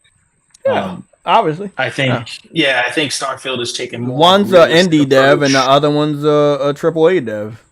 Yeah, Starfield, because they have the money and they're a bigger, gaming studio, they can afford to kind of go a little bit much deeper more in the art style. Yeah, I'm going down there too, man. Yeah, so I think that's I agree with that 100%. I agree with that 100%. They can go deeper. Yeah, and then just me again. This is just my opinion. It's not fact. Fuck, I'm going down. People may disagree, but for me, I enjoy space. I like sci-fi movies. I'm sure there's a lot of people in the chat that like it, and I think the appeal. All that shit, bro. Yeah, he's still chasing me down here, man. What the fuck? Damn, they coming for your ass. That's all. They coming for Jay's ass like nobody's business, bro. They literally flew down on the planet chasing him. I got hide, man. I got fucking hide. Oh fuck! Oh shit! They chased Jay onto that planet, bro. God, go down there. Go down there. Oh fuck!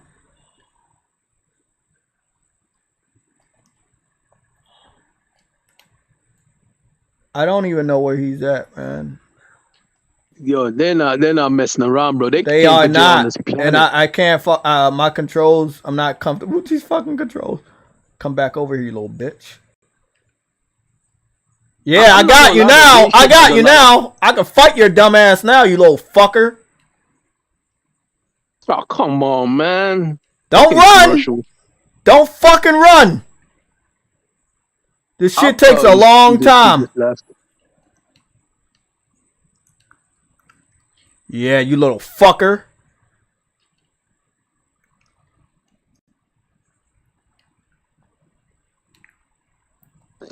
He's going down. He's definitely going to go down. Fucking asshole. You getting lost in the fucking clouds. Fucking cloud power. Hey, get his ass out of there. There we go. That's what I'm talking about. Fucking bitch. Woo! Took me long enough, but that's what I'm talking about. Oh my god. Let's get the fuck out of here. I gotta go back to the ship. Blow your bitch ass up. Blow his bitch ass up, Jay. Oh my gosh. That was intense. I'm not gonna lie, though. The nigga came for you while you flew. He was coming for me. I knew I was gonna have a better chance on Earth. I mean, on a planet than anywhere else. And I just knew I was gonna have a better planet. But what helped me out was when I summoned the ship. I have crew on the ship, and when I led the guy back to where my freighter was, one of my crew members came out of the ship to help me. If the crew member didn't help me, bro, I do not believe I would have survived that shit. I do not believe I would have survived that shit. I'm going back to base. Oh, man. It is what it is. That was an intense fight. That was an intense fight. Yeah, good shit. That fight was better than any of the fights I've had, with Xbox fans sniffing Phil Spencer's feet. It's been crazy, bro. Hey, Phil Spencer's only human, Jay. Phil Spencer's only human. The boys, though, the reason why I'm coming down hard on Starfield is because, first of all, I know deep down inside, Xbox fans don't care about anything. They care about the first-person aspect of the guns, but outside of that, like, all this additional stuff, fighting in space, shit like that, going to different planets, That is time consuming, and I just don't think they have the brain capacity for that shit. So that's what I'm saying. I'm the outlier. Then. I'm the outlier. Yeah, that's what I'm saying. Like, I know you, True Witty, you guys like those more intellectual games. I like them. I do like the action in this game. I like that, you know, you got guns and stuff. You got vendors and shops, and they've really improved everything they needed to improve this game, quality of life, everything. Like, I like, again, you can come into this base right here and customize your shit.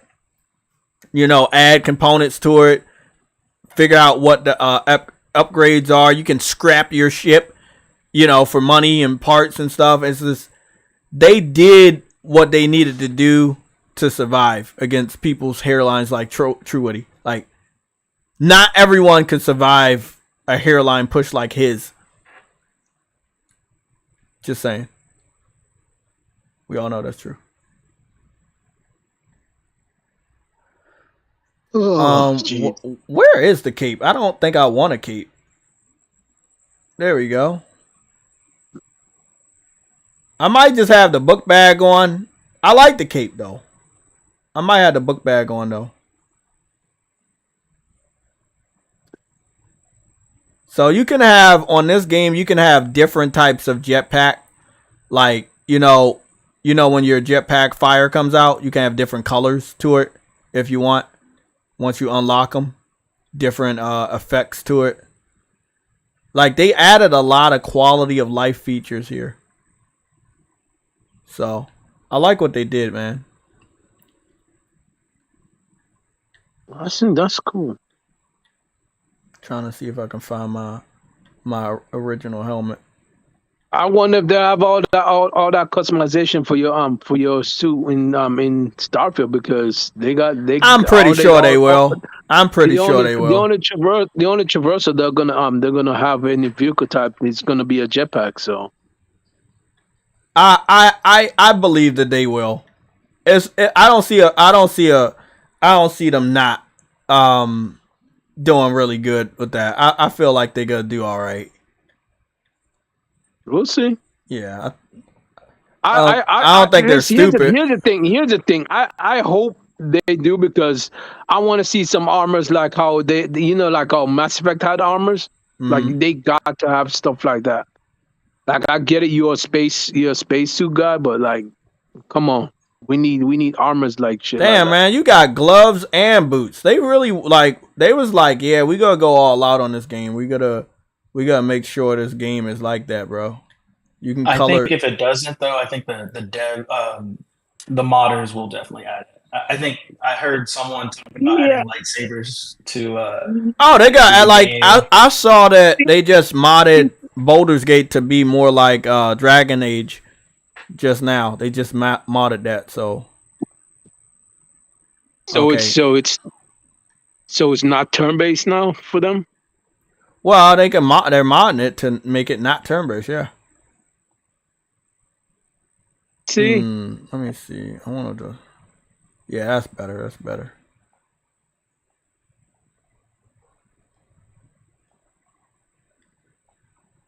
Save the changes. Okay, change my save the changes a little bit. I mean, they really again compared to where. Are you actually getting Starfield though?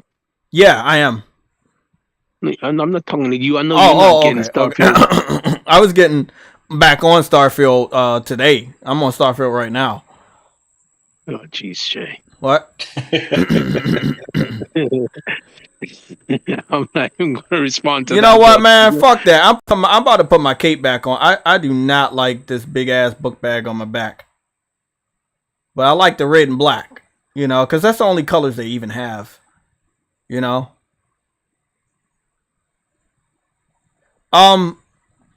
has jetpacks, right? Somebody told me Starfield didn't have jetpacks. Yeah, it does jetpacks. Yeah. You does. You can get it as a trait early on, or I think you can get it as a trait or addition early on. I think the jetpack is not a something you get. It's a requirement. Yeah, I think you need it. Yeah, because I remember it's watching only it. other, it's the only other traversal in the game. Okay, so yeah, you can toggle the camera to third person or first person, and it will affect your ship. Okay. Yeah, well, you talking about in this? Yeah, but I gotta go toggle. I gotta go toggle that shit. Oh, you can have it third person or first person on the ship and on your character. So whatever one you want for each ship, for in ship or on land, you can like have it. Oh, okay, I didn't know that. Okay, I might be flying around in the ship, and then when I'm out on like and I become a person, I'm just gonna be third person because I want to see my fucking character. Let me go switch that out. Yeah, let me toggle that real quick. Yeah, that's what I want. That's what I want.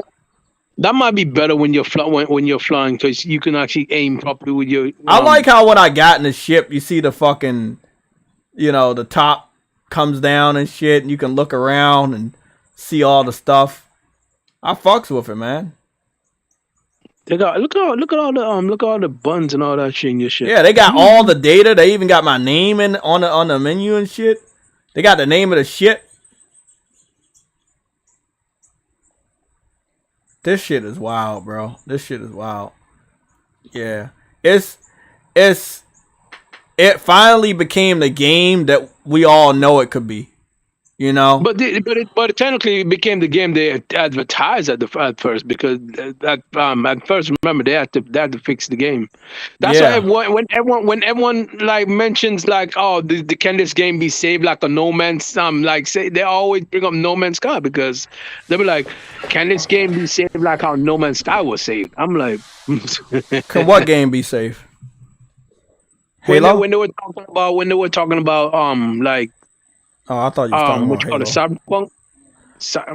Even Halo. Cyberpunk was gonna be saved because they were actually honest about, hey, we want to fix this game because it was a poor representation of their character if they didn't. So they made sure they did everything they needed to do to fix that game on next gen consoles, and I think they did a pretty damn good job. Going forward, who are you talking about? CD Projekt Red, Cyberpunk. Oh yeah. They did in this final I think not final update, but the update what comes to the DLC, they're gonna bring in all the stuff that they couldn't do it before, like police chases and all that shit. All that shit's gonna be there. So. Yeah, I hope this Starfield's good for everybody that wants Starfield, but I hope that the reviewers are honest, and I know that's not gonna happen. That's just an automatic 10 out of 10 game. Yeah, the review, and it doesn't matter. It doesn't matter if somebody else did it or somebody else did what they're doing better. It's Starfield because it's by Bethesda, because they have that. If we just going back and to Metacritic real quick, let's get back on our topics. I know, hey, I'm JTech. I do gaming and I also do news. But if we just go back to their last game was Skyrim. Last game for what? The last big game was Skyrim, right? You mean single player? Mm-hmm. And no, it was Fallout 4. No, but then Skyrim like score higher. Skyrim is at a 94, right? Yeah, Skyrim is a 94, but the Skyrim that's out of 94 was a PS3 game. No, that's the PC version. Let me go see what you're talking about. But the 360 generation. That's what I meant. That's what I mean to say. Okay, I know what you're saying, but yeah, their highest score game, I think their last high score game was Skyrim, 94. I don't think Fallout got the highest score out of Skyrim. You said 4, right? So you're talking about Metacritic wise. Yeah, what's their last big game? Their biggest game, not the last game, but their last game that had a high score. So And then Fallout after we 4 do is Skyrim. sitting at a 87. I mean, so I think me telling people that Starfield can get a 86 or 87, I don't think I'm wrong. And I didn't even look at the fucking scores until just now. I just think that, I mean, it's a Bethesda game, but it's not like, you know, if they're going for about what they were doing with Here's the thing. Here's the thing, right? They might get a higher score because they're gone back to their roots, where you have a voiceless protagonist, and I hate that, by the way. That's what a what? Yeah, they're going back to where they have a voiceless protagonist. You know, these geeky PC dudes, they like to pretend they're talking. They're the ones I think that the game can still get a high score. I just don't think that Xbox fans care anything about that. I'm gonna be honest. Yeah, you're gonna be reading everything. So don't. No voice acting. Is there a lot of voice acting? Well, for your character, anyways. For your character, there's voice acting for everybody else. Okay, but your character probably don't speak that much. No, your character doesn't speak at all. Oh, that's good. Then that's not a lot of reading for him. No, there's over 500,000 or more, way more actually, of dialogue for your character and everybody else. Yeah, so you're gonna be reading a lot. Xbox fans don't like to read. I think in Starfield 2, you got different ways you can approach. You can go in gun blazing. I think one of the dialogue options was to try to negotiate your way out of certain situations. Yeah, that too. I think that's a trait. But, so like your choice options have an effect. Yeah, but in the conversation. That's the thing with all Bethesda games. Like you can choose to not engage, or you can choose to engage, and complete the mission in any way. Like you can persuade them to not to just give you what you need, or you can still, I guess, a key card or a code or whatever, and get in. I mean, I'm looking at all the Bethesda games, and they have been scoring in like high 80s, like 87, 88. Yeah, they're gonna be up there. As I said, that's what I said. I don't think Xbox fans should think that it's gonna be 91. I think Xbox fans should be a little modest. Because not everybody's going to like what Starfield is doing compared to if you played another let's say one journalist, and I'm trying to be specific here. You know one thing. I'm trying to let you know why I say it might not be as high as you think, Jay. Mm-hmm. It's because a lot of people when they started up, they were asking, are there any humanoid aliens? And I believe this, and when they said no, I believe this is going to get compared to a Mass Effect. And how Mass Effect has so many alienoid people, and you can talk to them. All the Krogans, the Asari, the Arachni. Well, you can't talk to the Arachni, but you get where you get. Yeah, I get where you're coming from. There's so many humanoid aliens that you can talk to. You can have conversation. There's a bar in Mass Effect 2 where you can go in and drink alien alcohol. I'm gonna go to one more game, and so that would be Elder Scrolls Oblivion.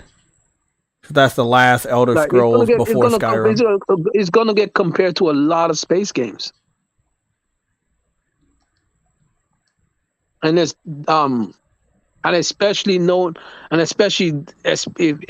anything, it might get compared to freaking the best of them that was out there. And that was freaking, what you call it? Okay, so this is what we got. So Elder Scrolls Skyrim 94, Elder Scrolls Oblivion 94. I don't see it getting past Zelda or Baldur's Gate, and that's what it needs this year in order to be game of the generation. Hold on, no, Jay. But here's the thing, though. Those games are already established, so they're getting the scores they deserve. This is not an established IP. This is a new Okay, IP. I agree, But it's not but Elder Scrolls Oblivion, console gamers had never really experienced Oblivion. Mm-hmm. So that was But new the to point us.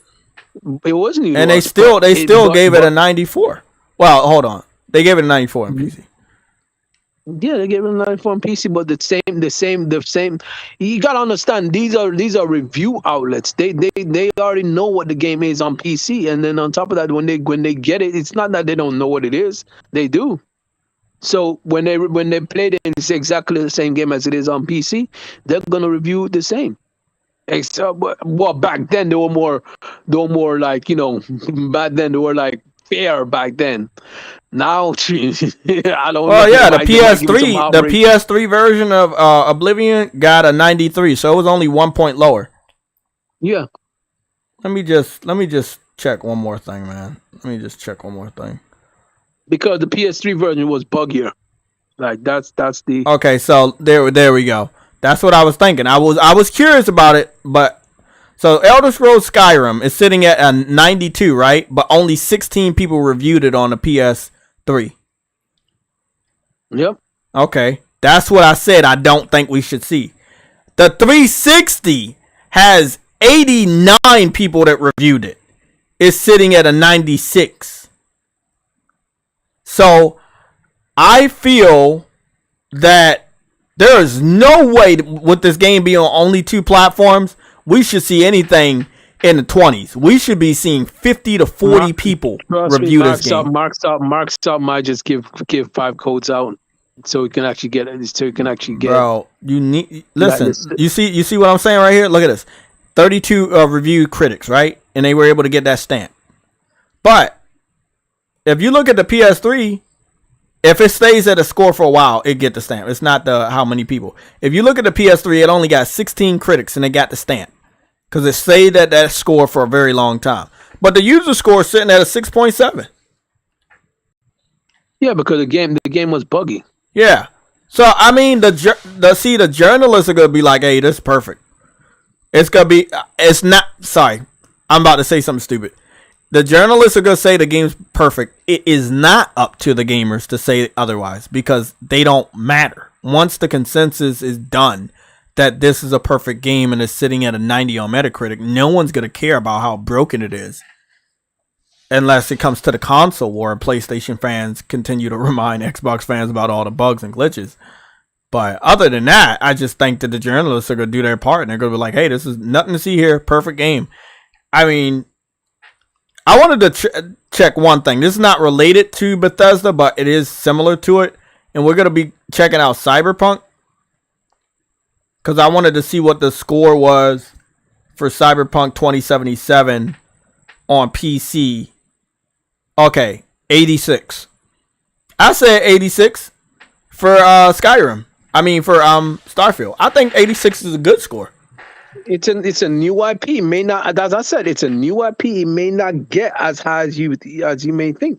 Now on the consoles, it ended up being 61 on Xbox and 57 on PlayStation 4. So see what Morrowind got back then, because Morrowind was technically the first, I think, was to come on Xbox. Never came to PS3, but it was the first to come on Xbox. And it was the first one that was, you know, third person on PC. So Elder Scrolls 4 or is that 3? Morrowind. Yeah, I know what you're talking about. Is that a 3? That's a 3. 98 on PC. Sorry, 89. Sorry, my fault. 89 on PC and on Xbox 360. No score. I mean Xbox. Yeah, no score. It's no score right there. It's 0. But the user score is a 8.7, so they seem to like it. But most of all the reviews were done on PC. I feel like this is what we're going to go into in September. Most of all the reviews are going to be done on PC because that's going to be the more stable, best version. But look at that though, Jay. That was a 80. What you said, 83 or 86? Morrowind on PC 89. 89. That was new for them at that point, right? No, but that's Because an 89 on PC, not an 89 on Xbox. Yeah, I know, because the Xbox doesn't have a score. Yeah. But that was technically because what before that it was like arena. It was like I think it was arenas fighting before it became bigger. Mm-hmm. And that was I think that was the first time when it went into that direction. Now listen, I want you to listen to this. Look at this. Cyberpunk. 92 of the reviews were done on PC. Yeah, I'm not. This surprised. is not gonna be a good thing when Xbox Series X is the promotional console, the promotional hardware, and they gotta keep talking about only the PC version. There was something that just happened on IGN's Twitter page where they talked about you can pre-download Starfield today for some people, but they didn't confirm that it was Xbox, not PC. They knew it was Xbox. They knew PC can't pre-download it until August 30th, but they specifically said some people can pre-download Starfield starting today. Like, okay, why not say Xbox? You know? But if you get the game on Game Pass, can't you pre-download it still? You want to know why they don't say Xbox? You want to know why they don't say Xbox? Why? Because Xbox is not their marketing anymore. It's Game Pass. So why didn't they say on Game Pass you can pre-download this today? They should have. They should have, but they ain't saying Xbox because they don't push Xbox anymore. They're pushing a service. By the way, I went to Cyberpunk 2077 for the Xbox Series X, and it's sitting at an 87 with only 5 people that reviewed it. This right here is not a W. I will not allow a single one of these idiots to give that game a W when only 5 people review it on your next gen console. I will not allow that bullshit. No, that's not acceptable. Jay, as I said, that's something that's going to end up happening. They're going to only have. I literally said earlier that they're going to have 5 people reviewing for the Xbox, so you can have a good score.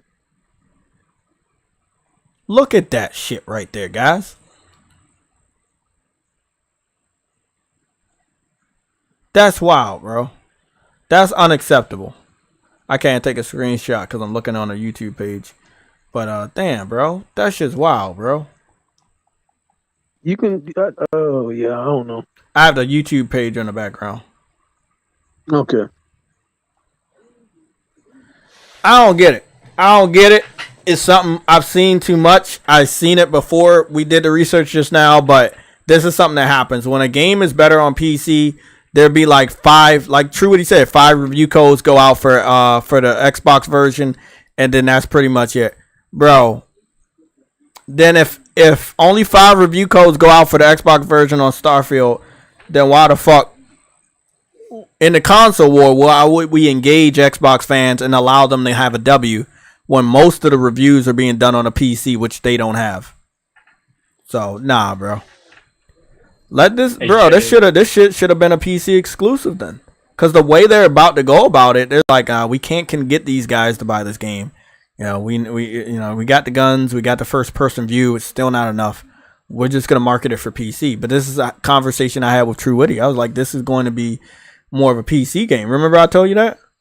I was like, hey, bro, this is gonna be a game that they market more than the Xbox dudes, because you can't convince these guys, even with the 2 things I said that are very convincing, the first person view and guns.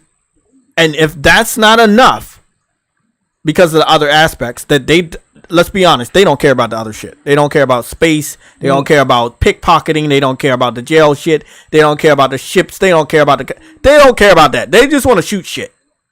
Yeah. And that's why for them, PC parts. Huh? Their marketing campaign is PC parts. True. Yes, I've seen that. Yeah, I've seen the chair, even the PC centric gaming chairs. I think think that something's telling me that if this game would have been a PlayStation game, it would have probably been PlayStation and PC, and Microsoft stepped in to buy Bethesda because they knew that was about to happen. It was. Because remember, Deathloop came out on PlayStation 4 too. Yeah, but remember, Deathloop was PC and PlayStation 5 day and date. And then Ghostwire Tokyo was PC and PlayStation 5 day and date. So Sony didn't have a problem doing day and date with third-party timed exclusive deals.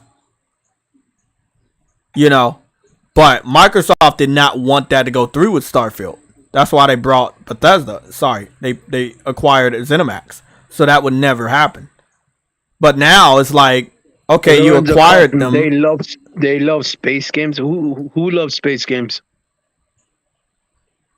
Nah. Oh, PC fans love space games, but not Xbox. Oh, he's talking about PC. Okay. I think he's talking about PC.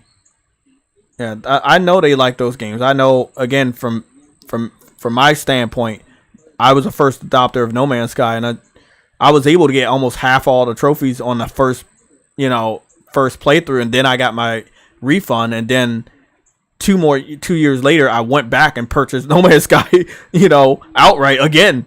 So long story short, is like, yeah, I like that game, and I think they did a really good job, and it has a lot going for it, and it's still being played today, and the multiplayer feature is really good, and all the other stuff that they're doing. Man, I just can't believe that Game Pass is the best pass. Bro, they showed yet another game, True Woody, just an hour ago. Like, PlayStation is showing off a lot today. They are just, I know it's a Thursday, but damn. I want to know what's going on. Me too, man. Maybe they have something big going on next week at Jeff Keighley's event. This seems to be some sort of indie cyberpunk type game. Graphics look good, but it doesn't scream AAA. It screams you have a good engine and you're trying to make this game look better than it is.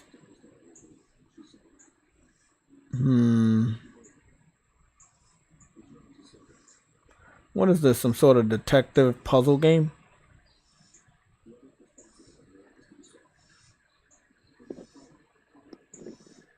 Yeah, they're showing off a lot. Was there some sort of event I didn't know about today?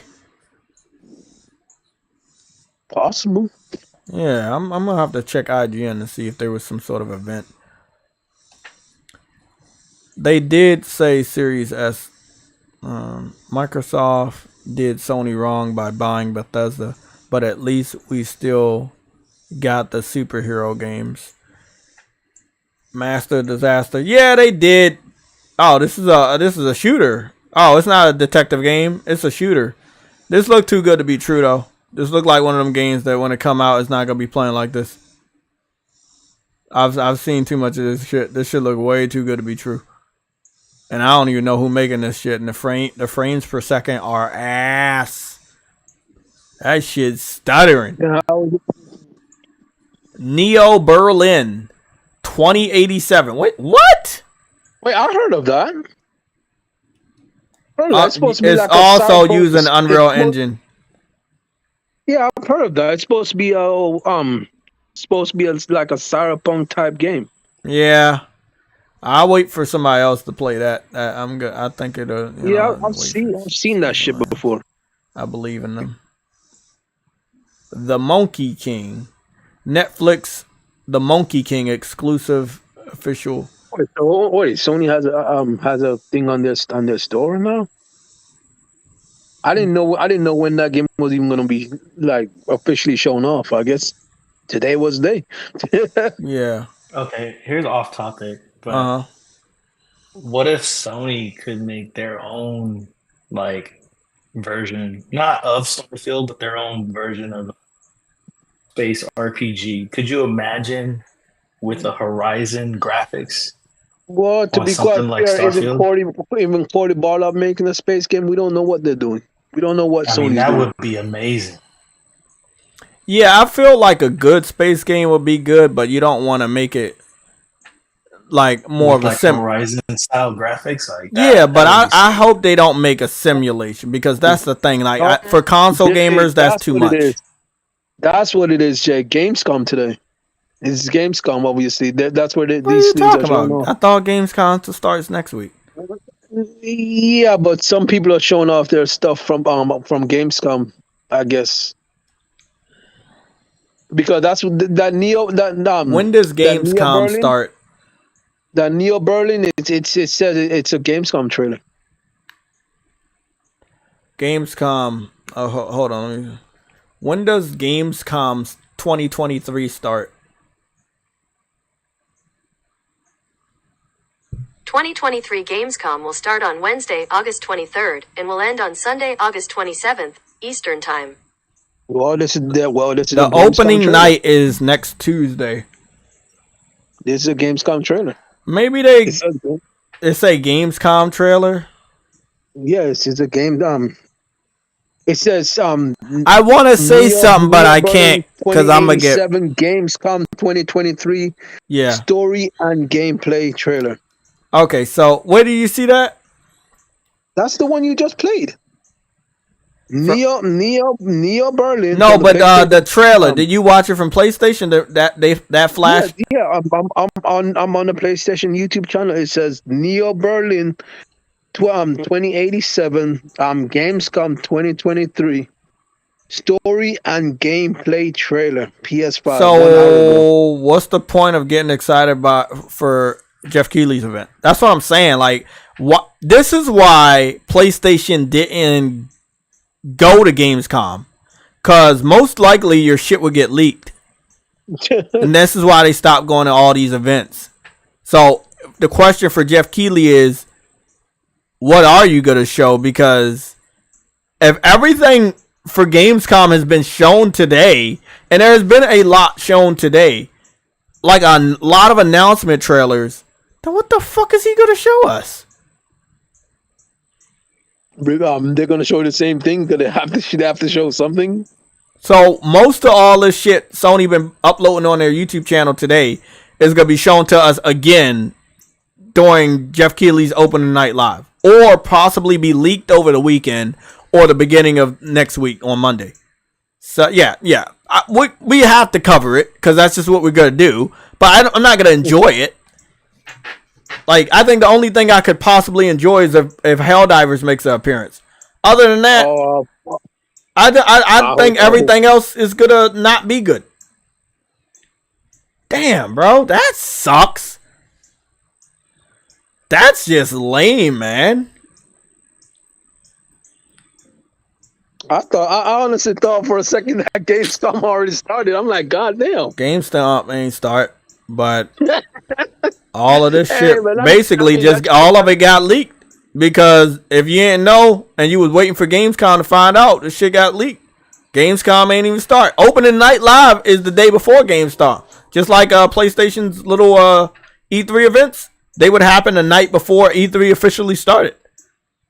Damn. So Gamescom hasn't even started yet, and they started like showing off shit. Forget Starfield.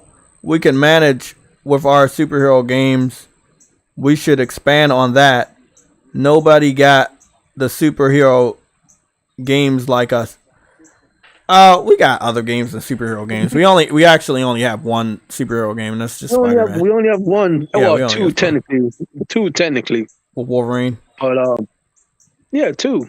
Wolverine, yeah, but we only got one that actually came out and we saw gameplay of. Oh, yeah. We might see gameplay about next year for Wolverine, but next year will definitely be a great year for them. Make sure Spider-Man has those legs, continue to do what it does after the game comes out. But I believe if they really. I believe Cory Barlog, what game he's making on, he said they all said it was a sci-fi game, so we'll just have to see and wait. Yeah, but Sony does have a good amount of space sci-fi games, right? No Man's Sky. That they own. Yeah. Not that they own. Yeah. Sorry. Helldivers, Returnal, those are space and sci-fi. Yeah, but they are space, and they are also sci-fi. I know, and they are owned. I mean, if you look back at what is it? What's that? Not Skyrim. Starfield. If you want to go that route, all of freaking House Marquee games, most of them are sci-fi games. And then you got Starhawk for the PS3. That was space and sci-fi. You know, so I mean, they've been messing around with it, not on a like more simulation level, like Starfield is going to be. And I don't expect any PlayStation studio to go that route, right? There are games for your consumers like that. We know Sony kind of doesn't do copying or give fans what they want. If those games are, what they want. Yeah, if those games are already presented to us, they're just gonna let you know, like, hey, you already had that, you're good. No, the PlayStation community doesn't actually have that. It is what it is. I hope they just do a if they're doing a sci-fi game, I just hope it's good. That's all. Yeah, that's all. Just make it unique. What I want from Corbala, if he's doing a space game, make it an RPG. God damn it. He made God of War. That wasn't even a sci-fi game, but it was an RPG to some extent, you know, but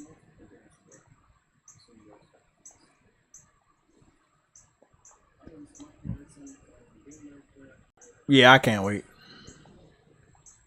Wait for what? Helldivers.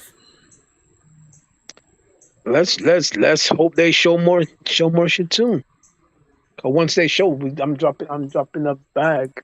Oh, hey, bro, that's what I'm expecting to do.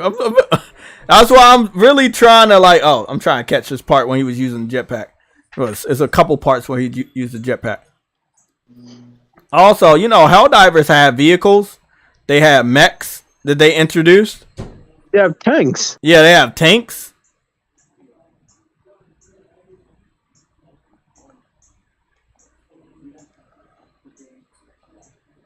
Yeah, that's my biggest disappointment with Starfield right now is learning that they don't have vehicles. Like, how do you have a space game and explore different planets? Why don't have vehicles? Land Rover, like, you know what I mean? Like, you know, they don't have a rover. Like, I guess I'm gonna bring it up again. Mass Effect. Do they have any vehicles for land? Motorcycles, any hoverboards? No. They don't have nothing. The only form of transportation is either on foot or jetpack. Yeah, like I think the biggest are the jetpacks like fast or are they just for jumping? What's going on, Jason Xbot? You can hover with the jetpack and move you forward can hover with the jetpack. But I don't know. I don't know if the jetpack has an infinite fuel or something. I don't know. Maybe it doesn't. And if it doesn't, then that's just like a way of jumping higher. Like I don't know, bro. Like my biggest gripe was okay, you claim it's like NASA punk style art, like you're giving it, a tribute to NASA, but NASA's famous for that rover. The moon rover on the moon landing when they had. I mean, I'm not trying to get to, there might be people thinking the moon landing was really cool. D-Boys, let me ask you a question, man, because I know you know about all of this more space shit than me. So, have you ever been to space? Of course not. Well, there's a Game Pass card on the moon. I just wanted you to go get it. Give that to me. Ignore this nigga. And then if you can get me that Game Pass card, I'll buy Xbox today. So just make that appointment. Take your ass up there. Do what you need to do to take me to the moon. So I get you. So seriously, Star Citizen. It's not complete. It probably never will be. Someone said it's a jump pack. That's illegal. I think the developer had good intentions with Star Citizen, but it's getting out of control. What do you mean? Like, explain, because I don't know shit about it. I know it's like it looks good and it looks good. That's all I can say. I don't know too much about it, but I know the most recent controversy is they're doing stages of new testing, and so this newest stage that they have out, you can't test the game if you didn't spend no more than 25 grand in the game. What? Yeah, I think I saw. No, you joking, bro. No, he's not joking. I saw the video. Yeah. I saw Obsidian do a breakthrough, and there was someone else that did a review. But I mean, when I heard about that, so this is what I'm saying, bro. When you got a game like this, right, and Starfield as well, you're going to put a lot of money into the game to make it authentic, right? Graphics, going to different spaces, all the different detail. Bro, I hope Starfield can make their money back with the PC community, because PC fans don't have the option of spending money like that on Starfield, because from what I understand, Starfield won't have microtransactions at launch, right? Well, they won't have microtransactions at all. Skins. But they will no. Here's the thing: they won't have microtransactions, but I believe they would have Creation Club, which is a form of microtransaction, but it's not. Oh, it's more mods? paid mods. Yeah. Oh, okay, yeah, I can see that. I can see a marketplace for mods, and you pay for the mods, but I don't mind that because like you're basically paying the modder for the work. Hopefully, the money goes to the modder. But yeah, the modder does get paid up front, but the payment from the mod that you pay from the Creation Club goes to Bethesda, but the modders do get paid for their work. So is Starfield Star Citizen? Is Star Citizen dead? Is it alive? It's there's still a lot of people. I forgot who. There's one dude. There's a brother. He did a good video breakdown of it. A Star Citizen. I gotta find it. He did a good job. He did a good job explaining it when I was just trying to do research or like look into it. I heard somewhere that if you can buy a ship for $1,000, and if the ship blows up, you have to buy it again. I don't know about that, but I know people are spending like thousands of dollars in this game. And that's why I'm saying that the PC fans are gonna buy Starfield. But I give Dead or Alive a pass, bro. Like that is more egregious than Dead or Alive, bro. So Star Citizen right now only has 1,000 people watching. So it's only like, out of all the people, and these people look like no lifers. No disrespect. They look like no lifers. They got time to spend. They got money to spend on this shit. And that's just what it is right now. I know this person is under fire right now. LTT Linus Tech Tips did a deep dive on Star Citizen. The video is kind of old, but they did a good deep dive on the history of Star Citizen and where it's at now. Well, where it's at now, most people ain't talking about it or seem to be even wanting to watch it. So I think it's gonna go down in history as Fire Festival, but for gaming. One thing I'm seeing right now is still hot. Star Citizen has a seamless universe, bro. I'm sorry, bro. Look at Baldur's Gate. Baldur's Gate got 79. Seamless universe. That ain't worth the money. You said what? Who has a seamless universe? He said, Claymore says Star Citizen has a seamless universe. Yeah, it ain't worth it. Like you said. Yeah, that ain't worth that seamless universe, bro. I think what attracted people to Star Citizen is it's a multiplayer aspect, open world, open like universes. Like I think the game is huge. Hey, Truity, you got those OF models up here playing Baldur's Gate. That's why I'm trying to see like who is gonna migrate to Starfield from the content creator pool. Is it gonna be the classic, legendary PC gamers, which are normally guys, or is it gonna be like is that gonna be a game for everybody? I feels like Baldur's Gate is the game for everybody, and Starfield, it's gonna have its unique supported community. Well, I mean, let's be honest. From what I've been hearing, Baldur's Gate, you can kind of have your way with characters, and you can pretty much do anything in the game, keeping it PG for the stream. But I'll just leave it at that. Yeah. Off stream, you can do anything with the characters. Yeah.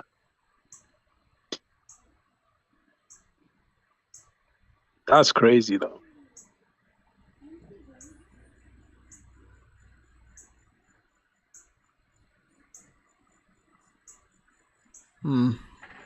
Yeah, true. If you looked at some of the memes out there, I'm sure you know what I'm talking about. Yeah, I've seen a lot of wild stuff on Baldur's Gate. One of the things I really love about it is reminding me so much of like classic RPGs, Dragon Age, stuff like that I spent tons of hours in. Oh and yeah, it looks fun. Dice roll alone looks like yeah, D&D, like. This is in the D&D universe, and I'm like, I have to contemplate how much time will I have to spend on a game like this that I know I want to lose myself to, but can I? You know what I'm saying? Can I afford to do it? If I'm going forward and I'm just only content creating and only like sitting in front of a computer every day, you only do it 2 times a fucking week, and then we got the Sunday show, and the game cast is like less than 2 hours. I'm doing more news. You know what I'm saying? Like how many hours do I have to play games in front of, like I don't really, that's a long time, bro.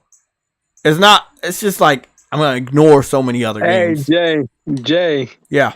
You're talking about Starfield so much. This dude just got a Starfield ad on your stream. Well, Starfield's in the title. That's probably why. I think Starfield is the first game in the title, and then there's Call of Duty. But yeah, Baldur's Gate, 79,000 viewers. Madden, 12,000 viewers. Call of Duty, 80,000. Baldur's Gate is only 10,000 behind. Oh no, only 1,000 behind Call of Duty. Do you know how crazy that shit is? Like, that is crazy, bro. And I know kids went back to school and they're probably going to be getting home soon, so these numbers are going to get boosted, but it's good to have a nice, mature game for once. We don't get a lot of mature, this is only for adults games, This is for educated minds. A lot of the females are liking this game because the females can make make their characters look like how they want to be looked. And it's such an interesting thing when you think of it, because we've talked about female character models in video games, and how do real females feel about having a more accurate visual representation of what a female character looks like in a video game. And it seems like they are unanimously supporting Baldur's Gate, from the hair to what they can wear. And I think it's a great game, man. It's doing a lot of things for the community. It's doing a lot of things for the gaming industry. As far as, what a good game should be. It doesn't need microtransaction. It doesn't need to be a AAA game. It doesn't need to go straight to Game Pass. I fucks with it. It's doing some great shit, man. Lots of different types of people are playing it. It's a very open game. I'll get it and support it and check it out for sure. Oh yeah, definitely. Baldur's Gate is definitely getting picked up. It's definitely getting picked up. I don't know when, but it's getting picked up, and it might be the end of the year. Who knows? So gotta make sure I reserve some time for it. You know what I'm saying? We gotta reserve some time for it. Very interesting, man. Have you heard about this game called Born of Bread? Anybody hear of this game called Born of Bread? No? True Witty, did you hear of it? I haven't heard of it. True Witty loves bread, so I thought he heard of it.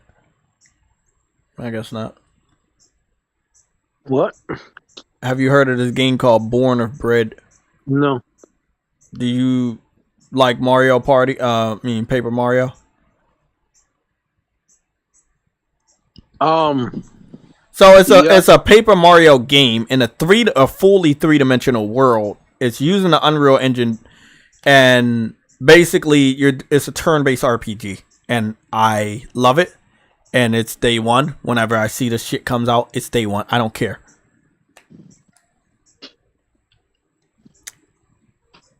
So basically, you're born of bread. You're a bread boy, and you turn into a boy, but your head is a bread, and you're doing turn-based RPG shit. It's like an old school turn-based RPG, but in a three-dimensional world, but with flat textures, kind of like Paper Mario.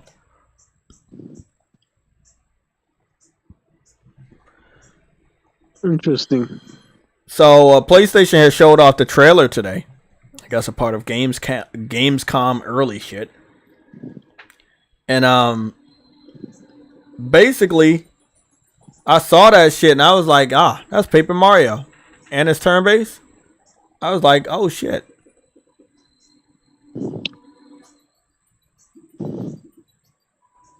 No voice acting. You know, it got those little sound effects when you see the words pop up. So it's really old school.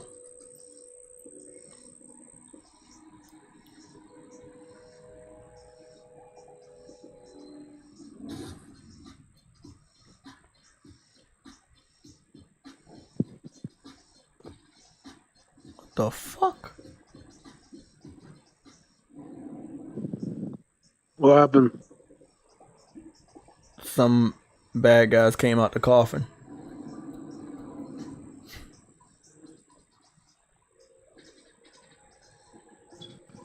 Oh, I'm fucking with this. Okay, I'm fucking with this. Unreal Engine. 2D, 3D, 60 frames. Oh, that's fucking awesome. Yeah, I gotta play that shit later. Yeah, they gotta stop watching the stream if I play that game right now. Like, they don't want to see bread and they don't want to see RPGs. Jay loves food. That's what this is about. No, it's about me actually loving food. Big difference. That's a big difference, Truity. He loves food too much.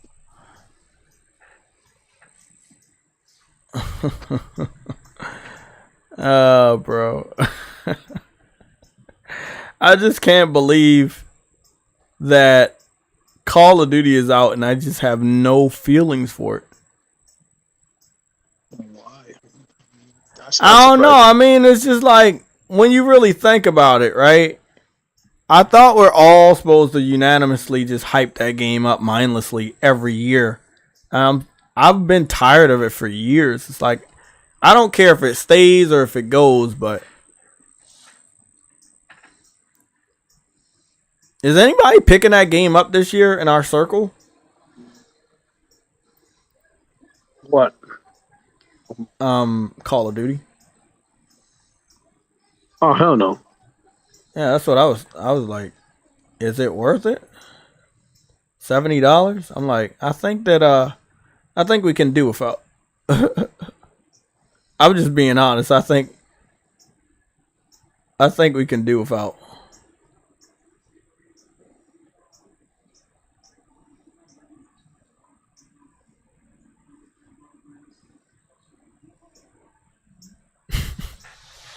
Yeah, I think we could do without it. Fuck that shit. Nah, bro. Nah. Even if that shit was fucking $30-$40, I'd be like, nah. Yeah, I'm sorry. Even if it came to plus, I'm not doing it. Cause I know what's gonna go down once this deal is done. They're gonna count every PlayStation dude as an active Xbox user of. That's just what they're gonna do, you know. And I kind of feel like that's very disgusting. We didn't touch on this, but say, we got this much players on. Exactly. We talked about this on a phone yesterday about what's going on. We had, what's that game called? Hi-Fi Rush? Yeah. Remember we had Hi-Fi Rush and it's sitting at 3 million players as of 2 days ago. But the game's been out for like 5 months. And Game Pass has 25 million subscribers. So you mean to tell me in the last 5 months, while Game Pass had 25 million subscribers, only 3 million people decided to click on the game and play it so that you could count up that you had 3 million players? And that's also across PC? That's fucking sad. they didn't even want to play a free game. So they were on the internet bragging about the Metacritic score, but it wasn't good enough for them to play. 3 million. It's like Stray. Stray came out on Xbox, but you have to pay for it. Either $20 to $29. Ain't nobody playing that. They didn't want that game to play it. They wanted that game so we couldn't talk about having the game. Nobody truly wanted Stray, man. I wish people wanted that game, but they didn't want that game. Hey, I could do turn-based games. I grew up in that era, but I can do freeform games too, because I grew up in that era too. So I grew up in both eras where I'm perfectly fine doing both. You know, they were calling it GOTY Game of the Year. Yeah, they were. They were calling a Hi-Fi Rush Game of the Year, and it better not get nominated. It better not get nominated. It might get. It nominated. got 3 million players, but we don't know how many copies it sold. So it's not good enough for people to buy. And that's sad.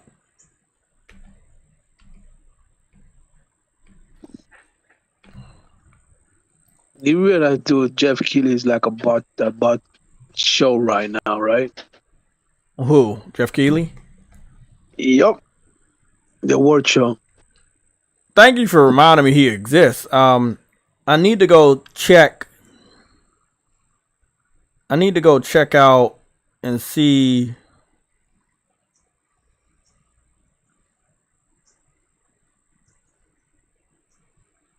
I need to go check and see if he talked about the partners.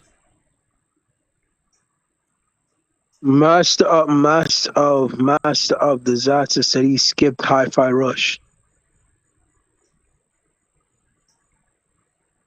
Huh. Master of Disaster, do you have an Xbox? True Woody. It seems like Insomniac posted a new GIF that has Spider-Man in his normal outfit instead of the Venom outfit. I didn't see Spider-Man in his normal outfit. This is my first time seeing this GIF. This is new. Yeah, this is brand spanking new. Oh, maybe they posted some new shit. It didn't seem that interesting anyways. I looked at it, I'm like, bro, this doesn't even seem that interesting. It's a rhythmic game where that's how you fight. You have to buy. Well, you can fight normal, but it's best to fight within the rhythm so you can maximize your attack. But you can fight normal. I mean, it's a passion project game. That's truly what it is. I did not know they showed off some new GIF of gameplay. I would assume that we're probably gonna get some new gameplay for Spider-Man. And I mean, I don't think that we're not. I think we're definitely getting more gameplay for Spider-Man. When is the New York City Comic-Con?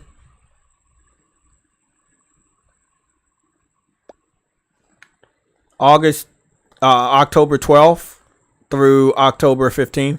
So I would assume that Spider-Man is going to be at the New York City Comic-Con as well.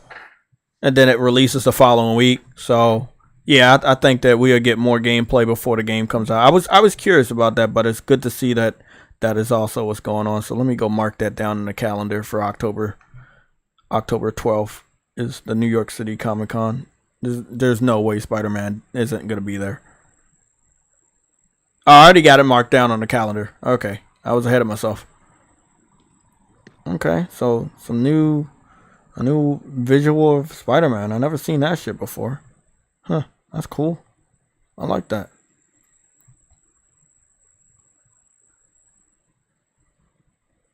Goodness. That's awesome. 3 million players, man. 3 million players. I don't know what that's equal to, but that is fucking sad, man.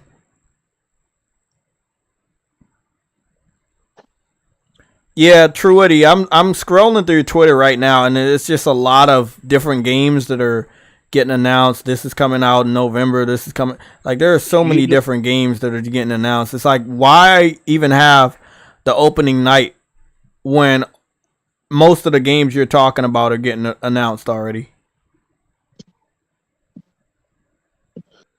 Hi-Fi Rush sales. Probably I'm less than looking a at- million. Is Hi-Fi Rush selling well? Hi-Fi Rush was a success in all key metrics.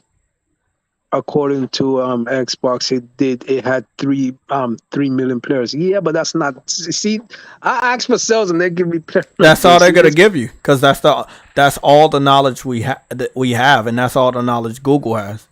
They don't have any more knowledge than that. That's all I'm saying. How many copies did Hi-Fi Rush sell? They're not gonna be able to tell you because nobody knows.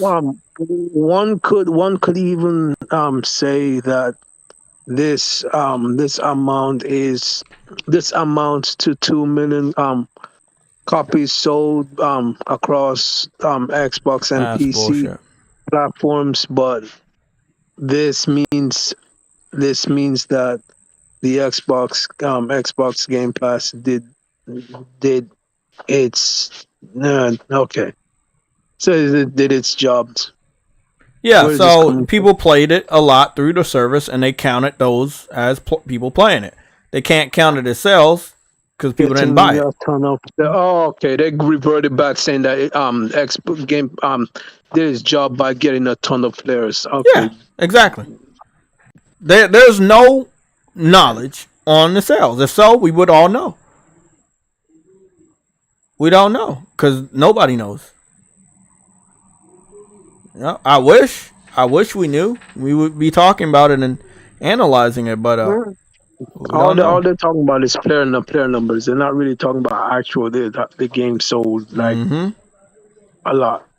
I haven't seen a single Xbox fan since the game came out post any gameplay, screenshots, combos, any of that dumb shit. Like, I haven't seen any of it. I wish I could, but I didn't.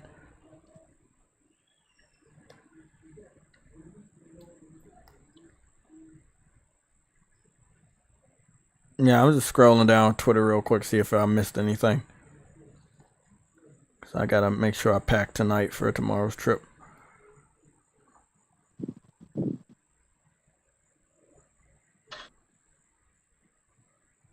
PlayStation had posted PlayStation VR 2 picture of the different games that are coming. Like VR Skater, Firewall Ultra, Crossfire Sierra. No one has any information. Yeah, I know. Yeah, I'm backed out. Yeah, nobody has info. Nobody knows.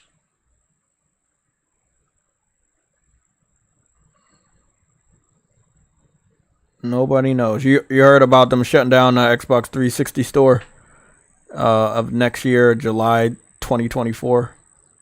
I'm not surprising. I'm Yeah. not surprised. Nobody's making a big deal about it, but they made a big deal about the PS3. deal. Yeah, I know. just lovely. Like, I loved it. I was like, wow. And what's funny is most of the people that was bitching about it didn't even own a PS3, didn't like the PS3, never had a PS3.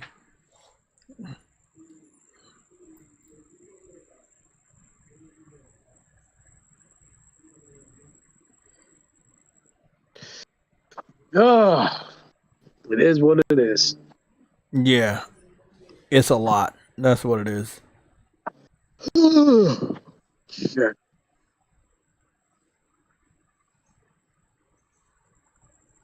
You're still watching that Call of Duty trailer? Who? You. Nah, I'm scrolling through Twitter. Oh, I guess you had something on a loop, I guess. I got the red alert. I got the red alert news on the loop with the PlayStation characters. That's the new red alert loop you have? Yeah, I made it a while ago. This nigga, bro. Trick you. See, Call of Duty copying off of my colors. I'm not copying off of Call of Duty colors. Yeah, think of it that way.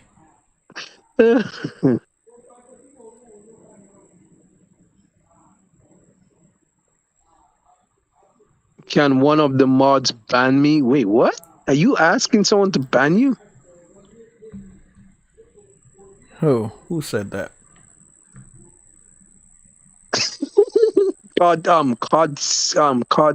CeeLo. We're not gonna ban you. Don't. I hope nobody bans him. He wants to be banned. We're not banning you. I did want to ask you why you're here, though. Oh shit. Ban speedrun, ban me. Why is he asking for you to ban him though? Yeah, we're gonna do the solar opposite. How about that? Fuck that shit. You're not getting banned. I'm confused. No, this is actually very, very confusing. It's cool. Right I now. wanted to. Let me go put the Elgato sound up. Where's the Elgato sound?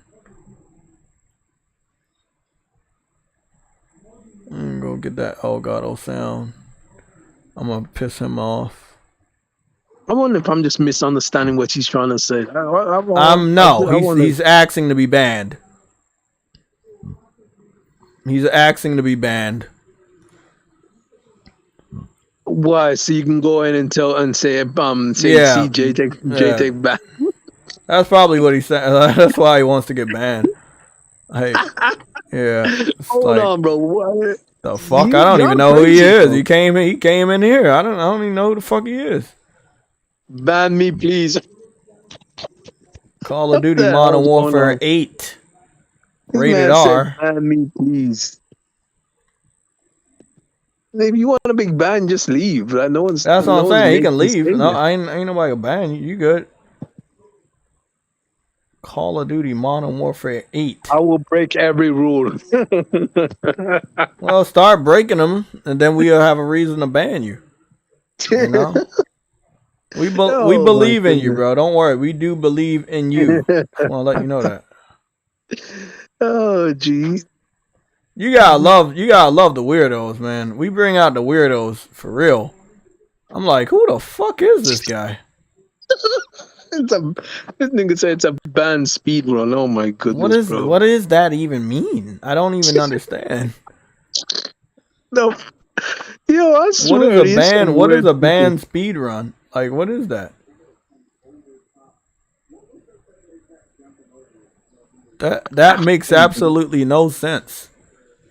It's a ban speedrun? You're trying to get banned for what? Lorenzo said, "I'll do it." Don't do it, Lorenzo. Please, don't do that. No, don't do that. Fuck. Yeah, it's only gonna give him an yeah, that's just, nah. Fuck that. Making content off of me. Fuck that shit. Bro, why do you ban him, bro? Oh, you timed him on. Never mind. You didn't ban him.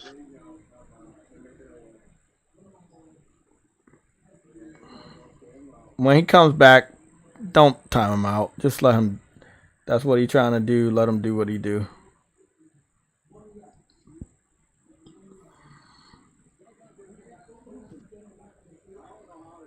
Oh no, it wasn't called Kello that got timed. That was Mr. What's his name? I don't know who that is. Master of Destruction, of Disaster. Why? Where do these people come from? Don't know. I'm gonna break every rule. Then break a rule now, nigga. Then do it. If you want to break the rules and break the rules, these guys are amazing. We always wonder why do we lock down the chat? We lock down the chat because of weirdos. You keep saying you're gonna break the rules so you can get banned and do it. No one's stopping from doing that. I ain't gonna lie, man. The World War Z game was really fun, man. What happened? Gotta get back on there. I had the Game Pass Wait, shotgun. someone blocked him? I don't know. You be okay. Let me manage this stuff because you ask me these questions. I don't know. No. I just saw it's just deleted. It said deleted by Lorenzo Carlson. Oh, let me go check and see if he blocked. He got blocked. He got blocked. No, and he got I don't know. Can y'all not block people? They obviously want to get blocked. Just time them out. And only time them out if they deserve being timed out. Don't abuse the power. He's not. I do want to have a conversation with these guys. Please stop blocking him though. What is this guy named? Master of Disaster. I'm trying to figure out what did he say to get timed out. I have no idea.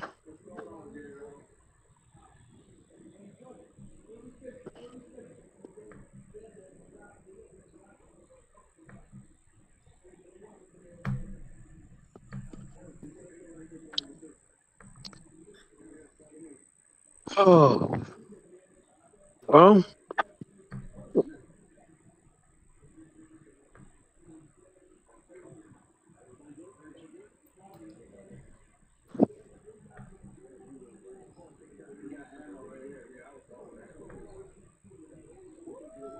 I think a lot of people skip Hi-Fi Rush, if I'm being honest. I think a lot of people skip that game. And the reason why they skip that game is because it wasn't their type of game. I know Xbox fans, they like bloody, gritty, gun-filled titles. That's it. Racing games, sports games, maybe a few brutal fighting games like Mortal Kombat, maybe even Tekken, but that's it. Like, they're very casual, man. Master of Disaster was trolling from the start. He was gaslighting. He was gaslighting Jay, trying to make. Goddamn, that went up too quickly. Make him say dumb stuff. Oh, let me go see, because I know Master of Disaster is not a normal person in our streams. No, he's not. I've never seen him before, so yeah.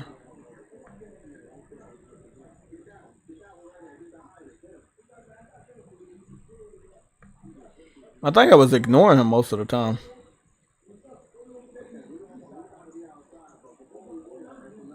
Oh yeah, I know what he was saying about the we have superheroes, we don't need space crap. No, I don't agree with that.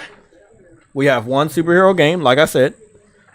When it comes to space games, depending on if you're talking about Starfield or anything, I've already literally proved him wrong by going into my No Man's Sky account, calling up my freighter, fighting a pirate in the sky, going to the Earth. I mean, going to one of the planets, coming back from the planets, changing my fucking yeah. I actually play the games you guys try to hype up about, So it's no reason for me not to like Starfield. All I'm saying is it's been done and I've experienced it before.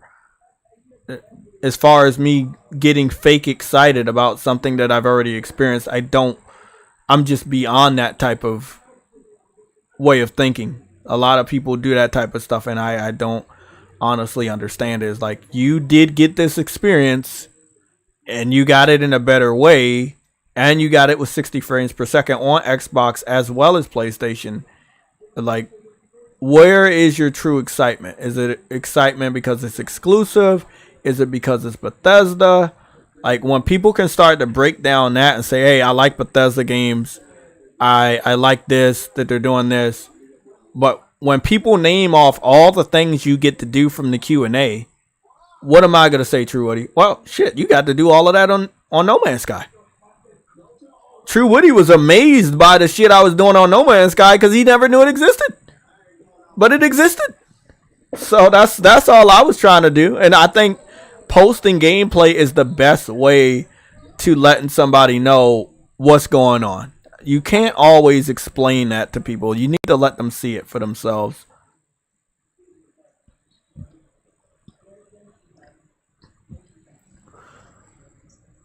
Oh, shit. I think the next question I'll probably be asking, Master of Disaster, do you have Xbox, PlayStation, or PC? Because we don't see you around here, and I don't seem to have a problem with you. There's no way for you to trick me into saying... I think he answered that already. He said no. So you don't have any of the He doesn't have an platforms? Xbox. You know, he doesn't have an Xbox. You got a PlayStation? I didn't ask him that. He was Master of Disaster. Do you have a PlayStation console or do you play on PC? Because I have a gaming laptop and I've played a good amount of PC games on it, so I should be able to search up your Steam account, or if you have a PlayStation, we can search up your PlayStation Network account.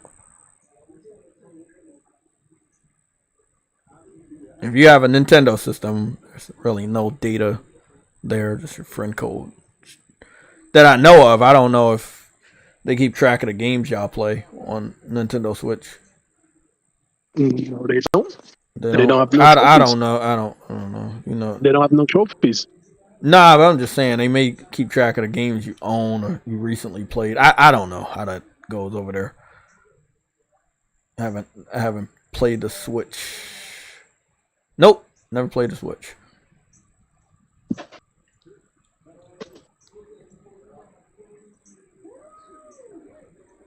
Well, I mean, that's what I said. I'm a real person, so when he said what he said, I corrected him, and I think I did the proper thing. Like, let's be real. You know, we have one superhero game. That is not the focus of PlayStation, is to make multiple superhero games in order to combat a game like Starfield. That is not what's going on. I don't know where he got that from, but that's not what goes on. We have one superhero game this year, and we have other games that I'm picking up. Some are multiplayer, some are indies, you know, some are co-op. Same shit happened last year. I don't think I picked up a superhero game last year. And as far as the games I own, I probably only own about I don't know, maybe less than 10 superhero games. Yeah, maybe less than 10. Most of them are like different types of games, RPGs, shit like that. I was on Final Fantasy 16 all of yesterday, enjoying myself, knocking out some trophies, about to beat the game.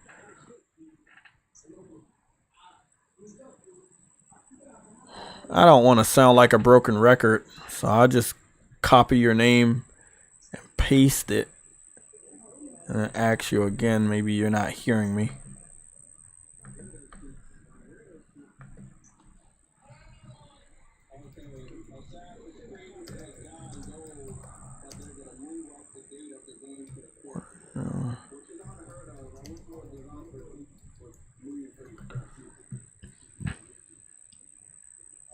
Yeah, World War Z was pretty good. It's still obviously a PS4 game, and it's pretty, you know, old and restrictive, but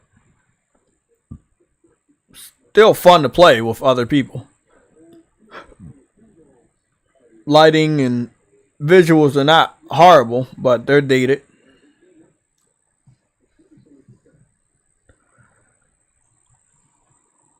Muna Kim, Red Dead Redemption. You said where's the Red Dead Redemption gameplay? I decided not to pick that up. I picked it up during the PS3 generation, and that was, you know, because it was new. It also included the multiplayer, which this one's not going to do, so I don't see a reason to pick this one up. I'm not an impulse casual gamer. I don't pick up every game that's new just for the sake of it being new. I think that's something that casuals do. So when you do research on these games and you figure out what you like, you'll buy it day one or you won't. I had no reason to pick up Red Dead Redemption again at $50 without the multiplayer. I think that's self-explanatory at this point. Muna Kim, did you pick up Red Dead?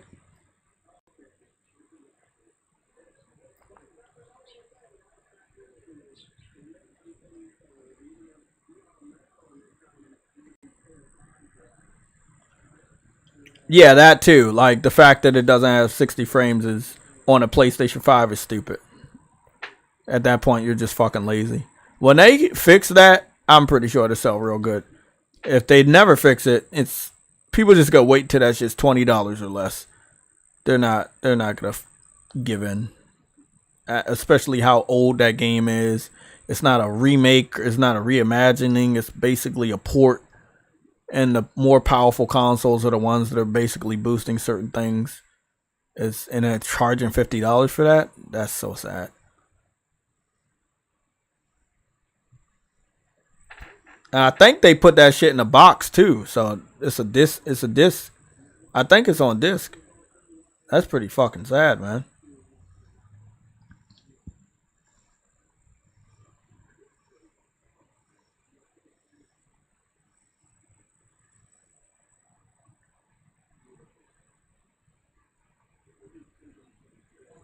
Yeah, most people ain't buying that shit, bro.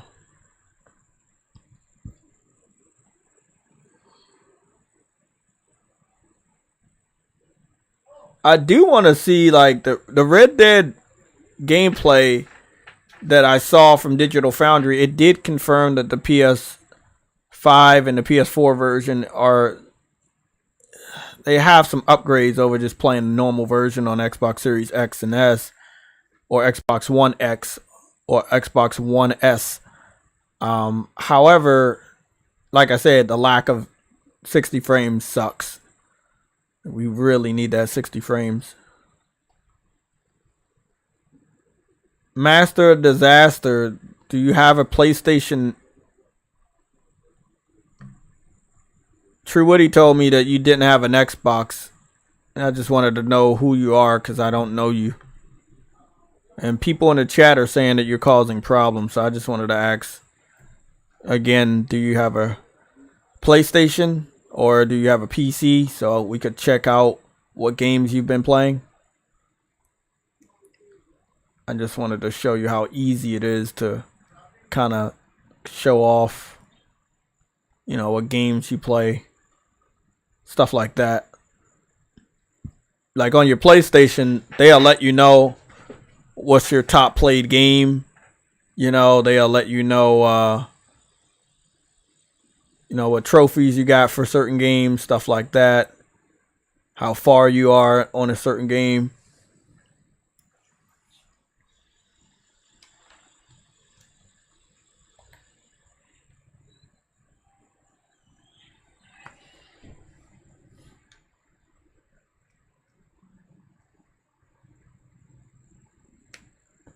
What's your PlayStation Network name?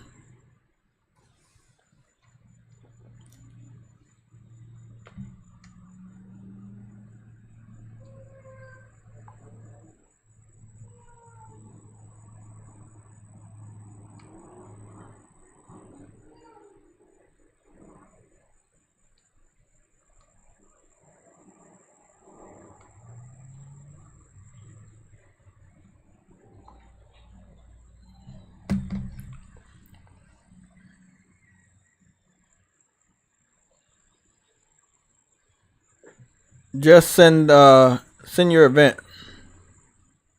I mean, not send your event, just send your name.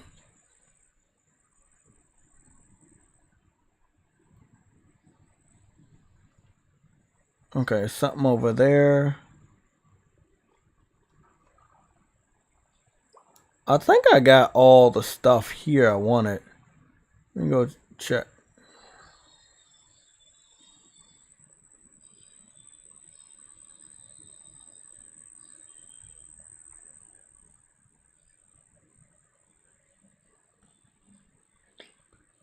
I can't do any of that shit right now, man.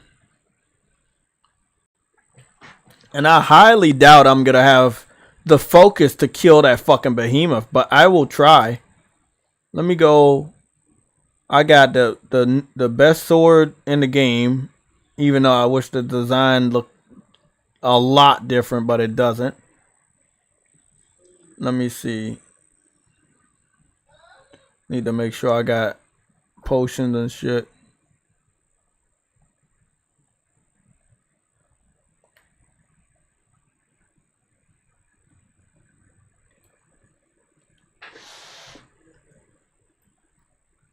Okay, I got one more side mission over there.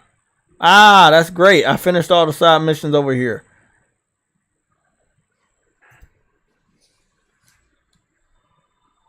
JayTechTV, a master of disaster, created his YouTube account 2 days ago. Clearly a troll who was banned before. Well, we'll clear that up, man. Master Disaster, what's your PlayStation Network name? I'm gonna go fight this behemoth while you're trying to decide what fake account you can give me.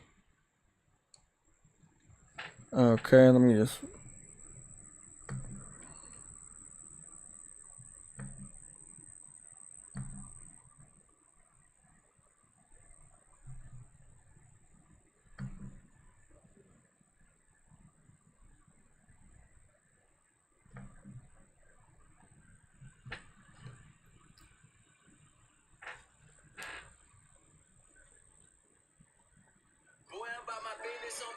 I drink liquor.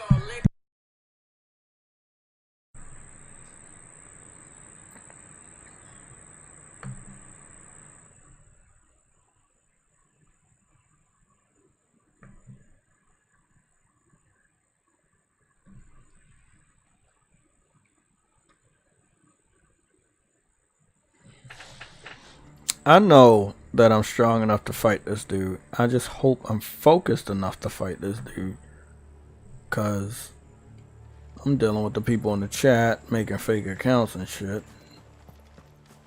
If I lose, he get blocked. Oh shit.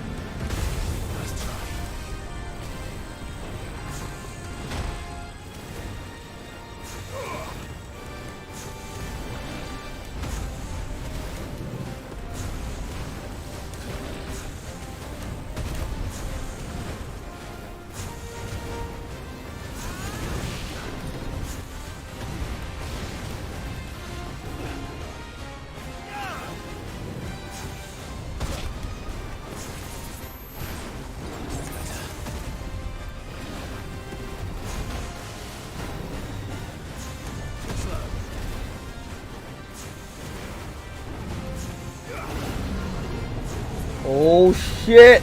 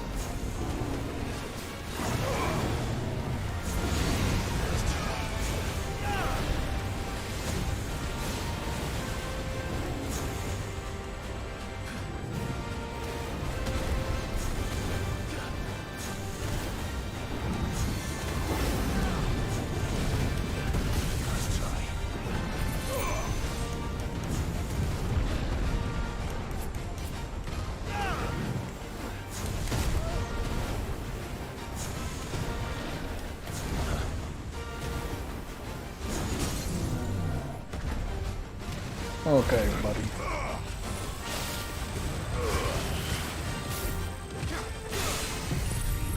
Let's fucking do it. Let's go. Look at that damage. Look at that fucking damage, bro. In your face. And I'm probably only going to get him halfway with this stupid ass attack. Okay.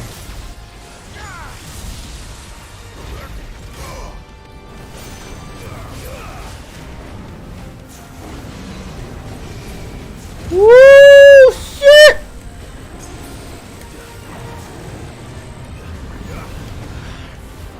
Oh, fuck. What the shit was that?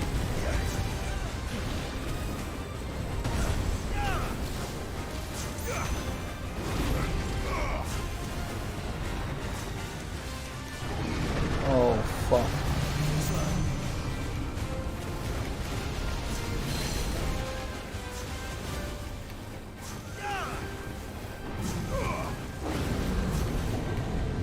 Shit. Come on, Jay, you got this shit. Get over there. Get over there. I gotta get over here.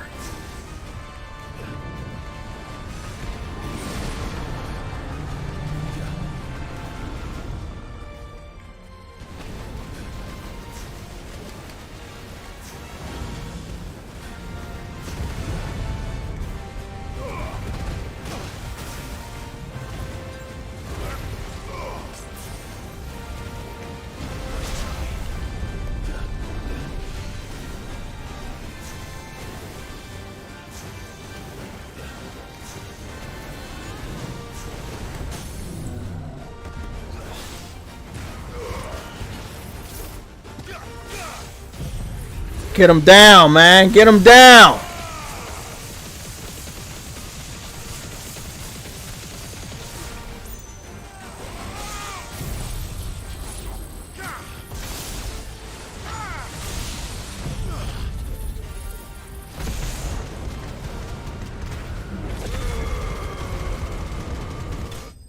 Yeah, that's what I'm talking about.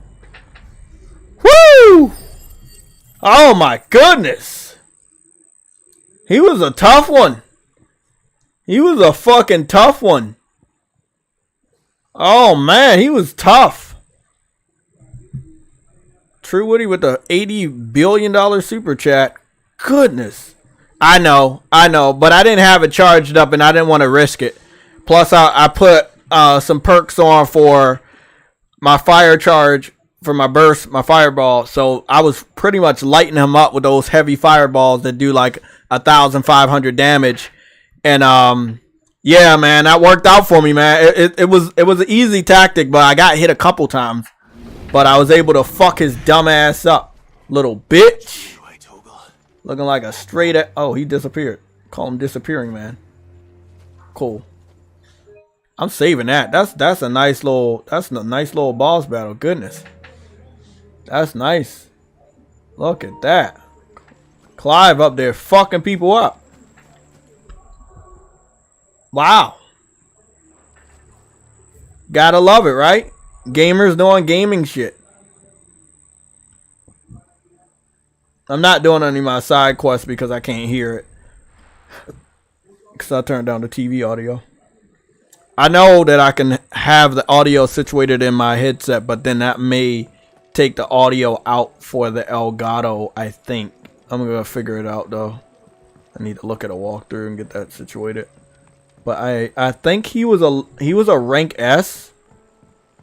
He was a rank S, so I don't think I have that many hunts to do. I was able to knock out the Grim Reaper yesterday as well. Let's go take a look. I only have two more. I have the Knight of the Splendid Heart. And then I have the Wailing Banshee. So both of those are A. I can find out where the fuck those guys are right now. That'll be great. I can wipe that shit out and knock a trophy out live. I will fucking do. Final Fantasy 16. Where is this piece of shit? I don't even think, if I'm not mistaken, I don't think I hit him with my sword once. I think I did the fireballs and then the other little twirling things. But what is that? That's 45 and this is 35. Okay. But I think that I didn't do any of my sword strikes. I didn't do like any combos. That's wild, man. Yup. I got the Ragnarok. I got 75% of the trophy. So whatever you think I got, I probably got it. Maxed out all the abilities. Got the best items in the game.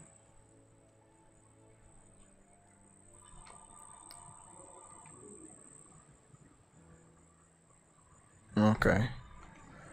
I might knock this damn silver trophy out the way. I may be looking at a nice, beautiful, close to getting a platinum. You're right there. Oh, fuck. You're right, exactly where I was about to go anyway for the side mission. Is the guy in the chat? Is he still in the chat? Because I beat the boss. If I would have died, I would have blocked him myself, but I didn't. So he's lucky. I almost died, though.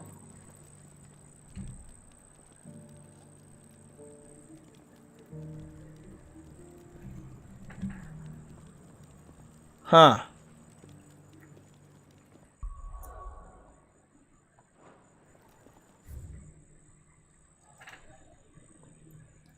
Oh. They want me to go over here for something. I mean, that's crazy because I was just over here and I fought the Grim Reaper over here. at this point in the story if you wanted to know where to find him. That's wild. Okay. I honestly don't have to fight any people anymore, so before I go after this fucking guy, I'm definitely gonna stock up on my potions. You never know when you're gonna need that shit. I think I did pretty good on the king of the behemoths. Use 4 of them. An excellent choice.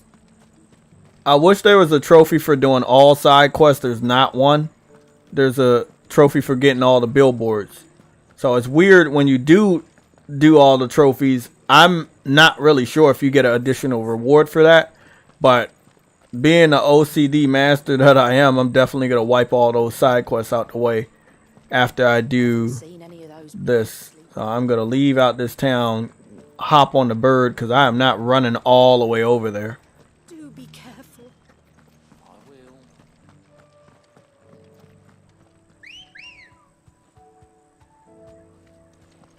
Thank you.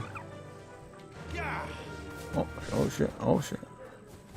Gotta fly over there with the bird. He's gonna do a lot of flying stuff. Big troll over there. They so lucky I don't need to level up.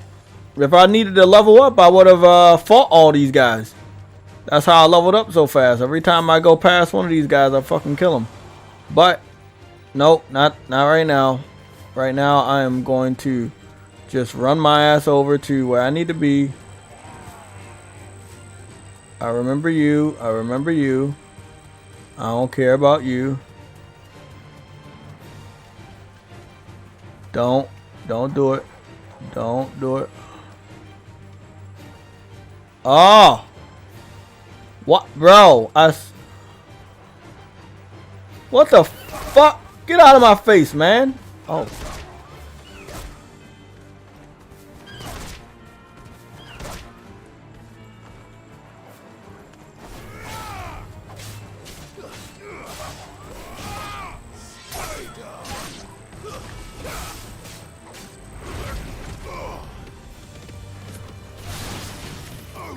I think I got a good idea.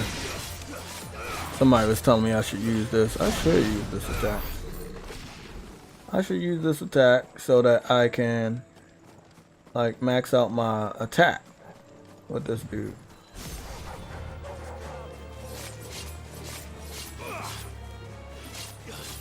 Yeah, max out this one.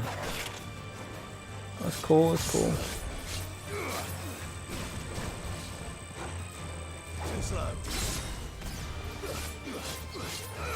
Beautiful. Where the rest of the dogs at? The only thing I hate about this, when you do this, you don't do no attack. Like the attack is so weak, man. I mean, the build up is great. The build up is great, but nothing else quite is.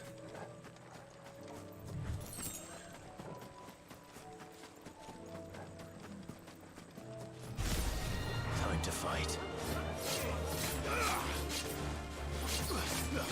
I'm gonna get the build up to 5. I'm gonna use it on the boss over there. Switch back over here to this.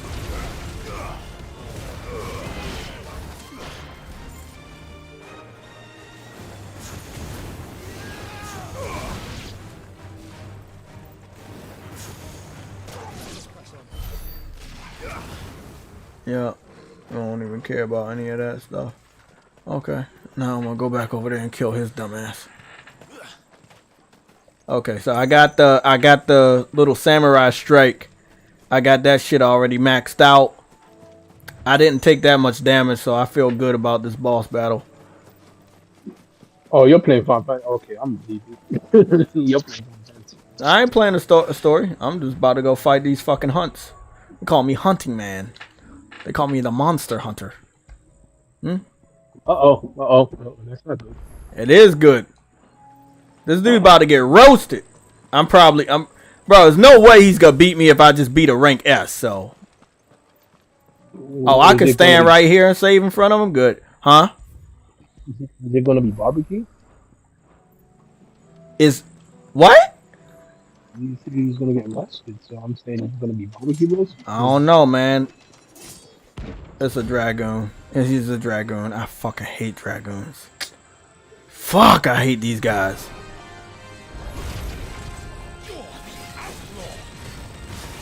Ah! Ah, shit.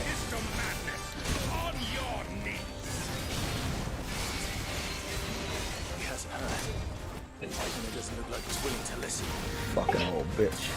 Hate dragoons because they're human. I'm curious.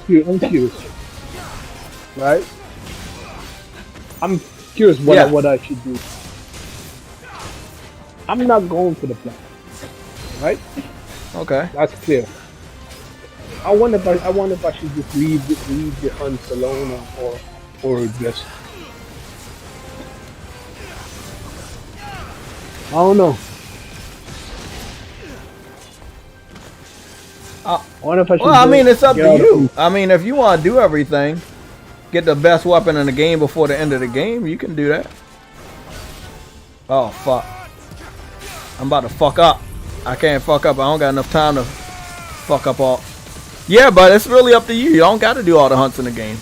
You know. What's the best weapon? What's the best weapon you use, Jackie? What's it called? I don't know how to pronounce it, so I'm not gonna try. It's a trophy attached to it. I'll let you know after I'm done this. Okay. There we go. This is what I was talking about. Oh shit! I killed him with it, bro. Oh my god, that's awesome. Woo!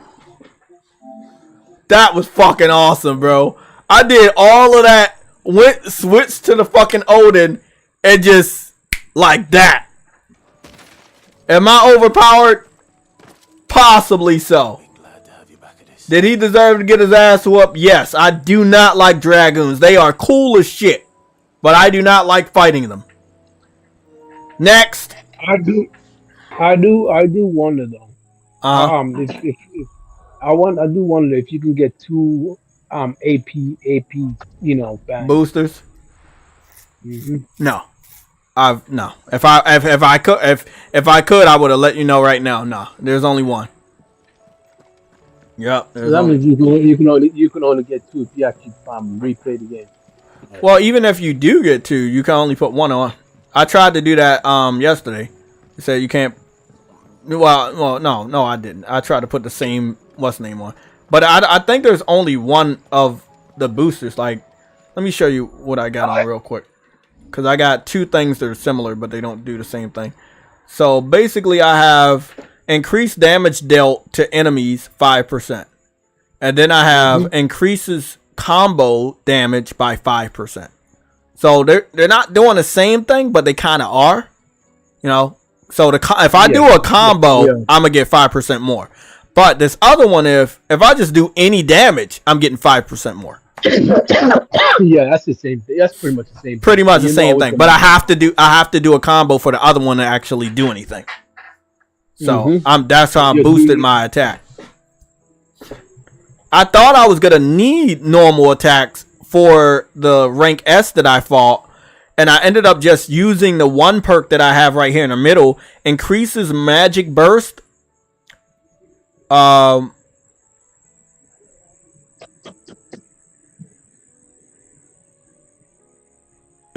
Increases magic burst. I think I kind of got a wrong one on that, because I was supposed to get one like for like charging my fireballs, and I think I picked the wrong one. That's not the one I was supposed to get. Nope, that was the wrong one. Yeah, I got the wrong one. I got this one adamantite gauntlets. You get maximum HP by 500. That was actually pretty good. I don't even know where I got that. I'm just doing everything, so I'm picking up everything.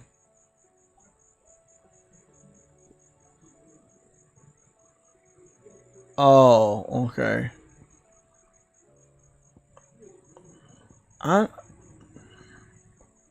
Impulse wheel, the impulse wheel may be much better because I use that a lot.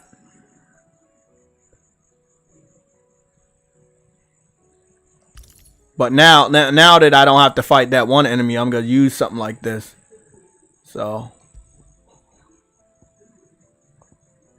no, none of this is worth it. The Founder's Grasp. If they let me upgrade the Founder's Grasp, then it may be worth it.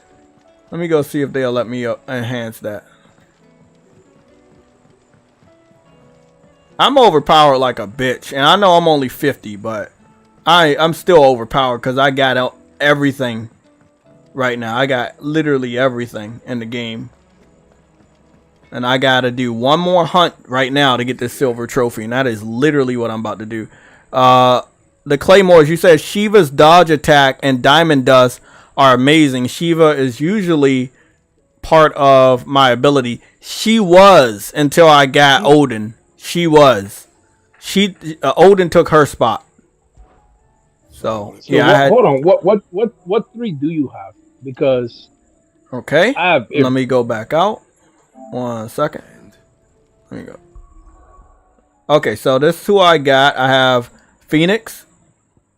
I have Bahamut, and then I have Odin. Those are the 3 I have.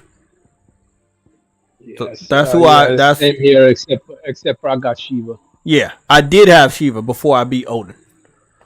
But because he can charge up that sword strike, and as you saw with that last hunt that I did, if you use that at the end of all your other special attacks like I did, you're going to overkill. And that's exactly what I did, and that's how I won. With only one I think it was one I'm sorry, I forgot what I was saying. That sounds really cool. Yeah, so I'd use all my special attacks, and then at the end I switched to Odin's sword, and then I used that sword slice. And if that wouldn't have worked, I would have switched right back to Phoenix and did the wing spin thing, and then I would have got even more damage because it would have been ready by that time. You charge up those wings? Yeah, that's what I'm saying.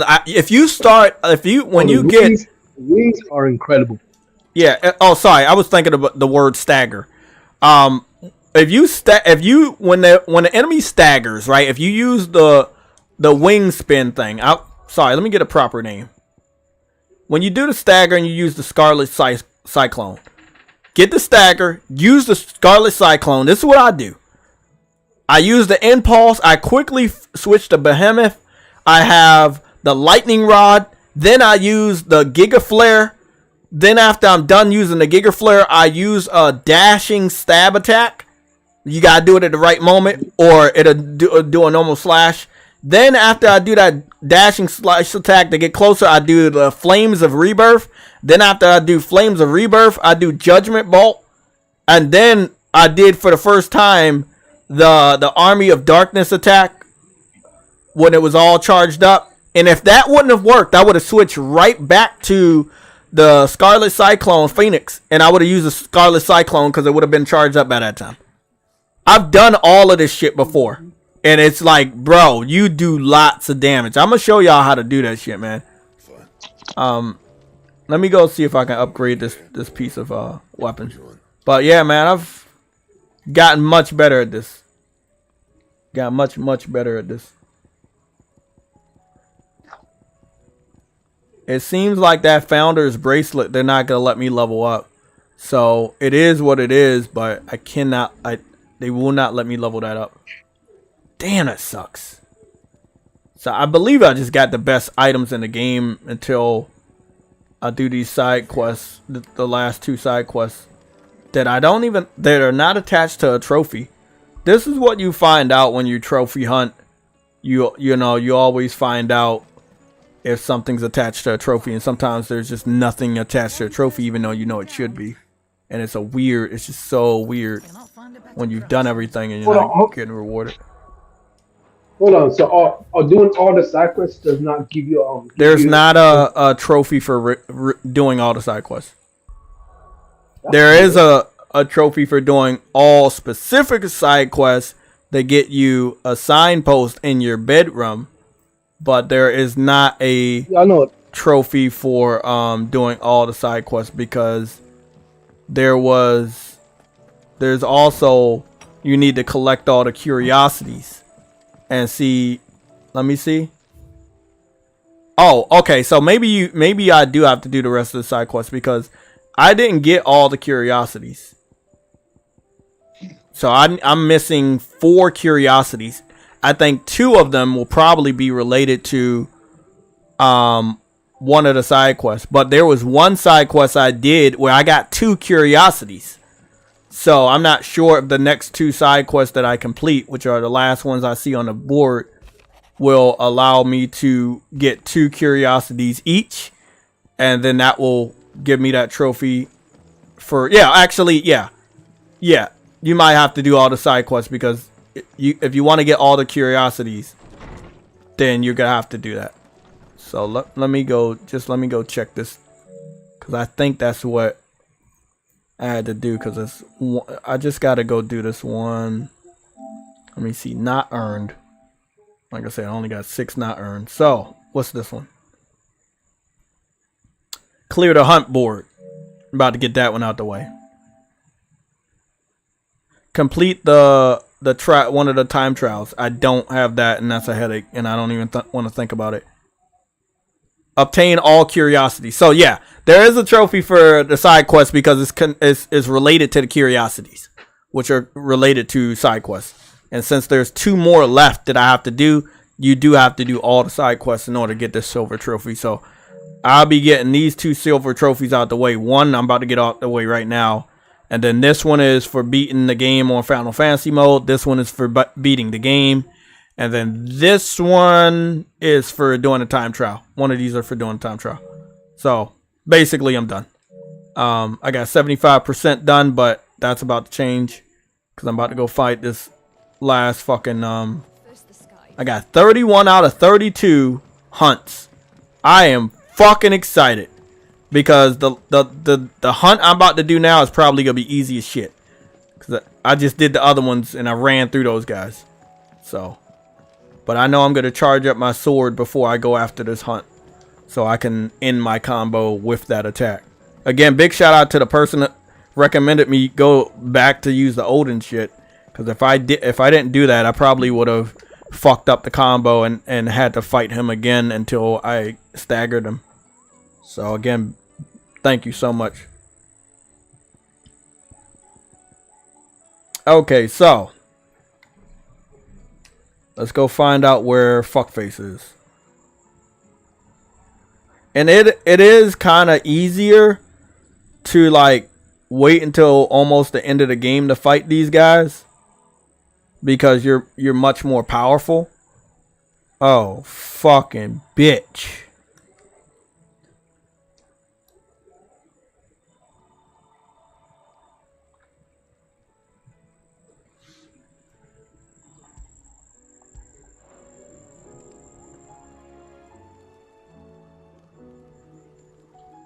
Oh, this is about to be fucking hilarious.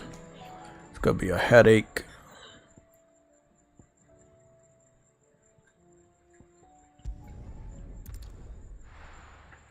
Damn, that's about to be a headache.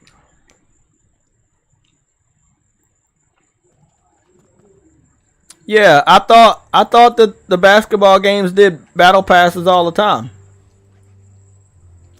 I thought that's what 2K was doing. 2K was going more of the games as a service route. Microtransactions, all that stuff. I'm not surprised.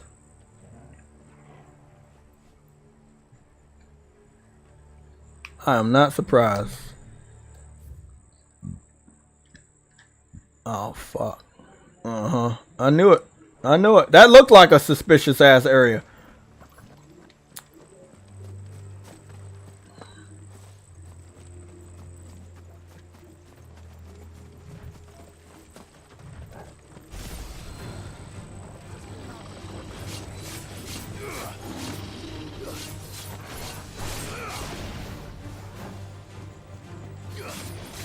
Did you just hit me?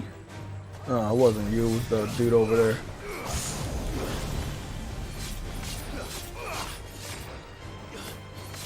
This sword don't do a damn thing. Look at this shit.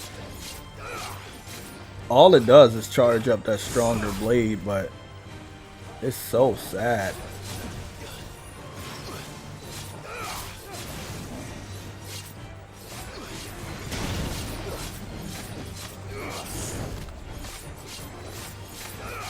Look how weak this shit. And I don't think I even have an item that'll make it stronger, which kind of sucks.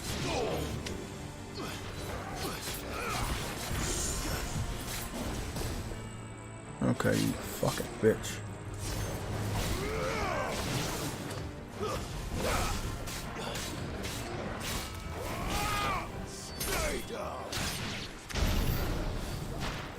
Fuck out of here. Damn annoying ass motherfuckers. Good girl. I hope y'all know when you get on your chocobo, whoever's traveling with you, even if it's like 2 people, they will hop on the chocobo with you. So right now I got my brother with me in the story, and when I get my chocobo, he'll get on his chocobo, and I just thought that was so fucking cool.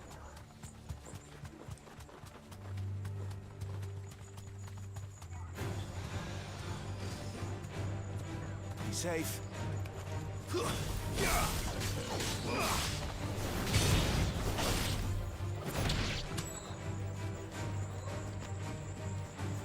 Where's the other ones?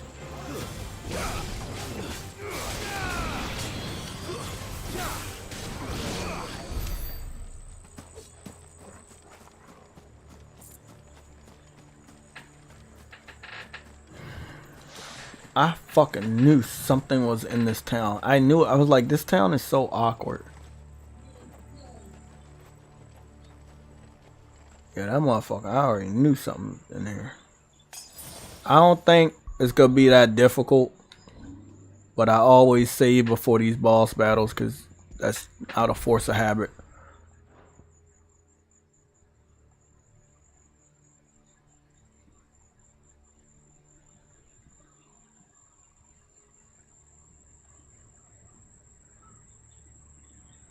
Yeah, I wanted to build up his super attack so I could use it in this battle when I stagger the enemy.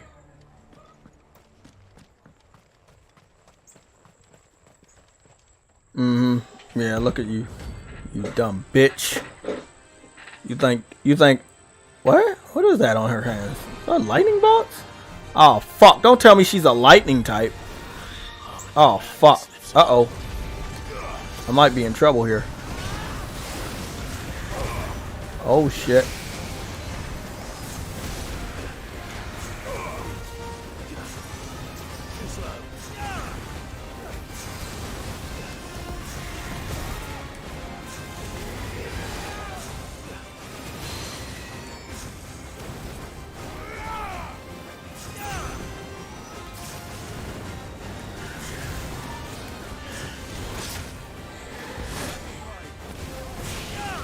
Oh, you ain't doing shit to me.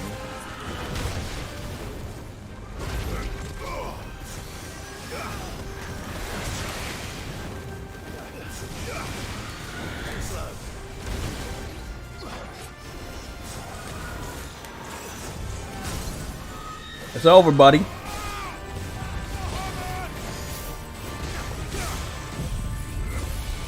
We're doing all of our attacks.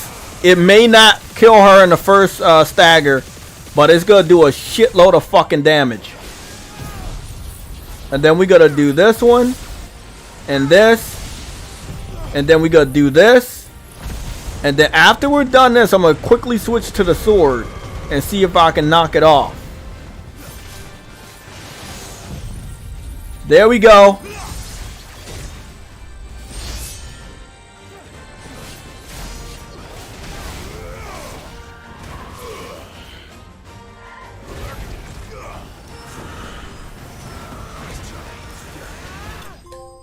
Got her! Yeah! Trophy unlocked. Almost got her. If I would have did the if I would have went back to the Phoenix and did the fucking wing spin. I keep calling it wing spin. That's the proper name for that. Oh man, clouded eye used for crafting. I don't even know what I need the clouded eye for, but I got it. I'm so happy I got that shit out the way. Dumb bitch. Oh my goodness. She was annoying because she flew around, but I was, like I said, I was a little bit more powerful than her. Okay. So, I got that trophy out the way. That's nice. I wonder if I get like celebrated for coming back and finishing all the fucking hunts. Probably not. I've also got all the Patreon's whispers. I've gotten all of those out the way.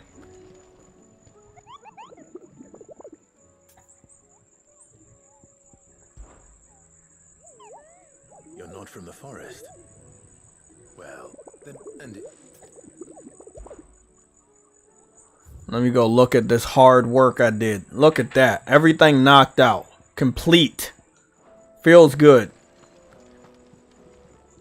Don't got nothing here for me, do you? Your benefactors are regenerate. Not a damn thing. I've unlocked everything here. All done? There's 2 more quests. I'm gonna do those off camera.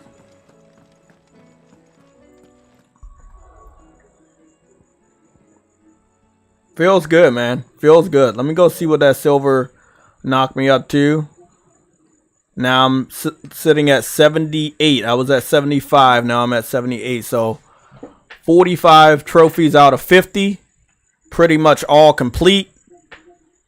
Like I said, I can get every last one of these out the way, and then I can have this one last.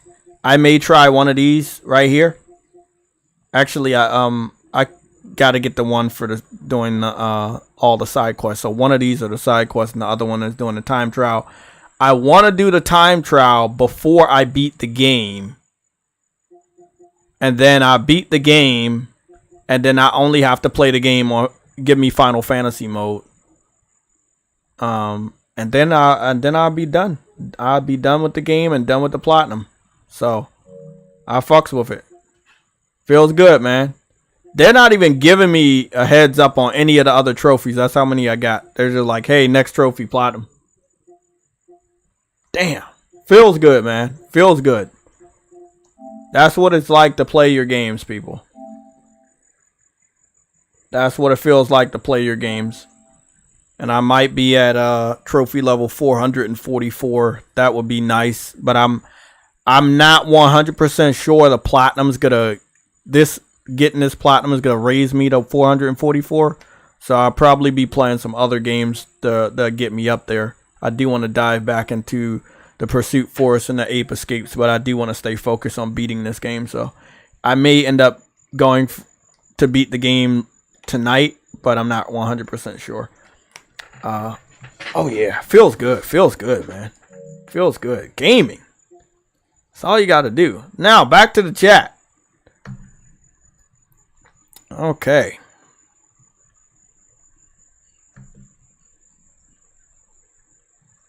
So what did I miss?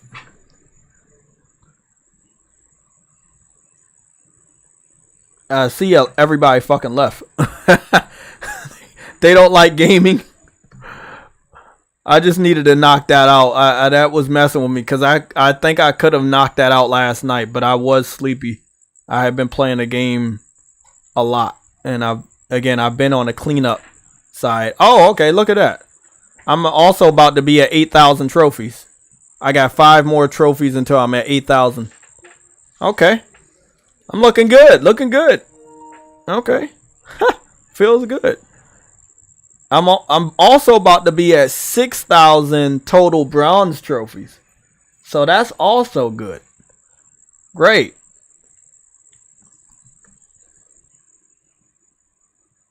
Getting them damn trophies out the way, right? Man.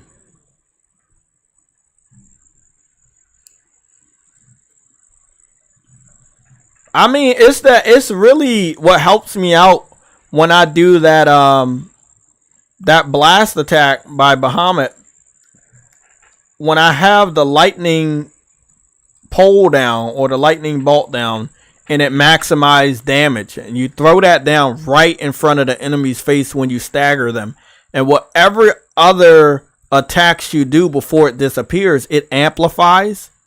So that's really very helpful. You know, that is very, very helpful. Normally I have a booster. I have a perk that it would give that more damage, and I forgot to put it on. I probably should have did that, and it would have easily been able to take her out, but I didn't have that. So probably my fault. Could have been a clean finish.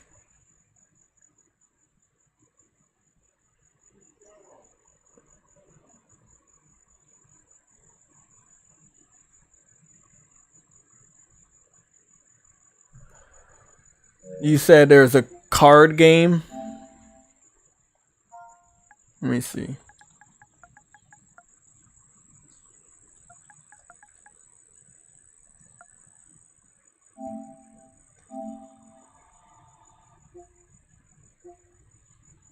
Not that big of a fan on card games. Was it like Pokemon or something? Look like it may be like a Pokemon. Oh, it's like a Pokemon game. Yeah, looks cool. Not my type anymore, but looks cool.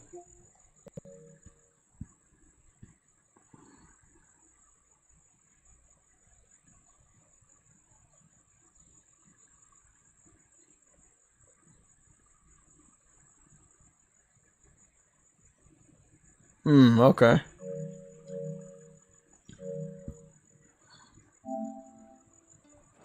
I need to make sure I save the game before I get out of here, because I do not like not saving my game.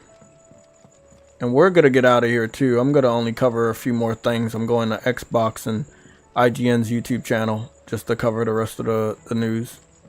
But I think we're done all our topics for today. Aye, it's a dangerous world out there. It'd better all be here. Damn, man, I finished a lot. And I know something told me I needed to finish a lot yesterday. I'm glad I did. Okay. Still got to get that laundry out the way too. I'm definitely got to get the fuck out of here. Okay. I'm gonna play a little bit Born of Bread. Gonna see how that is. That shit look like it's gonna be just fun. Ape Escape. You know, probably hop back on Helldivers. There's some stuff I want to get done on there too. Cause I was on there a lot. I don't know, bro. That shit was so wild. I was on Helldivers so much that I got like 38% of the trophies, and I was like, what the fuck? I was just really me and what's the name was really getting it done on that game. And there is a trophy for Friday right here. This is a trophy specifically on Friday. I can only get this trophy on Friday. In a 4-player game on a Friday, have all players sitting in an APAC or HAV at the same time. So maybe I get on here at 12 in the morning and see if I can knock it out. But tomorrow morning, as soon as I wake up, I'm getting the fuck out of here. So I gotta make it over to my sister's house. Yeah, PlayStation Extra is a really, really, really good service for finding all types of games. Like I said, I hope they put Helldivers back on PlayStation Plus. You know, leading up to Helldivers 2. That would be so fucking cool if they did that. So let me just back out of YouTube and go back in. I can refresh this shit.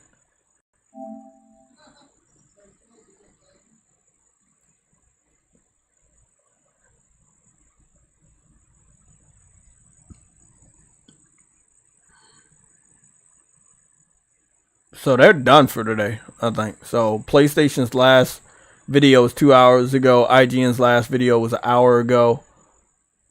I'm gonna go over to Xbox and see what they posted. Like I said, the first Descendant. Sorry. The first Descendant. It looks like the first Descendant is going to be PlayStation. The marketing is going to be with PlayStation. And oh, the Walking Dead trailer is right there too. I need to go check that out. And it looks like Call of Duty. You know, Call of Duty's on Xbox, but it doesn't have the marketing at the end. So they skip that 3 seconds and then just go to the very end. PlayStation had, you show Xbox at the end, but you can't really show anything else because they don't own Activision yet. I don't know how long the Activision Blizzard deal is going to take to complete, but I thought they were comfortable with each other and they were just going to close it, but I think something's going on with the UK. So, let me go see what this trailer was all about. Transfer money.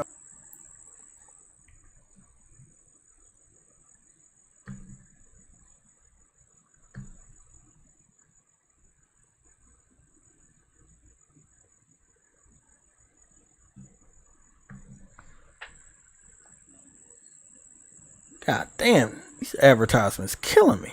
Shit. I can't even fucking go watch the video without watching 4 seconds of this shit. Or 5 seconds.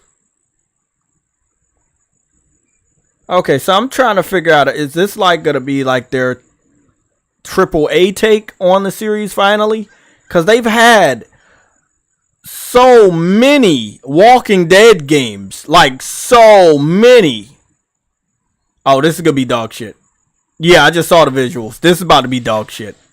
Yep, this looks bad. Oh my god, this looks bad. Who are they getting to make this shit?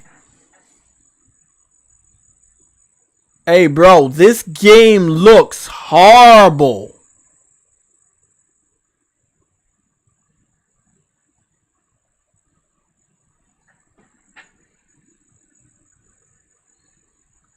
Everybody that says something about Days Gone better shut the fuck up, because I'm telling you right now, bro.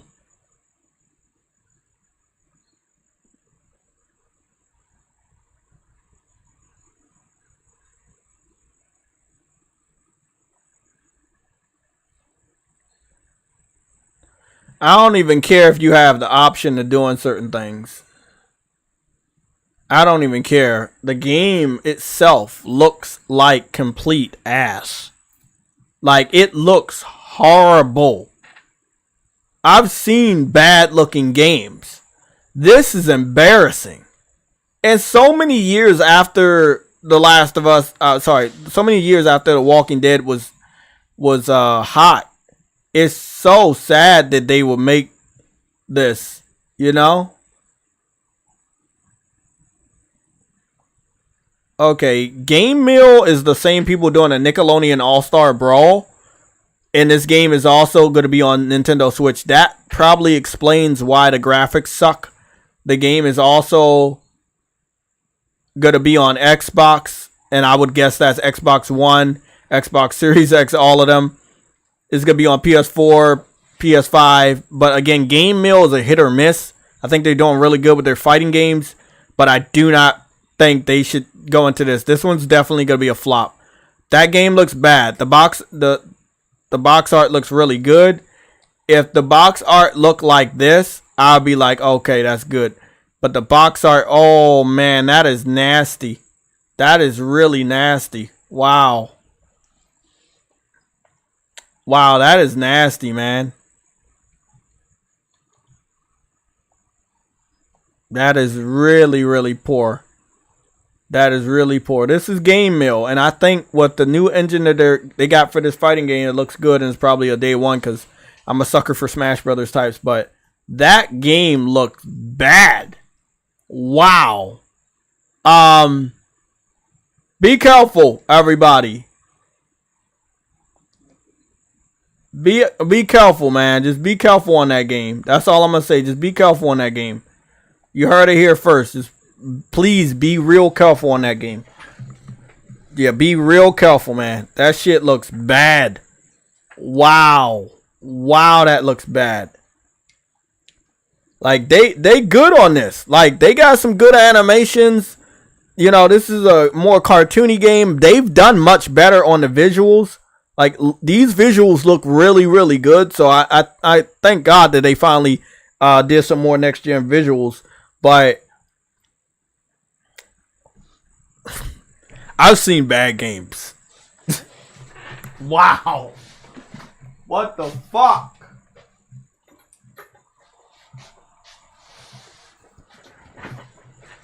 I've seen bad games. I've seen bad games. I've seen bad games, but that game's horrible, bro. That game's horrible. That was not good. This one though, this is more their speed. You know, the Smash Brothers stuff. I feel like they can do this. They've done much better with the animations, much better with the visuals for the type of game that it is compared to the first one. I like it. But as far as going on a more realistic open world zombie game, which I would expect to be easy, no. I don't even know what engine they're using. It's definitely not Unreal. That shit look bad, bro. Oh, they're fighting in a ring that's on top of a big sandwich, which I guess is a Krabby Patty. Interesting. Yeah, for a Smash Brothers type game, I think this is good. Obviously, these type of games don't have to be perfect. I wish I would have waited for the first one. But again, like I said, I'm a sucker for these games, so I'm probably going to pick this shit up. I was more of a Cartoon Network fan growing up than Nickelodeon. But they did add my boy Jimmy Neutron, and I used to play a lot of Ratchet and Clank towards the end of PlayStation All-Stars. So I'll be using Jimmy Neutron a lot, because I used to watch that fucking cartoon a lot. And it blew me away because the visuals. Like, Jimmy Neutron was like a three-dimensional, always three-dimensional cartoon. The only time he wasn't 3D is when he did the crossovers with the Fairly Odd Parents, which everybody is asking to be in this game, but it seems like Nickelodeon doesn't own the rights to Fairly Odd Parents, or at least at the beginning. They own the last couple seasons. So, yeah.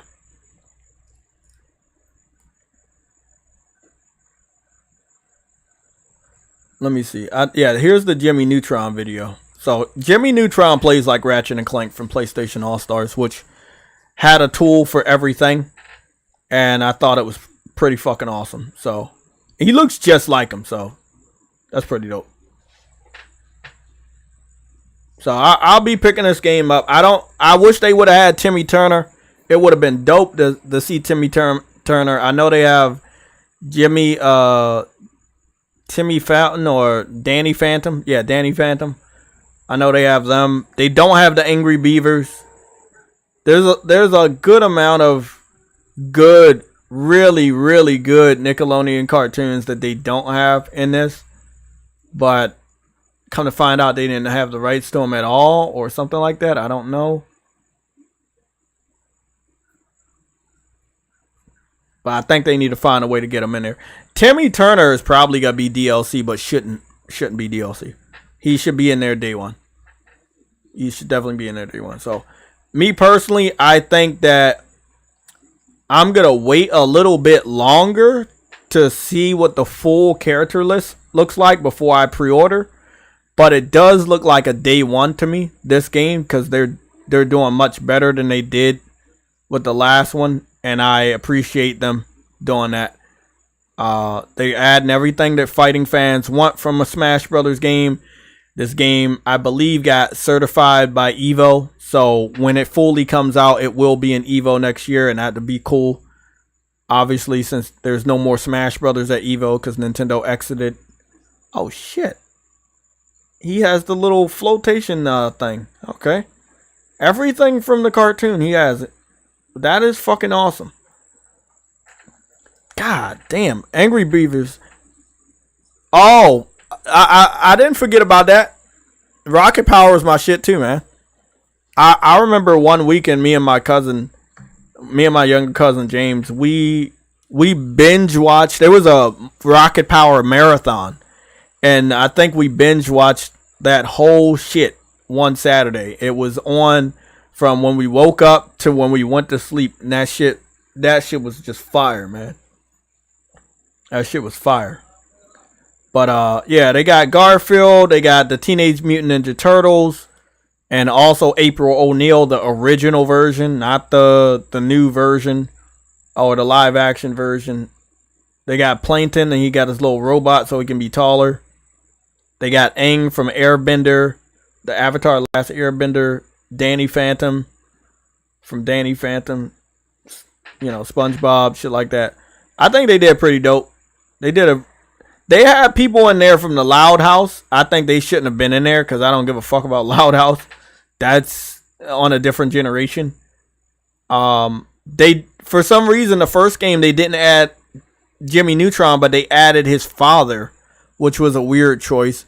They have Ren and Stimpy, which is pretty awesome that they did that. I think they had 3 of the 4 Ninja Turtle brothers. They should wrap them all up into one character to save a slot and just change their colors. Reptar from what is it? Rugrats. Because I don't think they wanted to add any of the babies, because you'd be basically beating up a baby, so they didn't want to add that. They have Cat Dog. I remember watching that a lot. Shredder from Teenage Mutant Ninja Turtles. They have 3 people from the Avatar Last Airbender. They now have 4 people. No, they have 5 people when it comes to SpongeBob. And that kind of makes sense, because SpongeBob is going to be the Mario of this game. They got Rocco from Rocco's Modern Life, which is awesome. So, yeah, they got some good people, man. They got some good people. I'm actually gonna go look at that trailer and end our stream. Best addition to the sequel was adding voice actors. Yeah, that was a really good addition. Like, there's no way they can convince anybody to buy a sequel without, Oh, Doug! I forgot about Doug. Yes, Doug. Yes. I can't tell you how many hours I spent watching Doug. Doug was fucking awesome. Oh my god, y'all bringing back some fucking good ass memories. Doug was the shit. Doug was the shit. Why don't they add Doug like the superhero version? He had the belt around his head and the cape. They should add like Super Doug. Oh yeah, that's who they added. They added Jenny, the robot. I used to watch that cartoon all the time. It kind of reminded me of the art style from Powerpuff Girls. I think that Cartoon Network should definitely think about making a Smash Brothers game. They have a lot of IPs, and they definitely should do something.